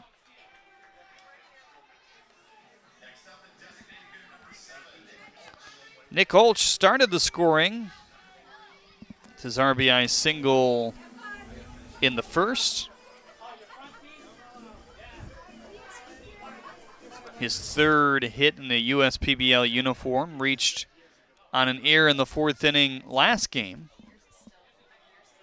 Arching swing and a miss there.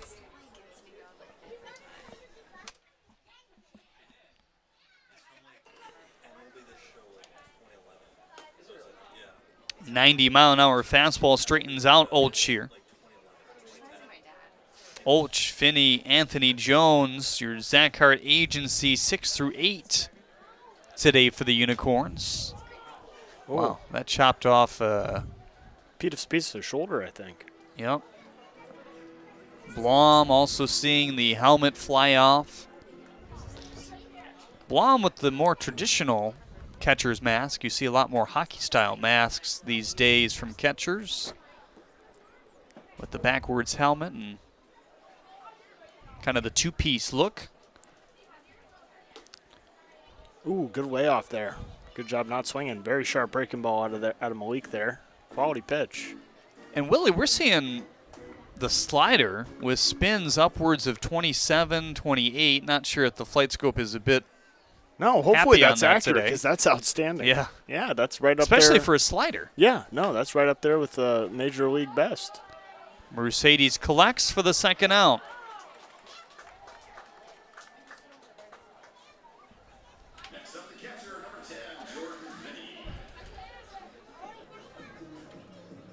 That slider has been very effective this year for Malik Barrington. Came in to today, which is 1 walk on it and 11 strikeouts. Throws it 17% of the time. The changeup the same mark. And the fastball 57%. Jordan Finney looks at a ball outside, 1-0. Finney with a walk here in game 2. That was on a 3-2 pitch, a part of that 10-batter first inning against Barrington. Another good breaking ball there. 1-1. The curveball, which we haven't seen much here today. Yeah, a little bit slower. That's why we see Finney freeze on it, because he's seen so many sliders thrown to his teammates, and it's just tough to stay on that when he hasn't thrown many of them. 2 in a row. Nah, maybe that's the slider. I think that was a slider, just a little bit off of it. That was 81. The other ones have been, around 83, 84. Everybody back with 2 outs and 2 strikes. Decent hack by Finney.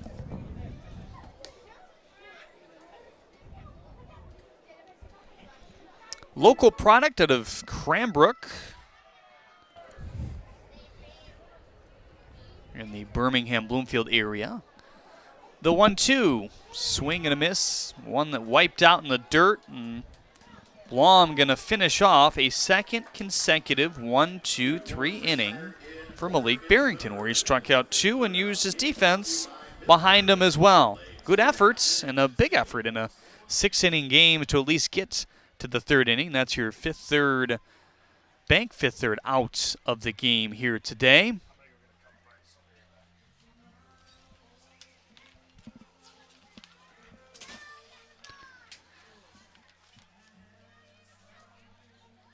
Gonna stay with you here at the ballpark for a moment. Miguel Sereno charging back out there for the 3rd inning of work. He was clearly frustrated after a ball that he thought to first base could have gone for the 3rd out of that 2nd inning. And in the end, the bases were cleared on a bases loaded situation. 3 RBIs were dusted home by Connor Bagneski and company.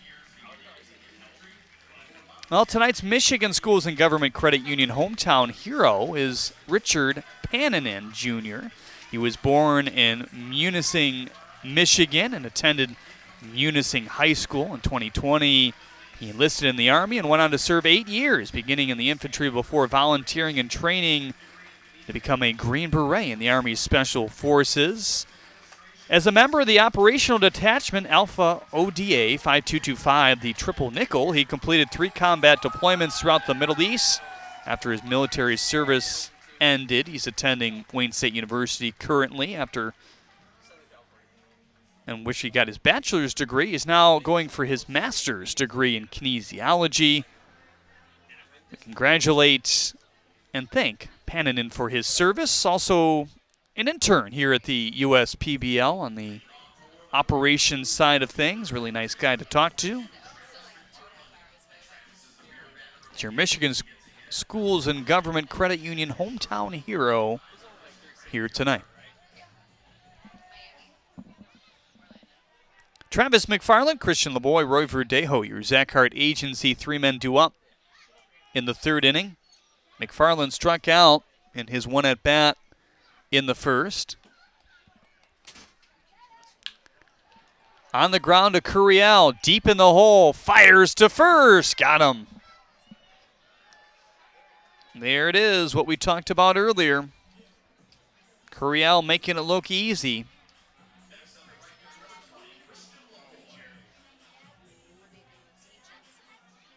And that's what makes quality infielders shine, is when you have non-routine plays that look routine. Kind of separating the average to the above average. First pitch to Christian LeBoy, the slider off the plate outside. So in the 2nd, single walk, fielder's choice, walk, infield, single, triple. among the batters that got on. Boy, Rutledge, Celaya, Blom all scoring. There he is again, putting on a clinic here in the third. Those were two great plays out of Curiel. And I'll tell you what, Leska did a great job stretching on both of those. Timed them up perfectly, great angles. Great job all the way out of Curiel and Leska. The other one had to go deep to his right. That one having to charge it quickly.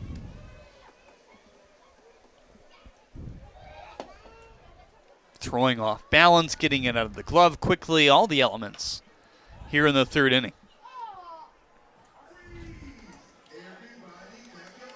Sereno's still pitching with an edge out there. Yeah, you could tell he was hurt by the call in the second inning, throwing 95, 96 even. There's a couple different calls, 2 in a row. And then the ball be getting lost in the lights. I mean, 3 things that were completely out of his control that totally affected his outing. And unfortunately, because it was lost in the lights, not really ruled an error in that scenario. Yeah. Elements, not something you can rule errors on. Oh my goodness. The trifecta nearly completed by Curiel here in the third. I know, that would have been an unbelievable play. He hit it hard, so Verdejo deserves a hit. Curiel, business as usual.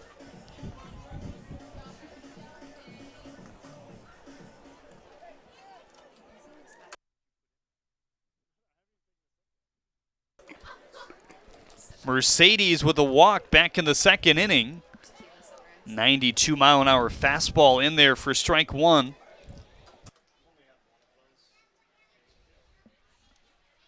I think you want to go somewhere else than shortstop here if you're Nafy Mercedes, the way that Curiel is flashing the leather here.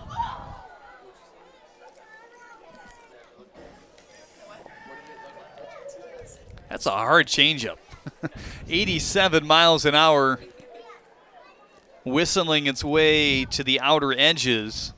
0-2 as Verdejo takes a 2-step lead at first with his righty on the hill. Here it comes. Slider that got away. Sereno fortunate that ball didn't hit him.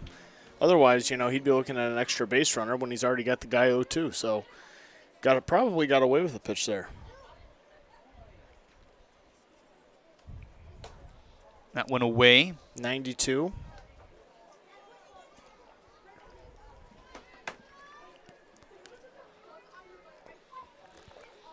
So a tick above his average today. I'd say the average fastball today has been 92. He came in at 91.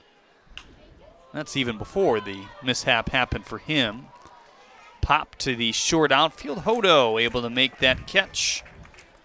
So the only blemish, a single by Verdejo here in the third inning. This game remains tied at 4. Only at your Chevrolet certified service dealer do you get tires engineered specifically for your vehicle and a price match guarantee. With our tire price match guarantee, if you find a better price within 30 days of purchase, we'll refund the difference. Put it in D and see why Chevy drives the Motor City. Make your move with a quick and easy mortgage from Genesis Credit Union. We have mortgages to fit your life. Genesis Credit Union. Visit us today. They call me Prospects. Since the day I was born is a diver's watch. The challengers of the world have taught me many things. Life is not a numbers game. It's about challenging ourselves. No matter what happens, just follow your heart. These pioneers drive our generation forward. Not by setting records, but by never giving up. Keep going forward. Prospects. Available at Lucido Fine Jewelry. I'll join us this Thursday for its 5 o'clock somewhere. What better place to spend happy hour than Jimmy John's Field? Listen to music from the Caribbean Blue Band and enjoy drink specials all night, including 12-ounce Budweiser and Bud Light for just $2. We'll also be having $5 craft beer specials in our craft beer garden. The Westside Woolly Mammoths take on the Birmingham Bloomfield Beavers. Gates open at 6. The first pitch at 7:05.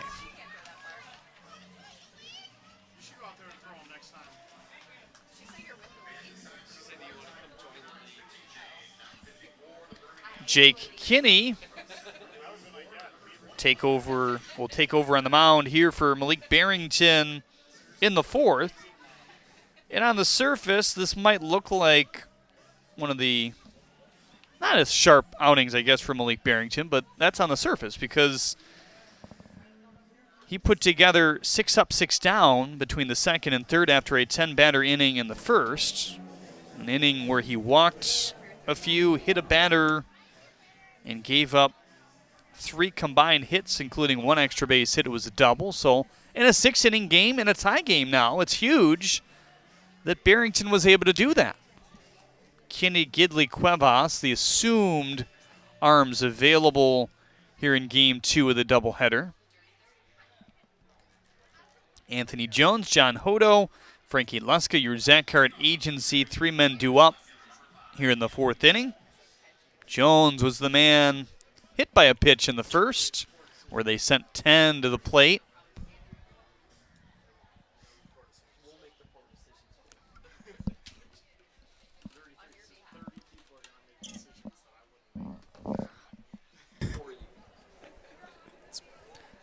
Here's the first pitch to Jones.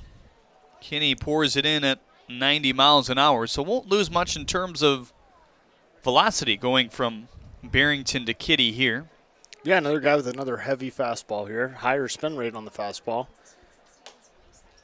Another former affiliate player. Yeah, with the Chicago Cubs organization. And his fastball has some carry through the zone. Doesn't seem to drop very much. 3 appearances so far. 1 starts. 4 2/3 innings of work thus far. Has walked more than he struck out, but small sample size. 4 walks compared to 2 Ks. I will say he's dramatically improved his slider just in the short sample size or small sample size. We have the short outings. His slider has gotten significantly better over the last couple outings.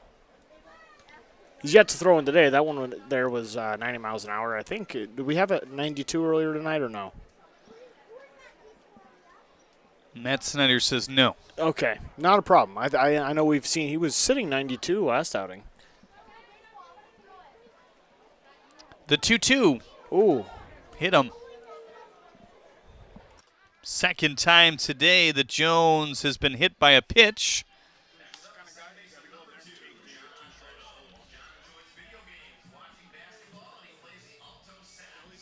Jake Kinney, 81% fastball through his first few appearances. I think he might have been with the Phillies, not the Cubs. I might have stand corrected on that. That's right. For some reason, I thought the Cubs. I'm thinking of maybe Max he'll Bain. get there next. Yeah, after maybe. Yeah, I was thinking Max Bain now with the Cubs because I sent him a text because he's doing well. Is he? Yeah. He was nice enough to give me a shout out on one of his articles that got posted, or a couple of them.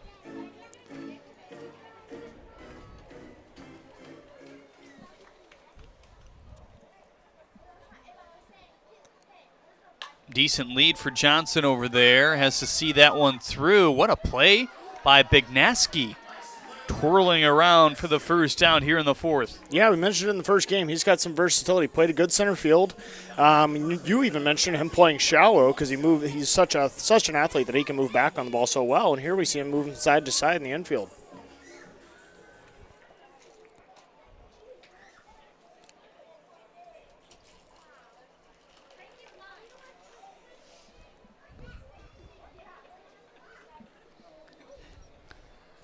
Frankie Luska will turn this lineup over. Had a walk back in the first and a pop out also in the first. The scorebook gets messy when you have to get above 9 batters, so it looks like the second.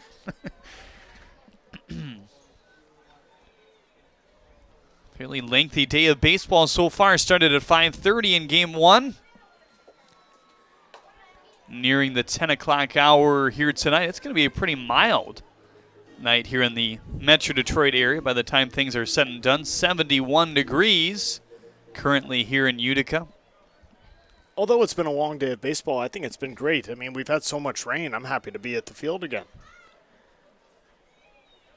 Plus, it doesn't really feel as late here as it may be on the clock. Tomorrow going to heat up a bit more, 86 degrees. So if you like the heat, come out for a Sunday afternoon game. We discussed this in our first broadcast, 86 and the humidity up here. It's just we have people up here just have different tastes. I mean, that's nothing. That's going to be a beautiful day. Strike 2 to Luska, who you talk about knows the strike zone very well. Yeah, walking around like he didn't like the call. A few of the fans are letting him, agreeing with him.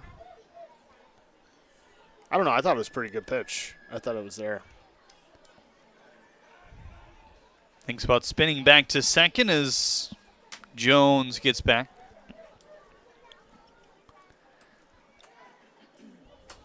Advanced to second off the ground ball by Hodo.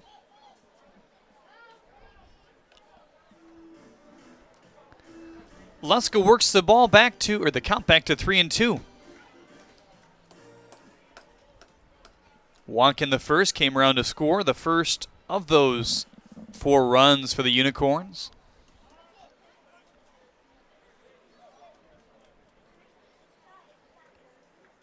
The walk, his 21st of the year, compared to just 15 Ks. Swing and a miss. Make it 16 strikeouts in the first for Kinney here tonight.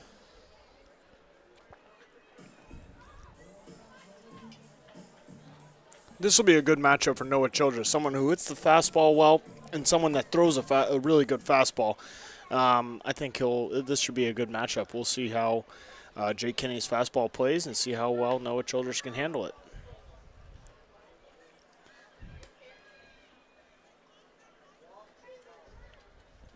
So Kinney with a couple years in the Phillies organization. Rookie ball in 2018. Low A to begin 2019, then got called up to the Florida State League, and this one's going to stay in the infield. Lynch make sure that Jones remains at third. And now Drew Galassi will get another shot here in the 4th inning. Not a welcome sight if you're a Beavers fan here.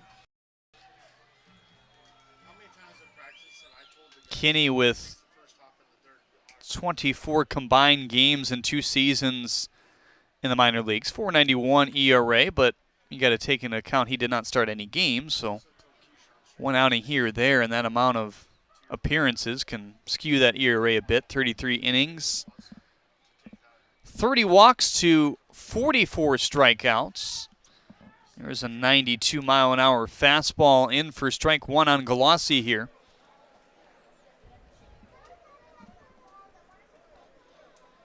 That double that had a chance to carry over the wall in left center field, but kind of just banged right underneath the yellow marker. Struck out in his at-bat in the 2nd inning where he was ahead 2-1 at one point. Here behind 0-2. Hit by pitch began this inning. Jones standing at third. The single by Childress. He's over at first. Yeah, we mentioned it last game. Galassi, dialing in the strike zone, being in a groove. That was a very close pitch he was able to lay off of. He's done a good job with 2 strikes, shortening up. He chokes up a bit, keeps the swing nice and compact with 2 strikes. We see it right there. Wow, beautiful. Over the head of Lynch, and the Unicorns snatch back the lead. And the Drews come out here at Jimmy John's Field.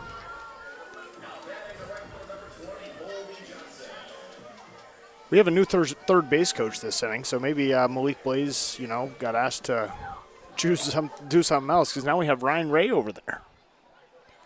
So Ryan Ray has tried pitching this week. He's tried pitching, hitting, catching. He might pitch today. I told Skip Johnson to get him an inning. I think his priorities are definitely going to be Dozier and Krenrich, but should the opportunity present itself.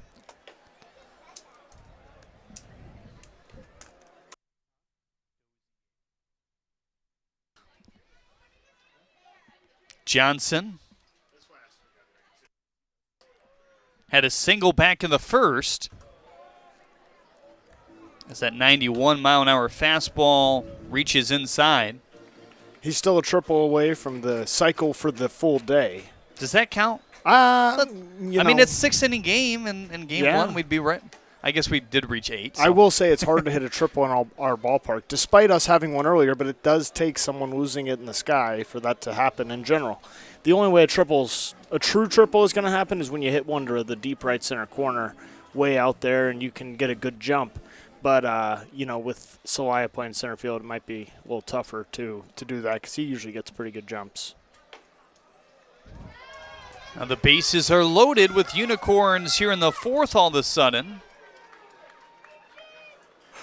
Allowed the leadoff hit by pitch that came around to score and give the Unicorns the lead. Now a ground out, a strikeout. And after that, infield single RBI, walk. Another mound meeting as they discuss how to try to get out of this.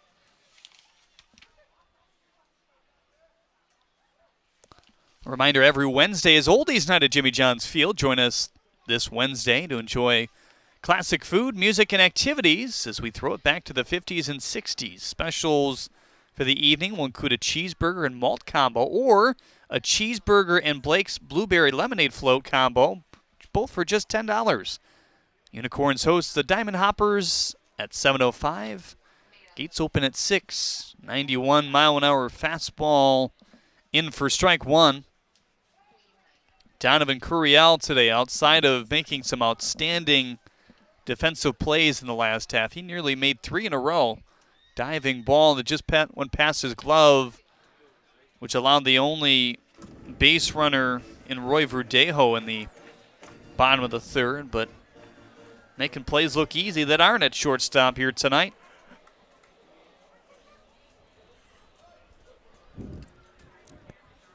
The 1-1 whittled off at 91 again. He had an unbelievable at-bat 2 nights ago. Did you guys get to call that one? Yes. Oh, my gosh. How many pitches was that? Was that like 18? It was a lot. We lost track at that point. Matt Snyder said he had 12 foul balls in a row. Not to mention it was a full count yes. by the end of it. And then he had a base hit up the middle. Kinney in this situation strands some key runners with the bases loaded here. He gets his second K of the night, and it's 5-4 Unicorns. Dunham Sports is a proud partner of the USPBL. Big names, low prices, delivering value since 1937. At Fifth Third Bank, we're working hard to make banking a Fifth Third better. With free checking and fraud protection services, 166.7% is possible. 166.7. This is banking, a Fifth Third better.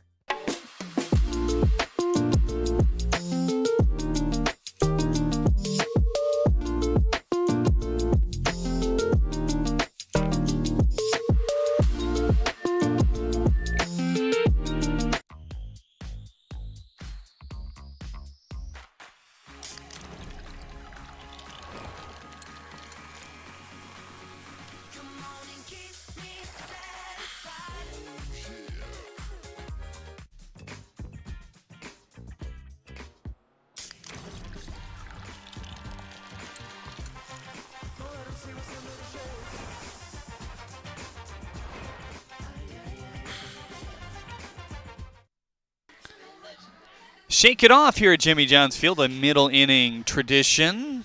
Here's Buzz the Beaver on the field, getting into the action here today. He's even got the rare, if you want to call it that, Beavers uniform here today, which the players are wearing. So 2 jersey differences so far this year. We saw those hot rod uniforms by the Mammoths earlier on in the season on Classic Car Night. That was a sweet one. The flames on the front of the jersey.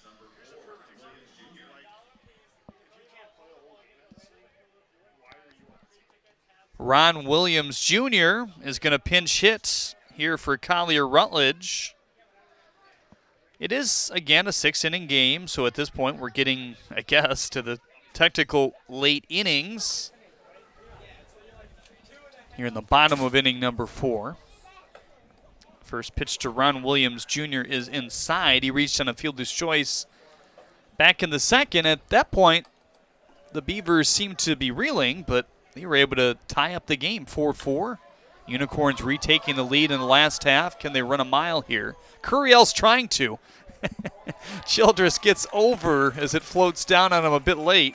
Yeah, tough sky tonight. The guys are having a hard time finding it up there. I think it was just the clear sky with a few clouds that, just were sporadic, but it turned into a whitish blue evening, and now it's so dark up there that the ball's just hanging. Well, and in a situation like that, when you kind of know that you're in the general area, you just kind of have to let it, work its way down to you, right? Yeah, you want to stay behind the ball, meaning you're facing the plate and the ball's in front of you, so you can work up through it, because you don't want to let that ball get behind you and you have to run, backpedal to it. So he did a good job being patient with it, keeping his feet moving, not getting stagnant. Your worst fear in that situation is just getting knocked in the face. Yeah. Are you sure that didn't happen to you earlier when you had the nosebleed? Or? Yeah, unless, I don't think it did.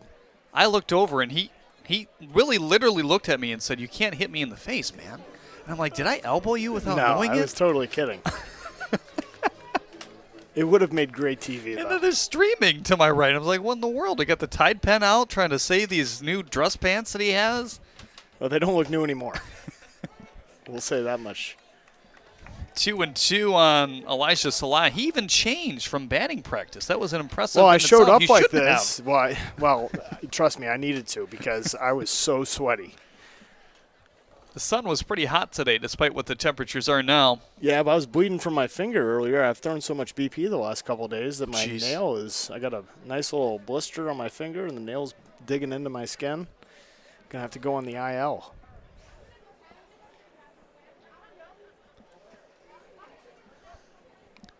That last pitch was at 67 as this one golfed down the left field line. Salaya with a good turnaround first base. He chugs to second with a stand-up double. We don't have a curveball on the list for Miguel Sereno, but there's no way that was the slider if it was really at 67. Yeah, I don't know what that pitch was. Maybe it was definitely an off-speed pitch. I'm just not sure which one. Maybe tinkering around with something.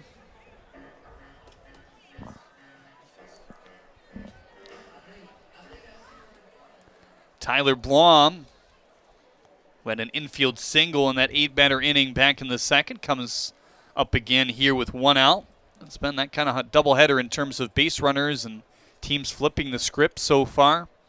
Short lead for Salaya at second base as the changeup comes in at 86. Would you like to see that changeup come down a few miles an hour ideally, you think, for Sereno? Well, it depends. If he's going to continue to throw 95, 96, then no. Sure. That's the perfect differential. Yeah, that's the perfect differential.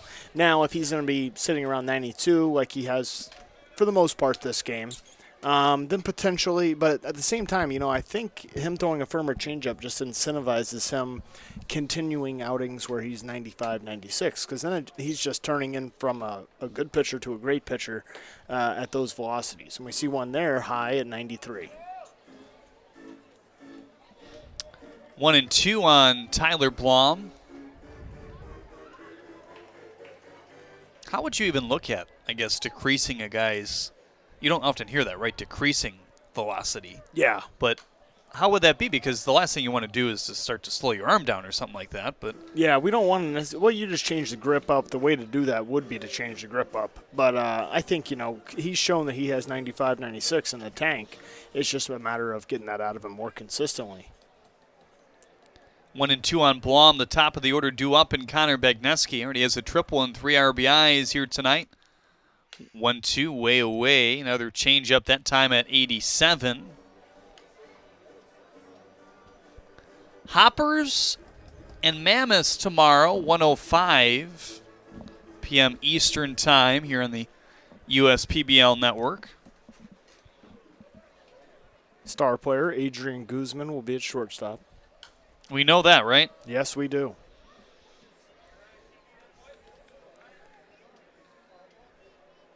Next week, Wednesday, the Unicorns will kick off play as well.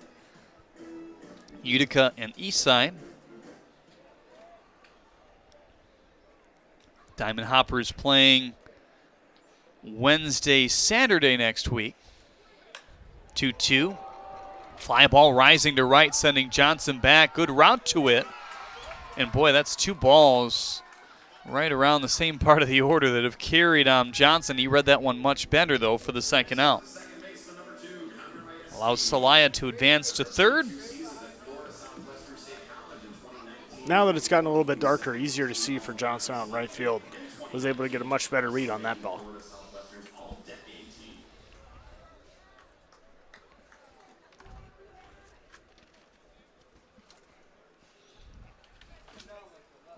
So we've seen Bagneski's bats. Here in game number 2, he was walked 3 times in game 1, including an intentional walk to load the bases in the extra inning in the 7th.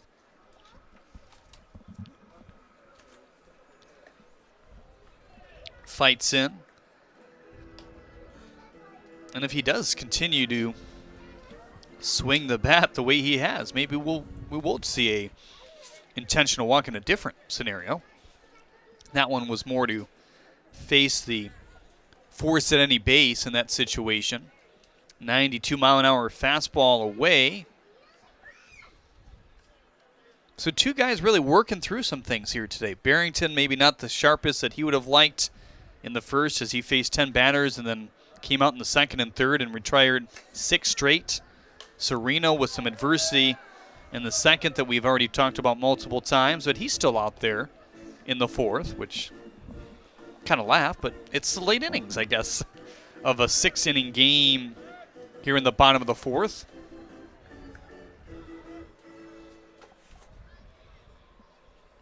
Now the 2-1. Good leadoff for Celaya here with 2 outs on third base as that one looked at outside, and again, Bagneski is ahead in the count.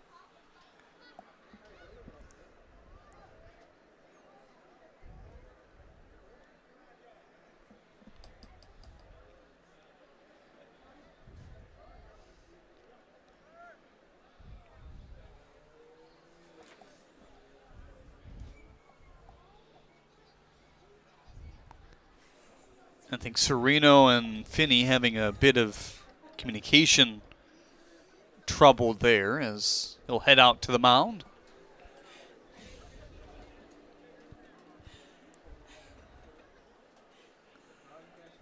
Looks like some stirring in the Unicorns' pen, but that's about it.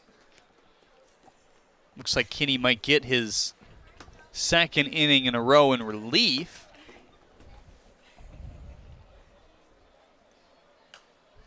Ooh, good swing there out of Bagneski. We see there he's able to stay on that pitch a little bit longer.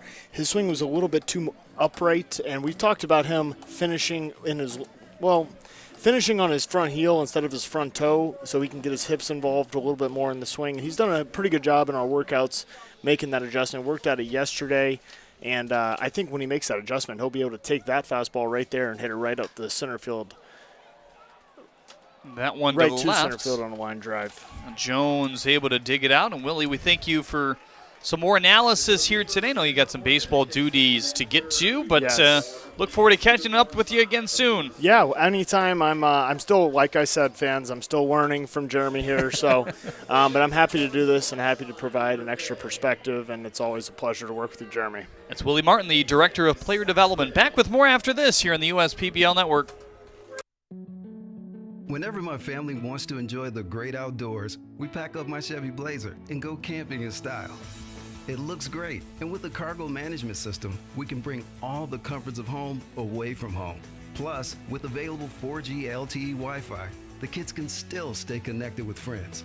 Thanks to my Blazer, roughing it isn't rough at all. Lease a 2021 Blazer 2 LT for just $219 a month. Put it in D and see why Chevy drives the Motor City. First State Bank is a locally owned and operated business. We're part of your community. At fsbcares.com, you'll find ways that we're making a difference by featuring locally owned and operated businesses, providing access to helpful financial resources, and engaging with community. FSBcares.com is part of our commitment to the neighborhood because strong neighbors mean stronger communities. Where good neighbors do great things. Member FDIC, an equal housing lender. Jake Kinney out there for his second inning of work here tonight. 7-batter inning in his first inning in the fourth. Allowed a single runner that was off the leadoff hit by pitch. Some excited Unicorns fans in attendance here today. All with jerseys. How about that? All decked out here tonight. Against Kinney in the fourth, we talked about that hit by pitch and the ground ball to Hodo, a strikeout to Luska. So it looked like, after what started out a bit rocky, that he might reel it back in. Infield single as Lynch glove the hit by Childress. And Galassi able to line a sinking ball over the head of the shortstop Lynch. Walk to Colby Johnson. And that is how the inning ended after the strikeout to Donovan Curiel. Here's another liner down the line. It's a fair ball, tucking its way into the corner. Olch around the first base bag, heading to second, and that's 2 hits now for Olch here in game number 2.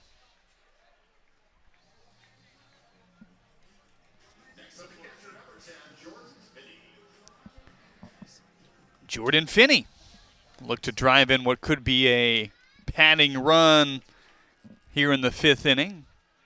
Again, 2 6-inning games in these doubleheaders. Game 1 went 8, but the international tie-breaking runner starting at second base in innings 7 and 8. This 5th inning brought to you by Fifth Third Bank here today. It's also your Metro Detroit Chevy Dealers family campout. So a cool night for a lot of the families staying overnight on the field here at Jimmy John's Field. Should be a beautiful night to do that. Maybe some stargazing after the lights are turned off. I think they're going to watch a movie on the field. 1-1 on Finney. Looks at a straight fastball just off the plate outside. 2-1 now.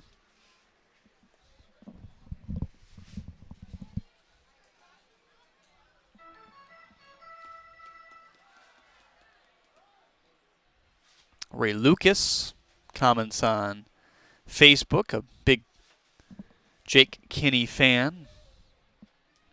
Adam Donovan also saying hello on Facebook. Just tipped the 91-mile-an-hour fastball there, 2-2. Anthony Jones on deck. He's been hit twice by Barrington and Kinney so far here tonight. Fastball outside.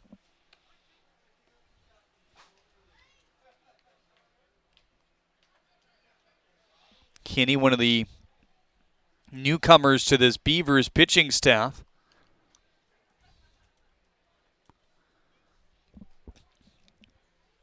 Stands at 6'7", 240 as he gets Finney to fan for the first out here in the 5th. The native of Zephyr Hills, Florida, about 30 minutes from the Tigers' spring training facility in Lakeland. 24 years old. He's done kind of an overhaul of his pitchers, went to Driveline. Of course, Driveline, a pretty famous spot for pitchers. Have similar things in terms of what the delivery value system looks at these pitchers for. Some pitches brand new, some he's changed the grip on. As Jones takes a big hack at that one. And he was supposed to head to the USPBL at the start of the season. He was hoping to be here for spring training, and all of a sudden his ankle pretty badly in April. And it even came to the point where he thought maybe my baseball career is over. He was in an active job search, and in between interviews, good play by Bagneski as he tailed away from that one and scooted his way well into deep right field and nearly into foul territory as well for the second out. But he was having phone interviews, and in between those phone interviews, he was having conversations with his manager, Ed Campanella. And in the end, obviously, he was offered a spot again with the USPBL.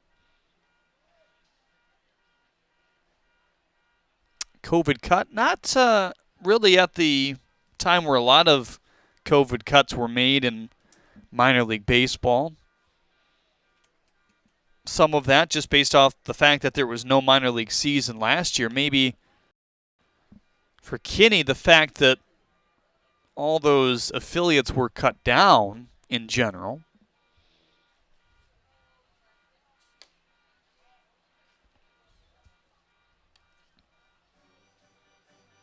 Pretty much an 8th and 9th inning guy in college at Florida Southern. After Florida Southern, spent a couple of years at Tallahassee Community College.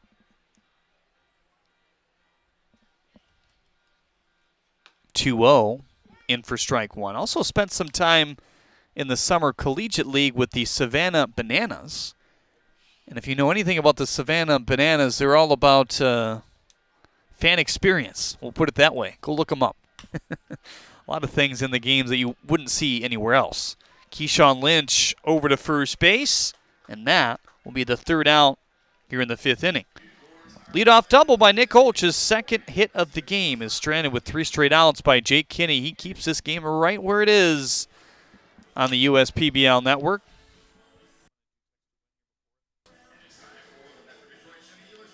You could win $250 plus 4 front row tickets to the USPBL Championship game. Text Chevy Detroit right now to 555-888. Again, that's Chevy Detroit to 555-888. You can visit ChevyDetroit.com/USPBL for all the official rules of that contest. And with that said, we have our Metro Detroit Chevy Dealers mascot race. It is a 4-car race here today. As they kick it off from the left field gate, Cam Arrow out to a blazing start here. All they have to do is get to the third base bag, and Cam Arrow is going to win this baby easily. Petey Pickup going to come in second. Corey Vett and Bella Air kind of neck and neck there, but good race for Corey.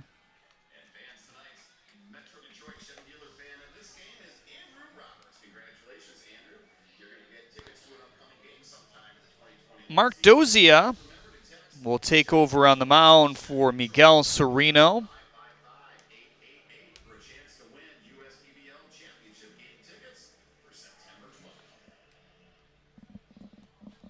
It's Dozia's second outing. He pitched in the non-public game, Kids Day. I guess it was public in a sense, but not, I guess, to the general population on Thursday. So we'll get to see this arm for the first time here on the USPBL network.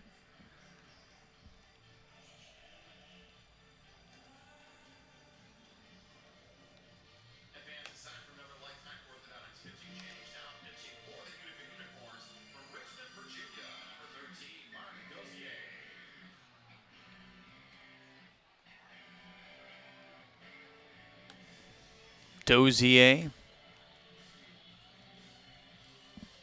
coming in with a 4-seam fastball, a splitter, and a slider.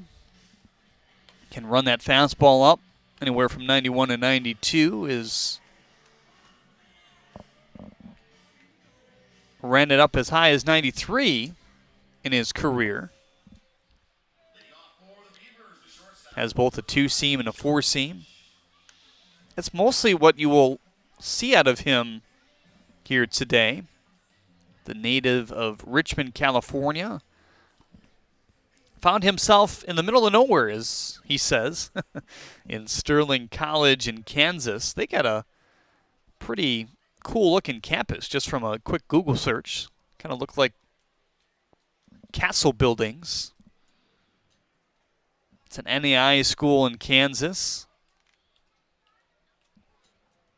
Keyshawn Lynch, Travis McFarland, and Christian LeBoy, your Zach Hart agency three-man up, as Lynch lines that one into left. Much needed base knock for him, especially after he struck out twice to begin game 2.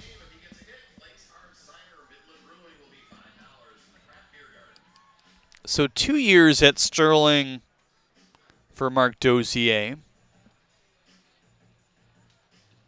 including the COVID year. Another guy who kind of converted from catcher to pitcher. So we have 2 of those potentials on the Unicorns roster now. Ryan Ray, we've already talked about what he's trying to do. We saw him catch the first game, but Dozier has kind of fully converted to pitching. Did that in junior college.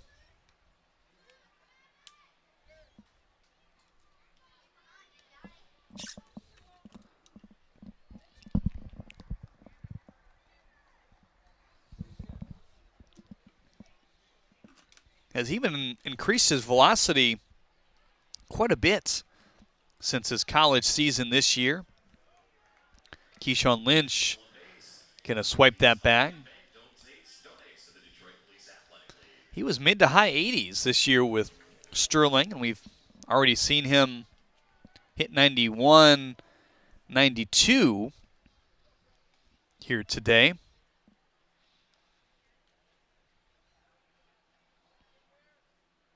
He was 92, 95 before Tommy John in 2018. It was kind of a long road back for Dozier, because he mentioned number 1, you know, Tommy John is a pretty long recovery period, and you had COVID-19 in a spot where there wasn't a lot of in-person physical therapy to happen, so he was doing a lot of that on his own, kind of after he had fully recovered and could resume some activity. So that is impressive in its own right. And that fastball running inside to Travis McFarland as he cuts him down for the first out here in the 5th.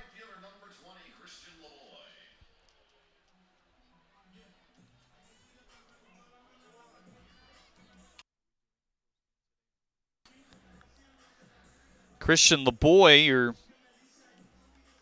third man up here in the 5th. Roy Verdejo to hit after him. Your Zach Hart agency man on deck. Another fastball that runs in on LeBoy there.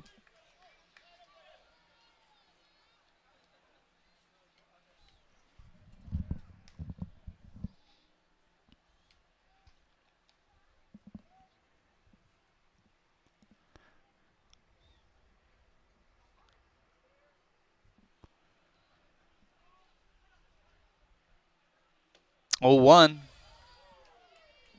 Wipeout slider there from Dozier.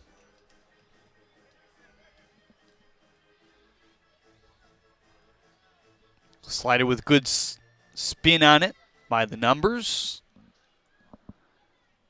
Right around where he wants to be with it, mid-70s. Now the 0-2. Again, lifted foul.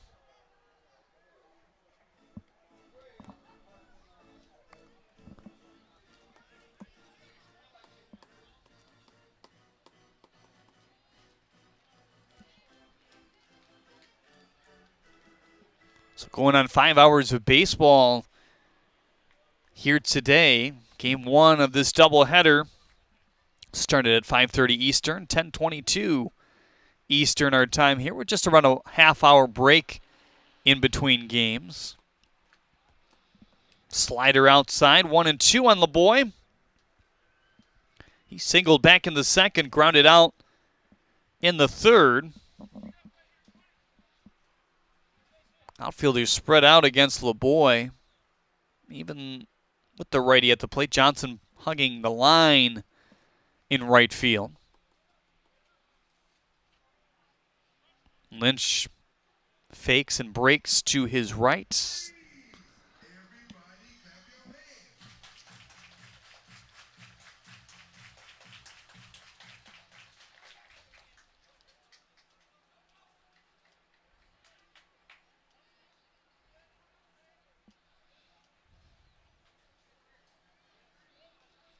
Tigers locally today swept a doubleheader. We're supposed to play a doubleheader yesterday. That didn't turn out for anybody very well. Trying to play locally baseball here in Michigan. 1-2, chop to the left.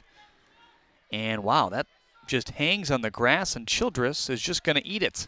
He looks at it and says, there's no way that was staying fair off the bat, but another infield single that we see here today, and LeBoy camps out over at first.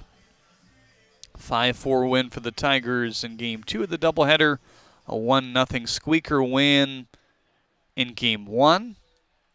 Quite a few games in progress right now, and a number that have gone final. The Mets lead the Pirates 6-2. Boston tied with New York 1-1. We thought we might be kind of out of the radar for COVID cancellations in sports, but the Yankees proved us wrong. I think it was already 3 players with COVID-19 on the IL. Whether those are official or unofficial reports, I'm not sure if they can exactly report that. But now it's up to 6.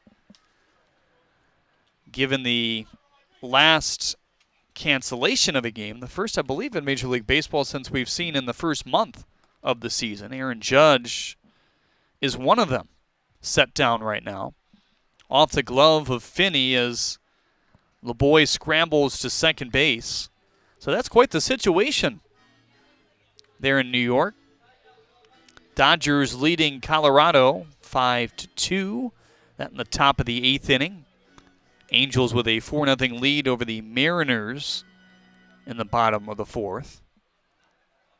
2-2 tie between Miami and Philadelphia. That's in the top of the 10th inning, but delayed. So now the East Coast receiving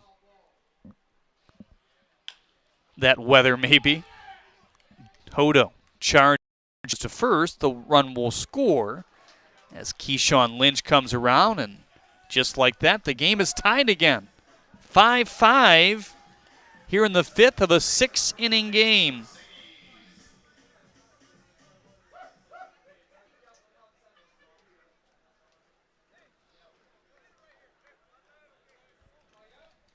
First RBI for Verdejo here in the 5th inning. Chicago Cubs also over the Arizona Diamondbacks right now 4-2. Interesting scenario with them. Kind of looming around playoff contention, wondering whether they should trade off some of those original stars, which brought them a World Series. What is that, 5 years ago already? That seems like a long time for what's been the rebuild of that Cubs team. Baltimore up over Kansas City 8-4. St. Louis with a 3-1 final win over San Francisco earlier. White Sox all over the Astros 10-1. Here's a 1-0 pitch to Mercedes, up and in. 2-0. Atlanta, big win over Tampa Bay 9-0. San Diego with an 8-4 win over Washington in the bottom of the 6th, and the only other game was postponed. That was Texas and Toronto. Good news for the Blue Jays, though. They're headed back home, finally. In just over 2 years of playing, quote, remotely for their home games. Line drive through, past the glove of Curiel, and just like that, the Beavers have a lead. Christian LeBoy scores. Him and Keyshawn Lynch have added runs 5 and 6. And now they're just looking to add on to it. And they can send out a potential closer in the top of the 6th inning. Their closer, though, most likely unavailable. That's Cole Stanton. He threw 2 innings in Game 1. It's Ed Cuevas warming up.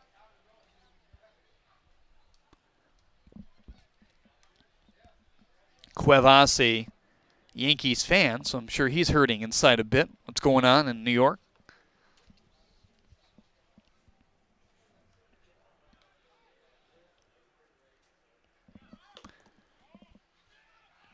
Throw it on to second base. Got him.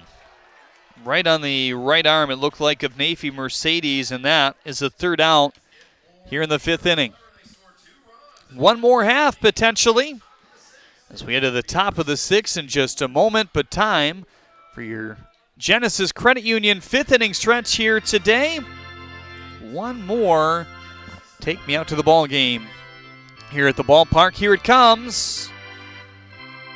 Take me out to the ball game. Take me out with the crowd. Buy me some peanuts and Cracker Jack. I don't care if I never get back, for it's root for the home team. If they don't win, it's a shame. For it's 1, 2, 3 strikes, you're out at the old ball game. The Unicorns looking to get a few runs when we get back here on the USPBL Network.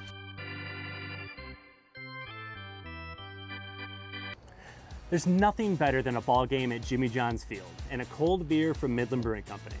Hi, I'm Kyle, the head brewer at Midland Brewing Company, here to wish you a stellar time making memories at Jimmy John's Field.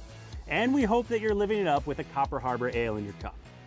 You can find more of our selections here at the ballpark and around town at your favorite bottle shops too. We hope you have a ball at the game, and remember, enjoy responsibly. Let's play ball.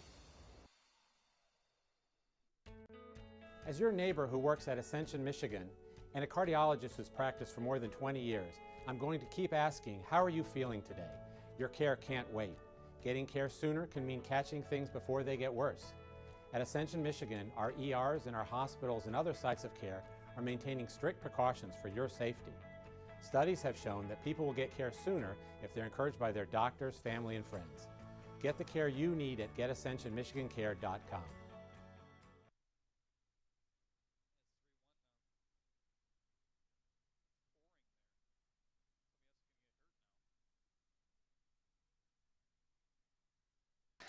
Ed Cuevas on to close it out for the Birmingham Bloomfield Beavers here today. For the Unicorns, they'll send up the top of the order: Frankie Luska, Noah Childress, and Drew Galassi.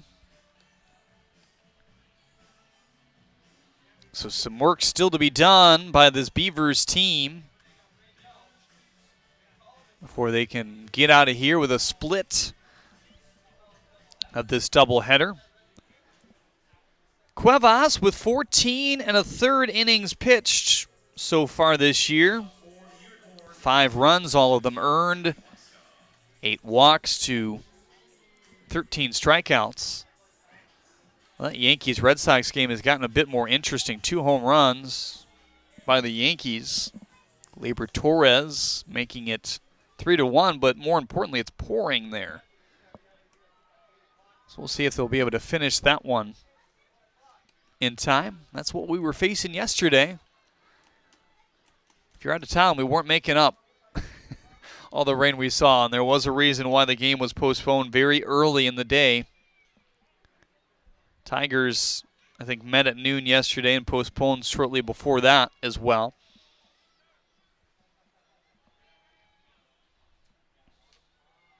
One 1-0 on Frankie Luska, again working himself back into account here. Took it 3-2 in the 4th before he struck out. Also walked back in the 1st inning. Top 3 in the order today have reached 1, 2, 3, 4 times and have surmounted to 2 of the 4 runs thus far. Lefty on lefty matchup, the 2-0. In for strike 1.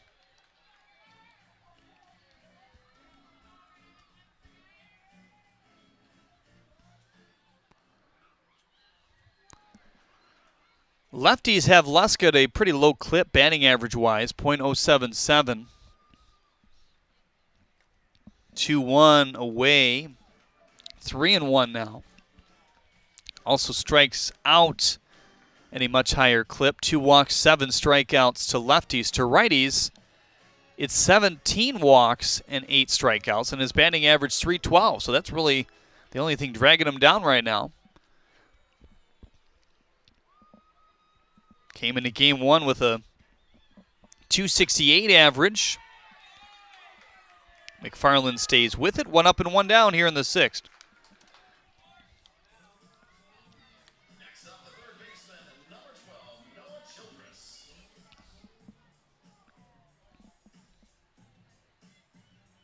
Cuevas has yet to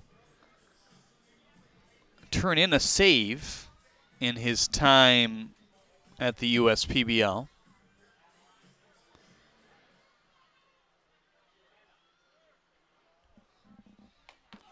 Big swing and a miss by Noah Childress. Well, this bat and the next one, Drew Galassi, two guys you don't feel very comfortable with a 6-5 lead here.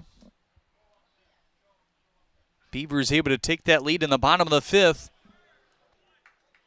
Slicing slider there by Cuevas.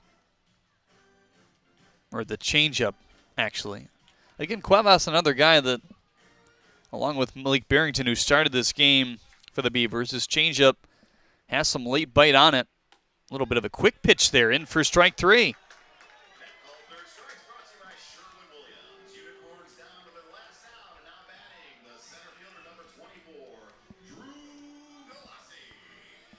That's 5 strikeouts combined for Barrington, Kinney, and Cuevas here today.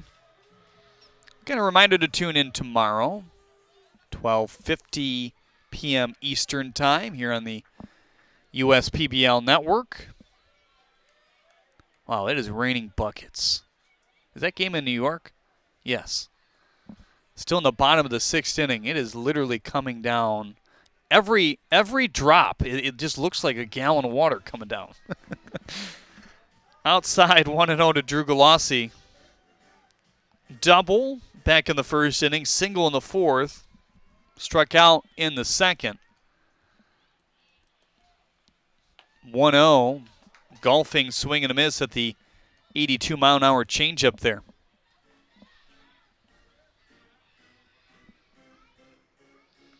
Colby Johnson, a hot bat, is on deck if you can get to him. This guy always a threat.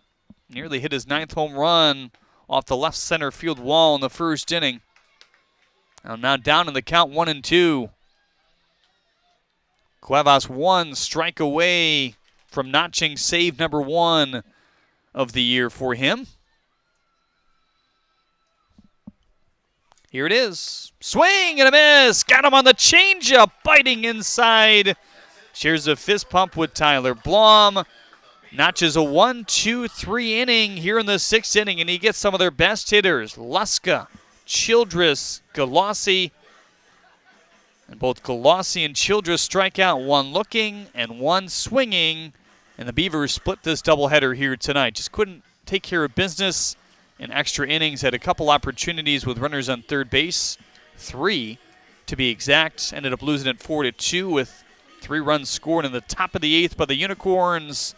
They can't muster any offense here in the top of the 6th of this one in a 6-inning game. 2 scheduled 6-inning games here in this doubleheader. And the Beavers able to celebrate win number 7 on the year for them. Back with your Auto Lab post-game show. We'll name our Rochester University Player of the Game when we get back.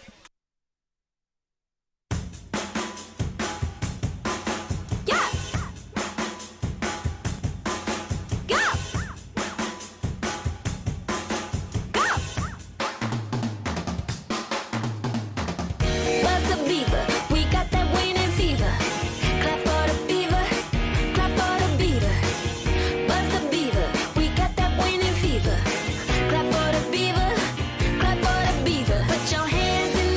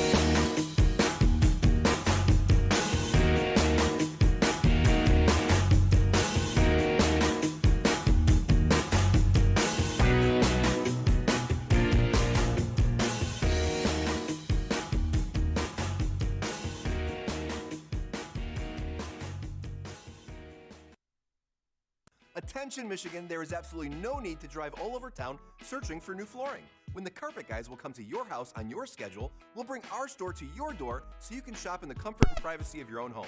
And you'll love our huge selection. Buy right now with interest-free financing for up to 4 years. You can carpet your entire home for as little as $11.99 per month. Let the carpet guys take the stress out of buying new flooring.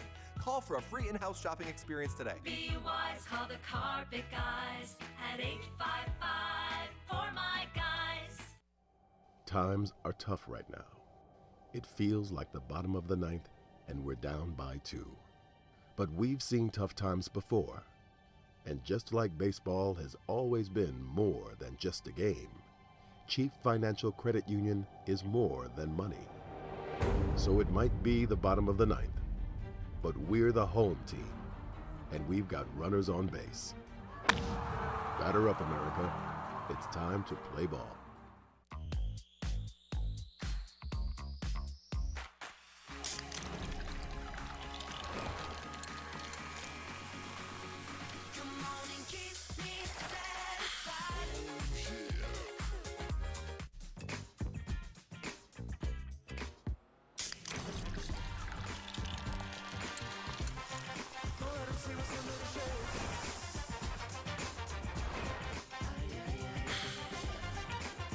We build roads, bridges, wind farms and pipelines, schools to skyscrapers. Our members create monuments. We operate. We're the operators and mechanics behind the advanced heavy machines that move Michigan forward. We maintain boilers and HVAC. Our members run the complex heating and cooling systems that we all depend on.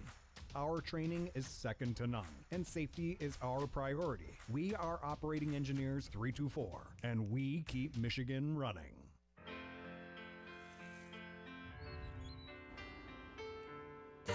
Stop me now. Don't stop me, 'cause I'm having a good time. Having a good time. I'm a shooting star leaping through the sky like a tiger, defying the laws of gravity. I'm a racing car passing by like Lady Godiva. I'm gonna go, go, go. There's no stopping me. No stopping, no stopping.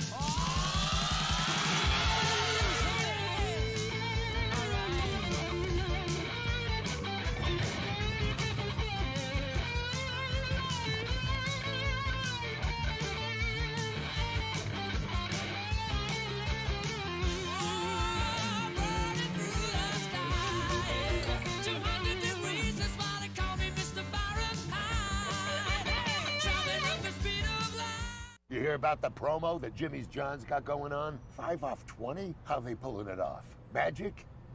You got David's Copperfields in there?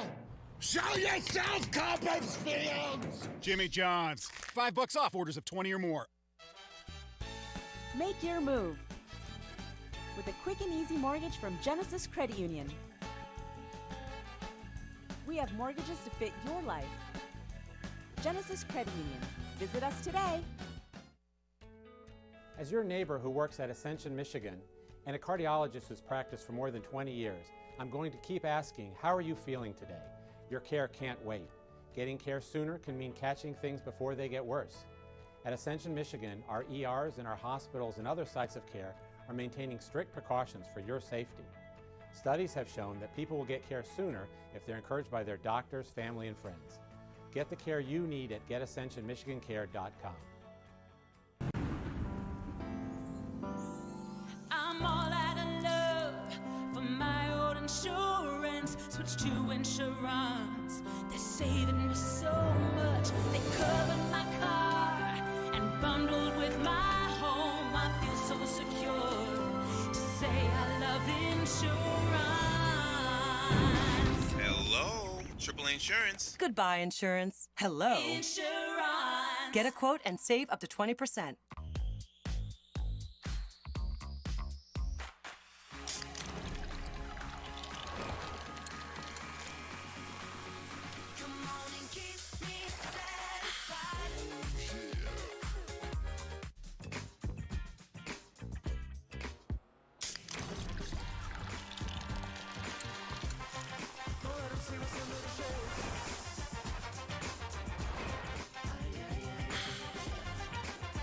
They call me Prospects. Since the day I was born as a diver's watch, the challengers of the world have taught me many things. Life is not a numbers game. It's about challenging ourselves. No matter what happens, just follow your heart. These pioneers drive our generation forward. Not by setting records, but by never giving up. Keep going forward. Prospects. Available at Lucido Fine Jewelry. Dunham Sports is a proud partner of the USPBL. Big names, low prices, delivering value since 1937. At Fifth Third Bank, we're working hard to make banking a Fifth Third better. With free checking and fraud protection services, 166.7% is possible. 166.7. This is banking a Fifth Third better. You hear about the promo that Jimmy's John's got going on? 5 off 20? How they pulling it off? Magic? You got David's Copperfields in there? Show yourself, Copperfields! Jimmy John's. $5 off orders of 20 or more.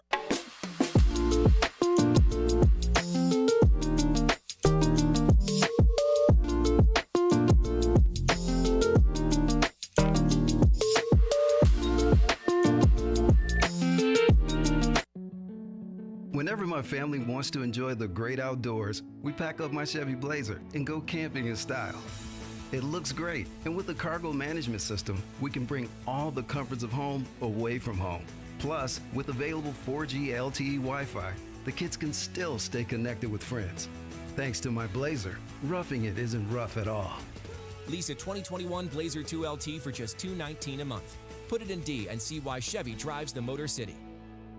First State Bank is a locally owned and operated business. We're part of your community. At fsbcares.com, you'll find ways that we're making a difference by featuring locally owned and operated businesses, providing access to helpful financial resources, and engaging with community. fsbcares.com is part of our commitment to the neighborhood because strong neighbors mean stronger communities. Where good neighbors do great things. Member FDIC and Equal Housing Lender. This is your Auto Lab postgame show here today as the Beavers are able to split the doubleheader. 2 tight games going down to the wire in the late innings here today. The first game requiring extra innings. This one finishing in the top of inning number 6 as Ed Cuevas is able to slam the door with the save here today. Jeremy Otto alongside Connor Bagneski, your Rochester University player of the game here in our Auto Lab postgame show. You know, going back to the triple, looked like it might have been lost in the lights out there, but, you know, you're wheeling and dealing it, right? Because you got to get as far as you can at that point, knowing that, you know, anything could happen at that point. Absolutely. It's a tough sky at night sometimes, and, you know, I saw it go up, and then I lost it myself, so I was just, you know, trying to run, you know, as fast as I can to hopefully get as many bases out of it, and it was, you know, lucky enough for it to fall, and I'll score a couple runs. 2 positions for you here today, started in center field in game 1, over at second base in game 2. Is that kind of the look you think you'll get here in the league as more of a utility guy, or? Yeah, you know, I like to think that it's a good thing that I can play a few positions, and just talking with our coaching staff, you know, trying to move around a little bit just to, you know, get everybody involved. And, yeah, I mean, from what I've kind of felt out a little bit and what I've seen, I think that that's probably, you know, I'll be moving around, and you know, any way I can help the team win, I'm willing to do so. Just over 16, 17 at bats because you had, what, 3 walks in the first game heading into, you know, next week of play as well. But you look very comfortable out there. You look good at the plate. You feel pretty good? Absolutely. I appreciate that. Yeah, I just, you know, I'm trying to just see the pitches and put a good swing on it and, you know, hope to help my team win any way I can. Any adjustments for you, you know, coming from college right to pro ball right now? It hasn't been too much of an adjustment other than obviously the wood bat, but, you know, we hit with wood all the time, so nothing too crazy. I think the biggest adjustment is not playing every day like you know, other pro leagues, right? And I think that you can take advantage of that and really use it to your advantage in practice and in the weight room and stuff like that. So, but nothing too crazy, no. Talk about the tough sky. We saw a number of guys, not even just on the ball you hit, kind of have trouble with it. You know, what is your strategy, I guess, in a sky like this, or just in general? I mean, you gotta get to your spot first, right, and then, you know, hope that it lands in the right area. Yeah, I mean, if you see it right away, you can kind of have an idea of where it's going to be. Now the ones that go way out there, those are a lot tougher than, you know, the pop-ups closer to the infield. But if you see it right away, you're kind of just hoping that you're in the right spot, and you know, just honestly just hope you're there, really. That's all you can do with the sky like that, especially when the ball goes above the lights. Connor, thanks for catching up here today. Look forward to catching up with you as the season goes on, and congrats on the win here today in Game 2. Thank you so much. I appreciate it. Connor Begneski, our Rochester University player of the game here in Game 2 of this doubleheader. Back for one more tomorrow as the Mammoths take on the Hoppers. That will start at 1:05 Eastern Time here at Jimmy John's Field. We'll be on the air at 12:50 on the USPBL Network. Have a great night, everybody.